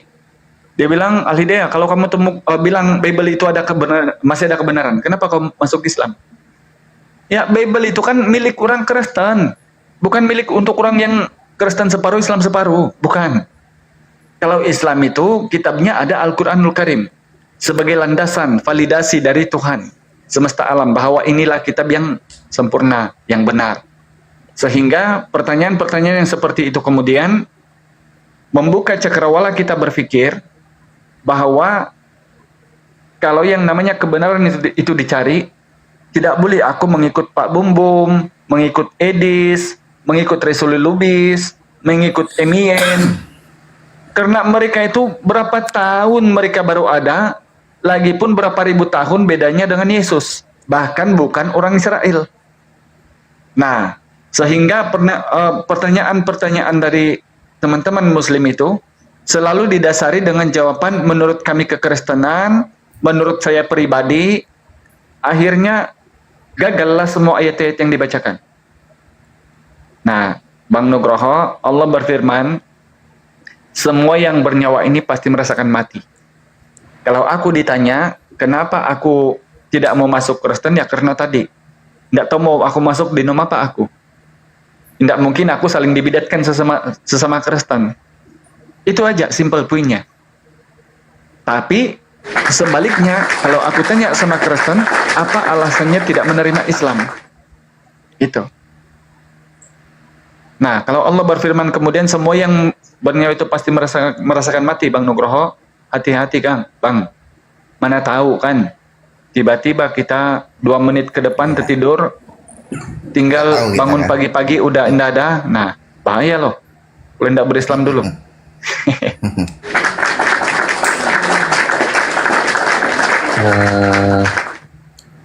Ahijul, Bunda Mila. Ya, Zul juga nih.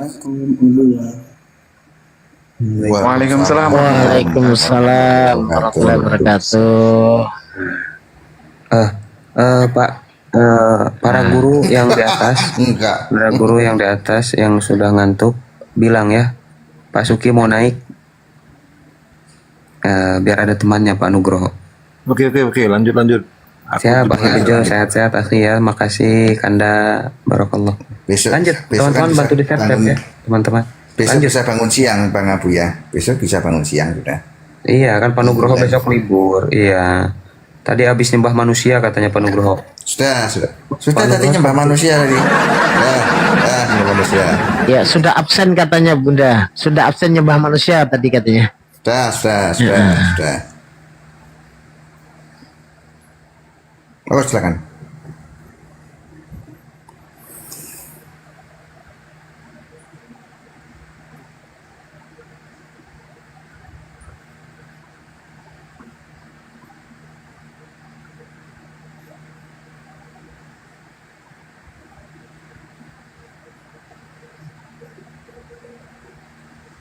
Kang Tito itu.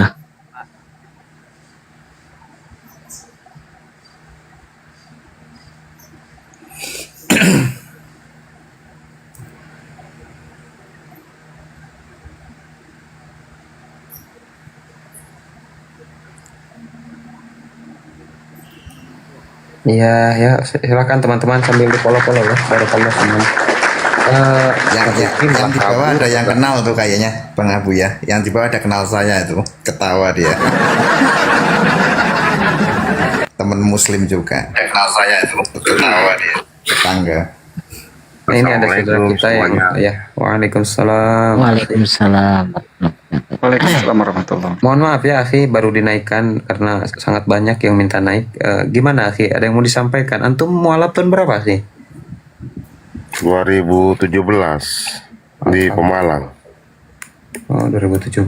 Berarti sama Kanda Al-Hidayah nggak jauh ya? Kanda Al-Hidayah 2018 ya? Iya, jelas saya kerjanya pelayaran sih di Taiwan, luar negeri. Oh ya, coba akhi bisa buka kamera akhi. Saya mau kenal antum. Gelap tapi di sini. Mati lampu di kapal. Senangnya gelap-gelapan, bahaya ini. Enggak, mati lampu di kapal. Kalau nggak percaya tak nyalakan ya. Nah, kan gelap ya, ntar ya. Ya, akhina, akhi cintaku mungkin ada yang kan. on ini. Gelap bener ya, gelap ya. Aduh. Iya, mati mesin. Di sini di kapal mati mesin. Wah, iya. Ya nggak usah dipaksakan. Nggak apa-apa. Di mana, Bang?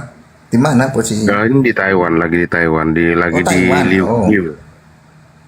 Lagi Liuqiu. Alasannya Makanya mungkin bisa share-share, akhi, bisa share-share. Alasan Anda mualaf itu karena apa bisa? Mualaf share. Pak Suki silakan berikan permintaan naik Pak Suki ya. Mungkin setelah akhi cintaku share-share nanti Pak Suki saya naikkan ya. Silakan akhi. Sebenarnya saya dari kecil itu mulai dari umur kalau nggak salah umur 5 tahun ya. Saya sudah dipiara sama orang Madura. Nah, terus sementara keluarga saya semua itu Kristen Protestan. Ini kan berdasarkan ini ya. Saya dengar sering debat-debat itu sering ini. Jadi pas saya itu mualaf itu waktu masih kecil di Madura, umur 5 tahun saya dipiara sama orang Madura di Desa Raas itu. Terus umur 9 tahun saya minta sunat. Soalnya kalau lagi main sama teman, sering kan diejek-ejek sama temen, kamu udah besar kok nggak Masih kulupan, masih ya kulupan gitu ya Bang ya. ya gimana? Masih kulupan gitu ya. Tapi teman nggak Ya, tahu jadi- kalau you bukan Muslim. Tahu nggak teman-teman nggak tahu kali ya? Tahu mereka tahu karena masih karena kecil besarnya saya di Madura, terus sering saya diejek-ejek, akhirnya saya minta sunat sama orang tua angkat. Pak, saya minta disunat. Siapa yang nyuruh kamu? Enggak, saya minta sendiri, saya mau minta disunat. Akhirnya dengan bantuan dari kiai-kiai setempat, saya disunatkan. Tapi orang tua angkat saya enggak mengajarkan tentang Islam ke saya itu. Oh, karena you Kristen dia mungkin. nggak mengajarkan, ya untuk saya memahami tentang Islam dia enggak ini. Tapi saya dibiarkan untuk mencari dengan diri saya sendiri, mencari Tuhan yang itu dengan diri saya sendiri, bukan dari mereka, karena mereka juga nggak mau kalau nanti kelak itu mungkin dari nanti ada apa suruhan gitu, biar saya Takut lah dikatakan menyendiri gitu unsur ya. paksaan gitu ya. Ya, jadi saya setelah saya umur 9 tahun minta disunat, terus saya merantau ke sana kemari. Saya aslinya kan dari NTT Pak, Bang. Dari NTT, saya dari NTT, mulai dari kecil, saya sudah merantau diculik lah ceritanya dulu sama orang Madura. Nah, tapi mereka juga nggak ini, tapi selama saya belajar Islam itu dari buku. Karena kita mencari Tuhan itu, dan terus saya banyak belajar dari teman-teman yang satu kapal sama saya. Maksudnya kan saya kerjanya pelayaran ya. Jadi satu kapal, terus saya banyak belajar dari mereka. Terus saya tahun sekitar 2018, saya minta belajar sholat sama guru saya dari Banten, teman akrab juga. Jadi saya minta belajar sholat. Dia bilang, aku nggak bisa ngajarin kamu sholat. Soalnya dia juga tahu karena saya ini Kristen. Karena dia nggak mau ngajarin saya sholat, tapi saya minta pelajari apa itu Islam. Saya ingin tahu sejauh mana itu Islam, gitu. Akhirnya teman saya itu dia bilang, saya nggak bisa ngajarin kamu sholat. Tapi setelah berapa tahun kemudian, ketemu lagi satu kapal sama saya. Terus dia kasih buku tuntunan sholat, saya suruh pelajari tuntunan sholat itu. Dalam 1 minggu saya pelajari itu, semua sudah saya bisa. Terus saya bilang, men, saya sudah bisa semua. Karena saya panggilnya dia men aja gitu sama dia. Akhirnya bilang, udah kalau kamu sudah kuasain semua, kamu lihat. Karena dia cuma dia yang di kapal, 5 waktunya itu nggak pernah putus.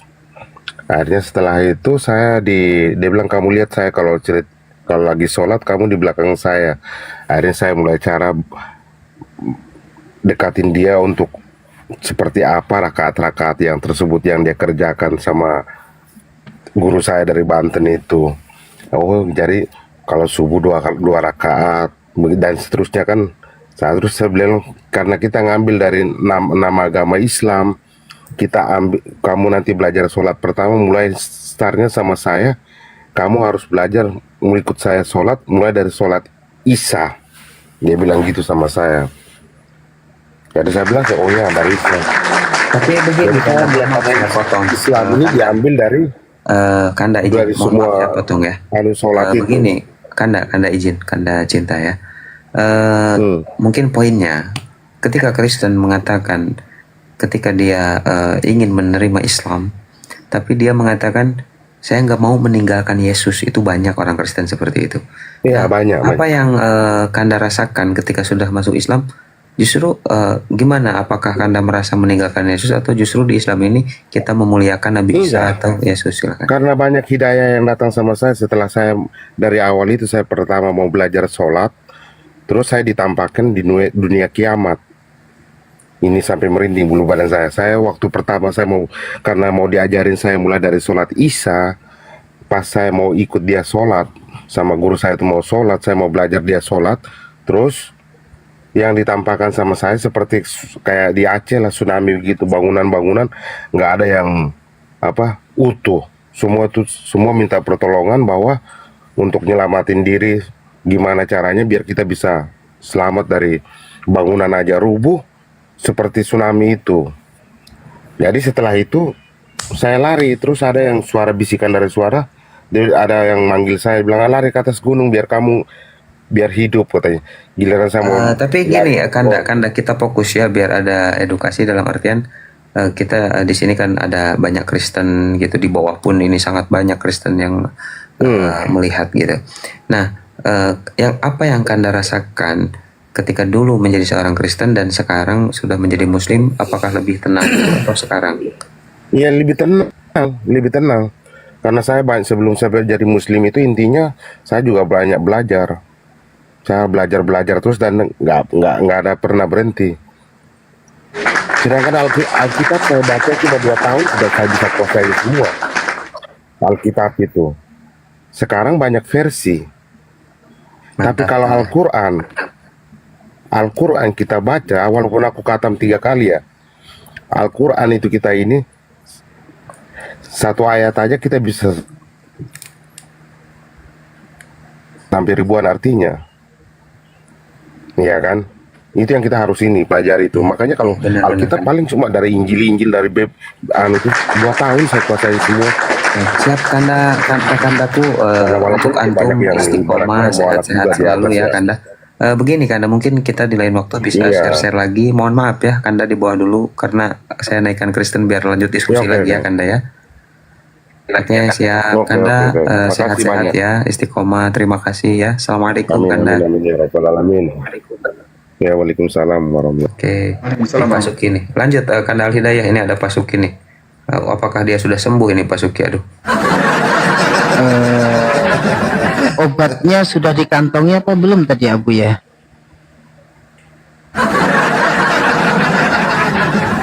Tadi Abu yang ngantongi obat enggak gitu loh. Selamat pagi. Kang Erwin, Pak Suki ini nunggu dari hari Jumat mau naik baru dinaikkan sekarang Pak Suki. Iya, maksudnya ramuan yang dibikin kemarin itu lagi dikantongin Abu ya enggak gitu loh malam ini. Iya, coba kita tanya Pak Suki ya. Pak Suki, selamat malam Pak Suki. Selamat pagi. Iya Pak Suki. Gimana Pak Suki, sehat? Memang sih gelap juga ya. Iya, sehat-sehat. Iya, sehat. Berarti obat dari saya udah dimakan. Selamat malam Bang Al-Hidayah. Pak Suki, obat dari saya. Ini yang gelap lampunya apa yang gelap apanya nih? Imannya nih? Kulitnya yang gelap. Imannya jangan-jangan yang gelap.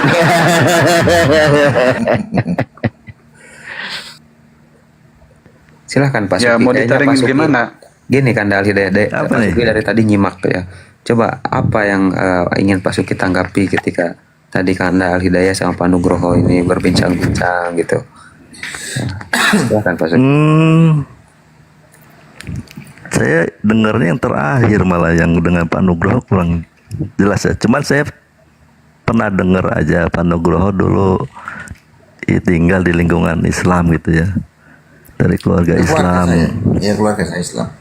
Lalu sudah sekarang percaya Yesus gitu ya. Ya itu memang saya dari kecil. Memang dari kecil kan. Dari kecil. Ya. Itu asli Pak Suki, asli itu. Tulen itu asli itu Pak Suki gimana? Jadi baguslah Bang Nugroho. Ya. Kalau Abang tetap di Bible itu tepat sekali. Tadi ada abang yang katanya bentar Pak Suki tepat apanya? Bentar Pak Suki ini malam-malam ngaco aja bentar cepat. Begini, kata Pak Suki tepat. Menurut Pak Nugroho, jujur Pak Nugroho, Yesus Tuhan bukan Pak Nugroho. Biar tahu Pak Suki. Manusia lah. Manusia. Manusia. Bukan Tuhan Pak Nugroho. Bukan manusia. Dia sakit keluar darah juga kan. Tapi ya itu tadi kita sembah kan gitu. Dan itu keyakinan kita lah gimana lagi. Oke, berarti Pak Nugroho menyembah manusia ya. Iya, menyembah manusia. Makanya tadi Bang Abdullah mau kemana? Lara penyembah manusia dulu. Itu kalau Katolik kan lebih panjang lagi Pak Abu ya, yang kemarin saya ngomong. Tidak hanya Yesus, paus dan pastor pun kita kalau ngaku dosa sama pastor, dosa kita nggak ada yang tahu, hanya pastor yang tahu. Nah, Iya benar. Tapi menurut Pak Nugroho sendiri pencipta langit dan bumi ini Yesus bukan? Ya bukan lah. Karena syahadat kita Katolik kan Allah Bapa pencipta langit dan bumi dan akan Yesus Kristus putra tunggal Tuhan kita. Nah itu kan. Pak Nugroho menyembah Maria juga nggak? Pak Nugroho menyembah Maria juga nggak? Kalau Maria nggak ada kita sembah, kita minta doa dari dia aja. Oh iya. Siap. Nah Pak Suki, sekarang Pak Suki, monitor buka mute-nya Pak Suki. Oke ya. Oke, Pak Suki, Yesus Tuhan bukan? Bukan Tuhan pencipta langit ya, bukan. Oke. Dia manusia, dia abang tertua saya bang. Oke, Pak Suki menyembah Yesus nggak? Saya bilang Yesus tidak bisa disembah. Nah, dengar tuh Pak Nugroho. Pak Nugroho. Ini ayatnya. Coba Pak Suki ayat. Saya mau beritahu dengan Kayaknya baru CM berdua nih. Kayaknya baru CM ini. Ya, jangan-jangan baru CM berdua ini. Iya. Nah, begini. Tapi gini saya Pak Suki. bacakan ya beberapa ayatnya. Izin Pak Suki. Ini kebetulan guru-guru saya lelah ya harus minum kopi dulu. Tapi coba Pak Suki sama Pak Nugroho. Jadi ini oten PS oten tapi santun ya. Jadi slow gitu. Jadi jangan cakar-cakaran, jangan. Tentu. Jadi saya lihat Pak Nugroho ini santun kok. Jadi sekarang ya. di malam-malam kayak gini, di malam-malam kayak gini oten PS oten versi santun. Tapi ini bukan rebutan Tuhan. Rebutan apa ya kira-kira? Silakan coba. Ya. Silakan. Ini mendalami pengertian dari apa yang Pak Nugroho sudah jelaskan tadi. Cuman supaya lebih dalam ya mengerti. Rebutan hayalan. Tapi yang saya katakan begini. Gini, tadi saya katakan bahwa Yesus tidak bisa disembah. Jadi waktu Pak Nugroho bilang menyembah Yesus, sebetulnya bukan menyembah Yesus. Dia menyembah Bapa. Ini ayatnya bang. Yohanes 13 ayat 20. Bentar Pak Nugroho, sebelum menyebut data, saya izin, mohon maaf saya potong ya. Biar Pak Nugroho ini ada temannya, Pak Suki buka kamera, nggak apa-apa kalau agak gelap pun. Yang penting buka kamera. Saya lagi nggak baca ini, nggak bawa peci nih, jadi saya nggak bisa. Selalu banyak alasan Pak Suki. Saya botak soalnya. Iya benar. Emang Pak Suki udah login ya? Pak Suki udah login? Belum, masih oten. Kok pakai peci? Botak. Padahal Paulus itu kan kayak gitu juga nggak malu loh Pak Suki. Enggak, saya biasanya pakai peci. Ini pecinya ketinggalan. Jadi kalau nggak pakai peci nanti. Oh Bang Erwin gitu. maksudnya. Bang Erwin yang nggak pakai peci. Siapa sih yang nggak pakai peci? Saya. Pak Suki. Bu Mila yang dari Amerika itu Bu ya? Iya. Dari Amerika itu ya? Oh. Iya. Siang ya jam di Amerika jam berapa sekarang? Jam 11. Di mana Amerikanya mana, Bu? Di LA. Lanjut. Jangan ngobrolin Amerika. Lanjut. Jangan. Aku kasih iklan aja nanti ya. ngobrol di belakang layar. Ya, nanti ditanggapi sama Suki selepas ini ya. Kristen itu bukan mengenal Yesus, tetapi memfitnah Yesus. Itu lebih tepatnya. Sepakat. Mantap. Oke. Nanti tentang memfitnah saya akan jelaskan. Gini, untuk Bang Nugroho ya. Jadi saya katakan bahwa Yesus itu tidak bisa disembah. Jadi waktu Bang Nugroho mengatakan menyembah Yesus, menyembah manusia, katakan. Sebenarnya Abang menyembah Bapaknya. Ini ayatnya Bang. Yohanes 13 ayat 20. Aku berkata kepadamu, sesungguhnya barang siapa menerima orang yang kuutus, ia menerima aku. Dan barang siapa yang menerima aku, ia menerima dia yang mengutus aku. Kira-kira apa yang diterimanya dari orang yang diutus oleh Yesus? Nah, jawabannya di sini. Yohanes 17 ayat 8. Sebab segala firman yang kau sampaikan kepadaku telah kusampaikan kepada mereka, dan mereka telah menerimanya. Kalau ada pertanyaan, sebetulnya menyembah itu apa? Jawabannya, kita taat melakukan perintahnya. Nah, perintahnya di sini. Ayat 15 Yohanes 15 ayat 9. Seperti Bapa telah mengasihi aku, demikianlah juga aku telah mengasihi kamu. Tinggallah di dalam kasihku itu.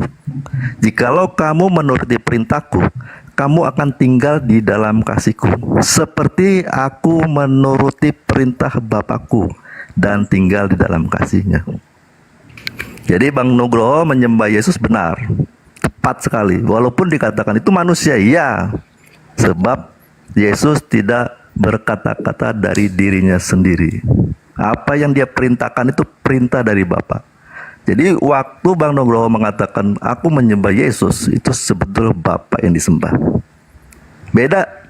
Bentar, Kalau Pak kita Suki, menyembah, bentar, izin. Ya, Pak Suki kalau tidak di stop sampai kiamat gak bakal beres ngomong. Pak Suki kebiasaan, bentar ya. Tapi Pak Suki malam-malam kini kok semangat kali ya Buya ya. Takut Pak Nugroho berakal, takut masuk Islam. Siang tadi loh Pak Suki ini lemes, malam gini kok semangat membahas kita. Saya sapa dulu ya Pak Robert, saya sapa dulu Pak Robert. Pak Robert, selamat malam Pak Robert, buka mute-nya. Selamat pagi. Iya, gimana sehat Pak Robert? Alhamdulillah, puji Tuhan. Pak Robert, masih ingatkah dengan diriku Bapak? Bukan, saya sudah Antar reunya. Pak Robert Gendor, biar semangat. Saya tidak ingat. Iya. Cuma saya tapi saya lupakan sajalah, lanjut. tapi saya kangen banget Pak Robert sama Pak Robert. Kita kan sering diskusi dari jam 11 malam sampai jam 12 siang. Ingat juga rumahnya. Lanjut Pak Robert. Pak Robert, izin Pak Robert. Ini Pak Suki sama Pak Nugroho Pak Robert. Tadi Anda pasti mendengarkan di bawah. Menurut Pak Robert, Yesus ini pencipta langit dan bumi apa bukan Pak Robert? Jawabnya 1 Yohanes ayat 3.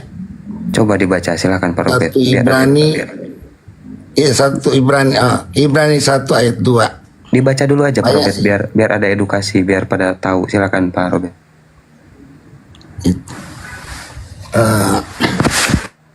Jadi saya kan pakai ayat ya. Iya, ini dua Kristen ini kagak jelas Pak Robert, katanya bukan, katanya gimana sih? coba Pak Robert. Tuh. Sabar, saya lagi buka. Ayo Pak Suki sama Pak Nugroho diinjili, sama Pak Robert diinjili, ayo. Oke. Siap. Ayat 3. Segala sesuatu dijadikan oleh Dia, dan tanpa Dia itu yang dimaksud Yesus ini. Segala sesuatu dijadikan oleh Dia, dan tanpa Dia tidak ada sesuatu pun yang telah dijadikan dari segala yang telah dijadikan. Kemudian Ibrani 1 ayat 2. Silahkan dibaca. Saya jawab, saya baca lagi. Jadi saya pakai data. Ibrani 1. Sabar ya, saya lagi buka. Ibrani 1 ayat 2. Maka pada zaman akhir ini Dia telah berbicara kepada kita dengan perantara anaknya, yang telah Ia tetapkan sebagai yang berhak menerima segala yang ada. Oleh Dia Allah telah menjadikan alam semesta. Ada lagi 2 Efesus 2 ayat berapa itu? Pak Suki mampus, datanya banyak tuh, ayo Pak Suki, silakan Pak Robert. Banyak. Efesus ada lagi. Bentar Pak Robert, satu-satu. Maaf Pak Robert, biar kondusif saya kondusifkan ya satu-satu. Ini sesuai tema ya. 3 Oten lagi konsili, harap tenang, jangan rusuh, tetap kondusif. Oke. Nah sekarang Pak Suki, gimana menanggapi barusan data-data yang dibacakan oleh Pak Robert? Silakan. Iya.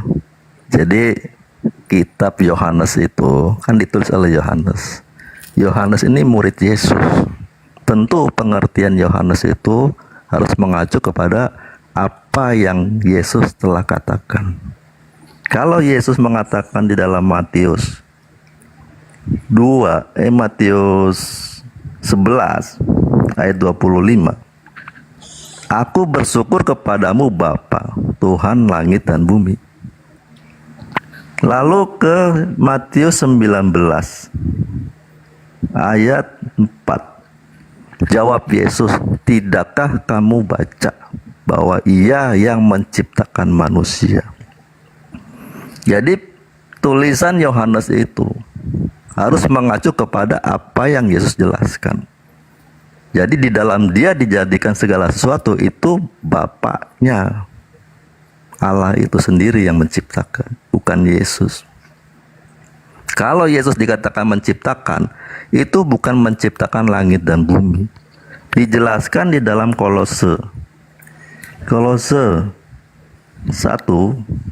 ayat 16. Karena di dalam Dialah telah diciptakan segala sesuatu yang ada di sorga dan yang ada di bumi. Bukan menciptakan sorga dan menciptakan bumi. Jadi yang ada ya, yang ada di sorga dan yang ada di bumi itu adalah apa? Pemerintahan, kekuasaan, tatanan, singgasana. Jadi Yesus karena telah mengalahkan iblis, yang tadinya porak-poranda itu kekuasaan, siapa yang ada di singgasana yang harus memerintah. Nah, setelah Yesus mengalahkan iblis, disitulah Yesus menciptakan tatanan itu. Dia diberikan segala kuasa, sehingga orang yang ada di dalam Yesus itu tercipta kembali menjadi manusia baru. Jadi Yesus menciptakan manusia baru. Dibaca dalam Efesus 2, maksudnya abang tuh tadi di Efesus 2. Efesus 2 saya baca begini. Lalu 15-nya langsung ya. Sebab dengan matinya sebagai manusia, Ia telah membatalkan hukum Taurat dengan segala perintah dan ketentuan untuk menciptakan keduanya, yaitu bangsa Yahudi dan di luar bangsa Yahudi, menjadi satu manusia baru di dalam dirinya, dan dengan itu mengadakan damai sejahtera. Jadi Yesus menciptakan kehidupan yang benar, yang kekal. Karena Yesus diutus oleh Bapa membawa hidupnya Bapa yang kekal. Barang siapa percaya, dia akan memperoleh hidup kekal. Itulah ciptaannya Yesus. Kemenangannya Dia menciptakan kehidupan itu. Dia diutus. Nah, lalu kalau saya baca di dalam 1 Yohanes 5 ayat 11 begini. Allah telah mengaruniakan hidup yang kekal kepada kita, dan hidup Pak Suki itu izin ada ya. di dalam Jangan salahkan saya kalau saya sampai ketiduran ya. Jadi gini, untuk Pak Robert dan Pak Suki, mungkin narasinya jangan terlalu kepanjangan biar saling menanggapi. Ya. Biar saling menanggapi. Jadi kami iya kami ya, gimana tuh Bang Robert? Wah.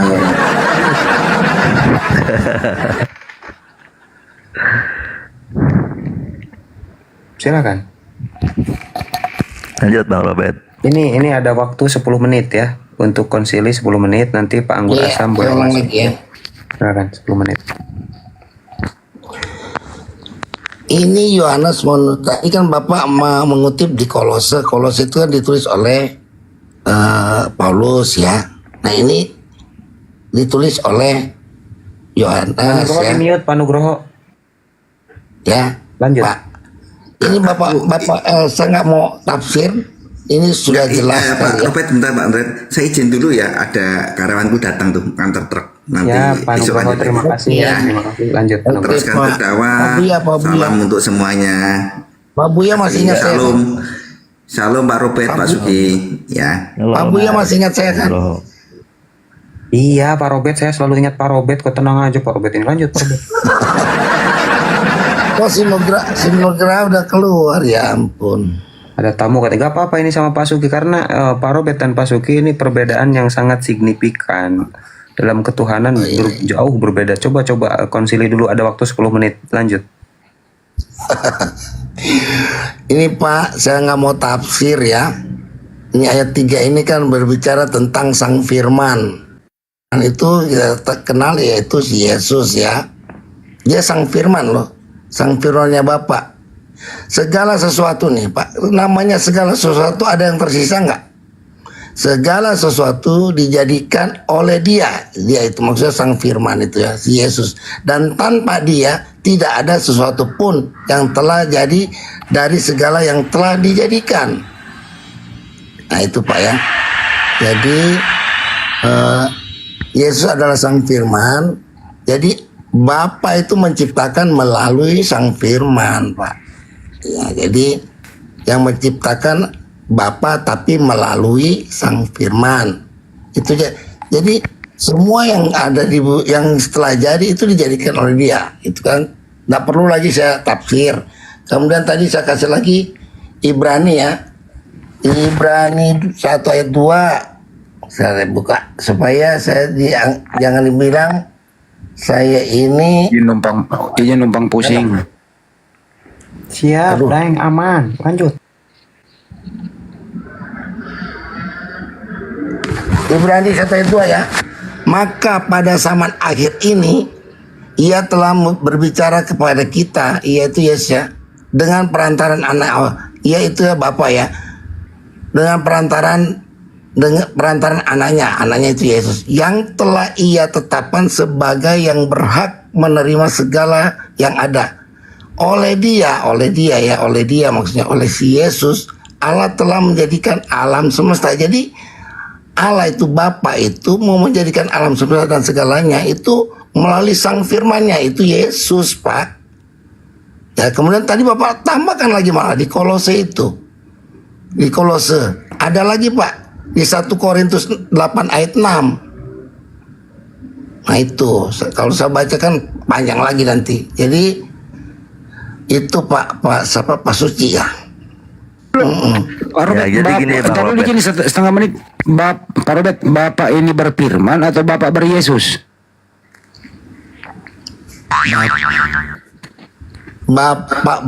Bapak berfirman maksudnya. Kan Bapak menciptakan segala sesuatu melalui Yesus. Kan gitu ya? Oh, ini Andi, saya lagi di Makassar ini. Jadi, Ya, jadi Bapak, jadi menurut Pak Robert ini Pak Suki, Bapak beryesus atau Bapak berfirman? Jadi gini, Mr. Andi. Ya, lanjut. Aduh, ya enggak apa-apa. Saya kangen sama Anda. Saya lagi di bumi milikmu. Gini. Jadi Bapak itu Sang Sumber, Dia kalau mau menciptakan melalui firman-Nya. Mazmur 33 ayat 6 dan 9. Iya, firman itu adalah Yesus. Nah, jadi Yesus Bapak adalah beryesus. Sang Firman. Jadi Bapak itu kalau menciptakan bukan Dia hanya menyuruh. Dia berfirman melalui Sang Firman. Jadilah semua. Firman itu siapa? Mazmur 33 ayat Iya. 6 Pak Robert, firman itu siapa? Firman. Sang Firman bukan firman. Iya, Sang Firman itu siapa? Ya Yesus. Iya, jadi Bapak beryesus atau Bapak menyuruh Yesus? Bagaimana? Lanjut. Bapak beryesus. Aduh, nanti disalahartikan maknanya kan. Jadi Bapak berfirman melalui anaknya, itu Yesus Sang Firman. Begitu. Jadi dalam Bapa itu ada Sang Firman, ada Sang Roh Kudus, maka disebut Allah yang hidup. Nah gitu kira-kira begitu. Yaitu Allah Tritunggal Maha Kudus. Begitu. Mau saya jelaskan gini, tentang Bang Tritunggal nanti. Ini sebenarnya pelajaran 6 semester, tapi saya waktunya, mohon maaf ini udah jam 3 di sini, lewat 11. Ya besok pagi saya jam 7 sudah dijemput sebab saya lagi diberikan tanggung jawab untuk memimpin atau mengawasi pertandingan antar pelajar Sulawesi Selatan nih, yang diadakan oleh UNEM. Kemarin demo-demo terus. Ini Bang Robert sebentar ya. Bang Robert. Saya coba bacakan ini Bang Robert. 2 Korintus 5 ayat 17 ya. Jadi siapa yang ada di dalam Kristus, ia adalah ciptaan baru. Jadi Yesus menciptakan manusia baru karena Dia telah memenangkan melawan iblis. Caranya bagaimana dia memenangkan itu? Dia taat kepada bapaknya. Sebab bapaknya bilang, duduklah di sebelah kananku, sampai ku buat musuhmu menjadi tumpuan kakimu. Ya, karena Yesus taat perintah Bapa, dan dia di dalam hidupnya hanya melakukan kehendak Bapa, maka segala sesuatu yang ada di sorga maupun di bumi diserahkan kekuasaannya kepada Yesus. Itu yang dimaksud bahwa di dalam dia diciptakan segala sesuatu. Yang menciptakan langit dan bumi, Yesus yang mengatakan sendiri, itu Bapaknya. Matius 11 ayat 25. Ya Bapa, aku bersyukur kepadamu Tuhan langit dan bumi. Lebih percaya mana apa dikatakan Yesus, apa tulisan Yohanes dengan menafsir salah, atau tulisan daripada Ibrani kita menafsirkan salah. Harusnya semua mengacu kepada perkataan Yesus. Nah, jadi dengan saya bacakan 2 Korintus 5 ayat 17, ini dengan juga Efesus 2 ayat 15, itu menunjukkan penciptaan yang Yesus lakukan adalah manusia baru. Karena di dalam dia tercipta, di dalam dia ada hidup, dan hidup itu berasal daripada Bapa. Jadi kalau orang menerima Yesus, percaya Yesus, ia menjadi ciptaan yang baru. Begitu Bang Robert. Jadi yang menciptakan langit dan bumi itu sejak awal, Kejadian 1 ayat 1, itu Bapa, bukan Yesus.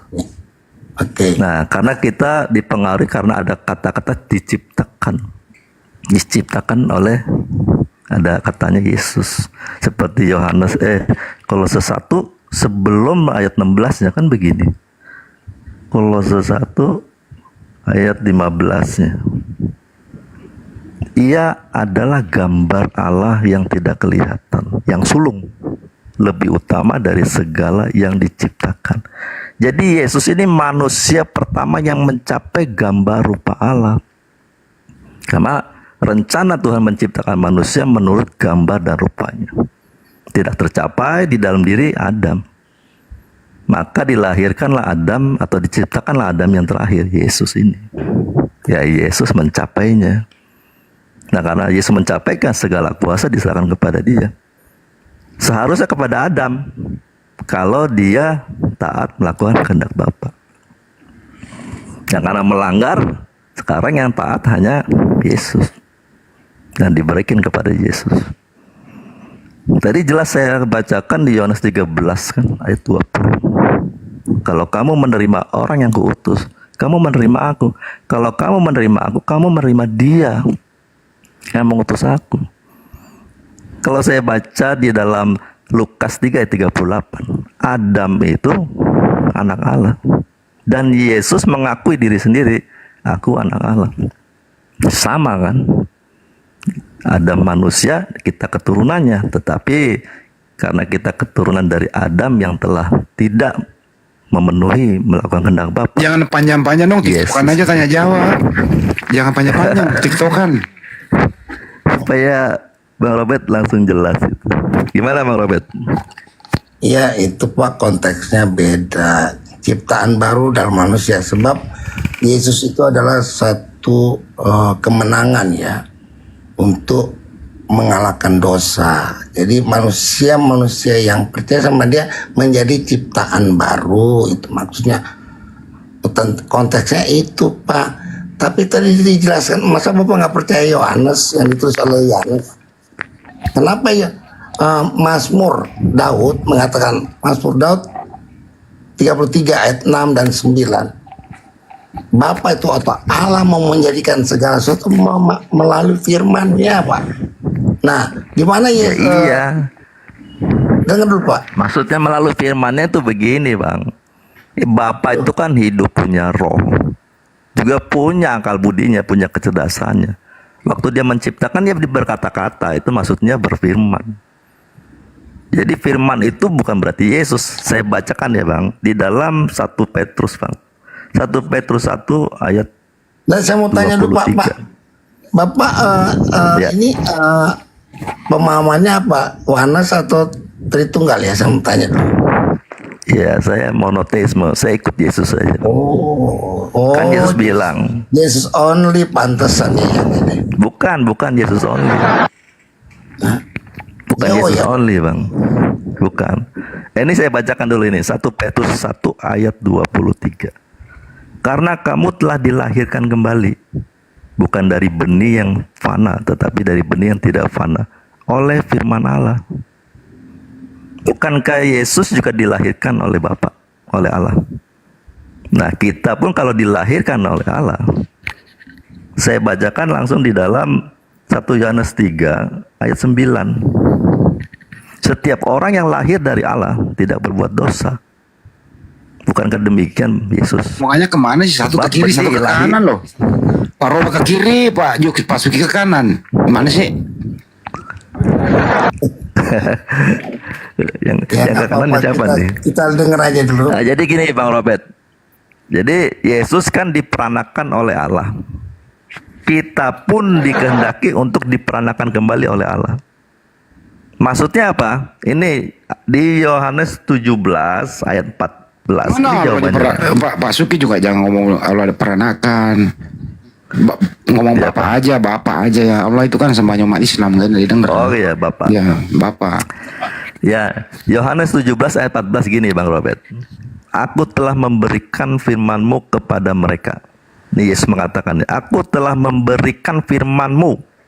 Harusnya kan kalau Yesus itu firman-Nya Bapa, aku telah memberikan diriku. Kan enggak. Aku telah memberikan firman-Mu kepada mereka. Dan dunia membenci mereka. Karena mereka bukan dari dunia. Sama seperti aku bukan dari dunia. Jadi semua orang yang menerima firman Bapa, karena Bapa ada di sorga, di atas, bukan dari dunia. Ya, semua yang menerimanya bukan dari dunia. Termasuk Yesus yang mendahului Yesus. Dia firman Bapa yang menjadi manusia. Maksudnya apa? Sama, kalau semua orang menerima firman Bapa, jadi firman itu hidup di dalam diri orang itu. Masuk ke dalam daging, maksudnya diterima sepenuhnya. Jadi Yesus kepenuhan Bapa, dan kalau kita kepenuhan Bapa juga sama seperti Yesus. Nah, Yesus yang sulung, kalau saya baca di dalam Roma 8 ayat 29. Sebab semua orang yang dipilihnya dari semula, mereka juga ditentukan dari semula untuk menjadi serupa dengan gambaran anak, supaya Robert, ia anaknya itu menjadi udah yang cukup, sulung Bang. di antara Pak Robert lagi. saudara, gitu Bang. Pak Robert, Ya, Yesus lanjut. itu Yesus kepenuhan Bapak. Silakan Pak Robert. Ya memang dia bukannya saya ini dia masih belum tahu masalah konteks ya. Konteksnya apa Yesus bicara begitu itu dalam konteks jangan samain. Yesus bilang dia turun dari sorga loh, kita manusia itu di dunia. Bapak mau nyamain, mana ada orang kalau menerima firman Tuhan menjadi seperti Yesus. Nah ada itu Pak. Ya ada, kita ini manusia itu dari tanah Pak. Itu ya sudah jelaskan. Kamu dari bawah, aku dari atas. Yohanes 6 ayat 38. Aku turun dari sorga Pak. Aku keluar dan datang dari Bapa. Kalau manusia kan enggak Pak. Jadi Bapak lihat konteksnya dulu itu. Kenapa bicara itu maksudnya penerima firman. Berarti orang-orang yang sudah percaya kepada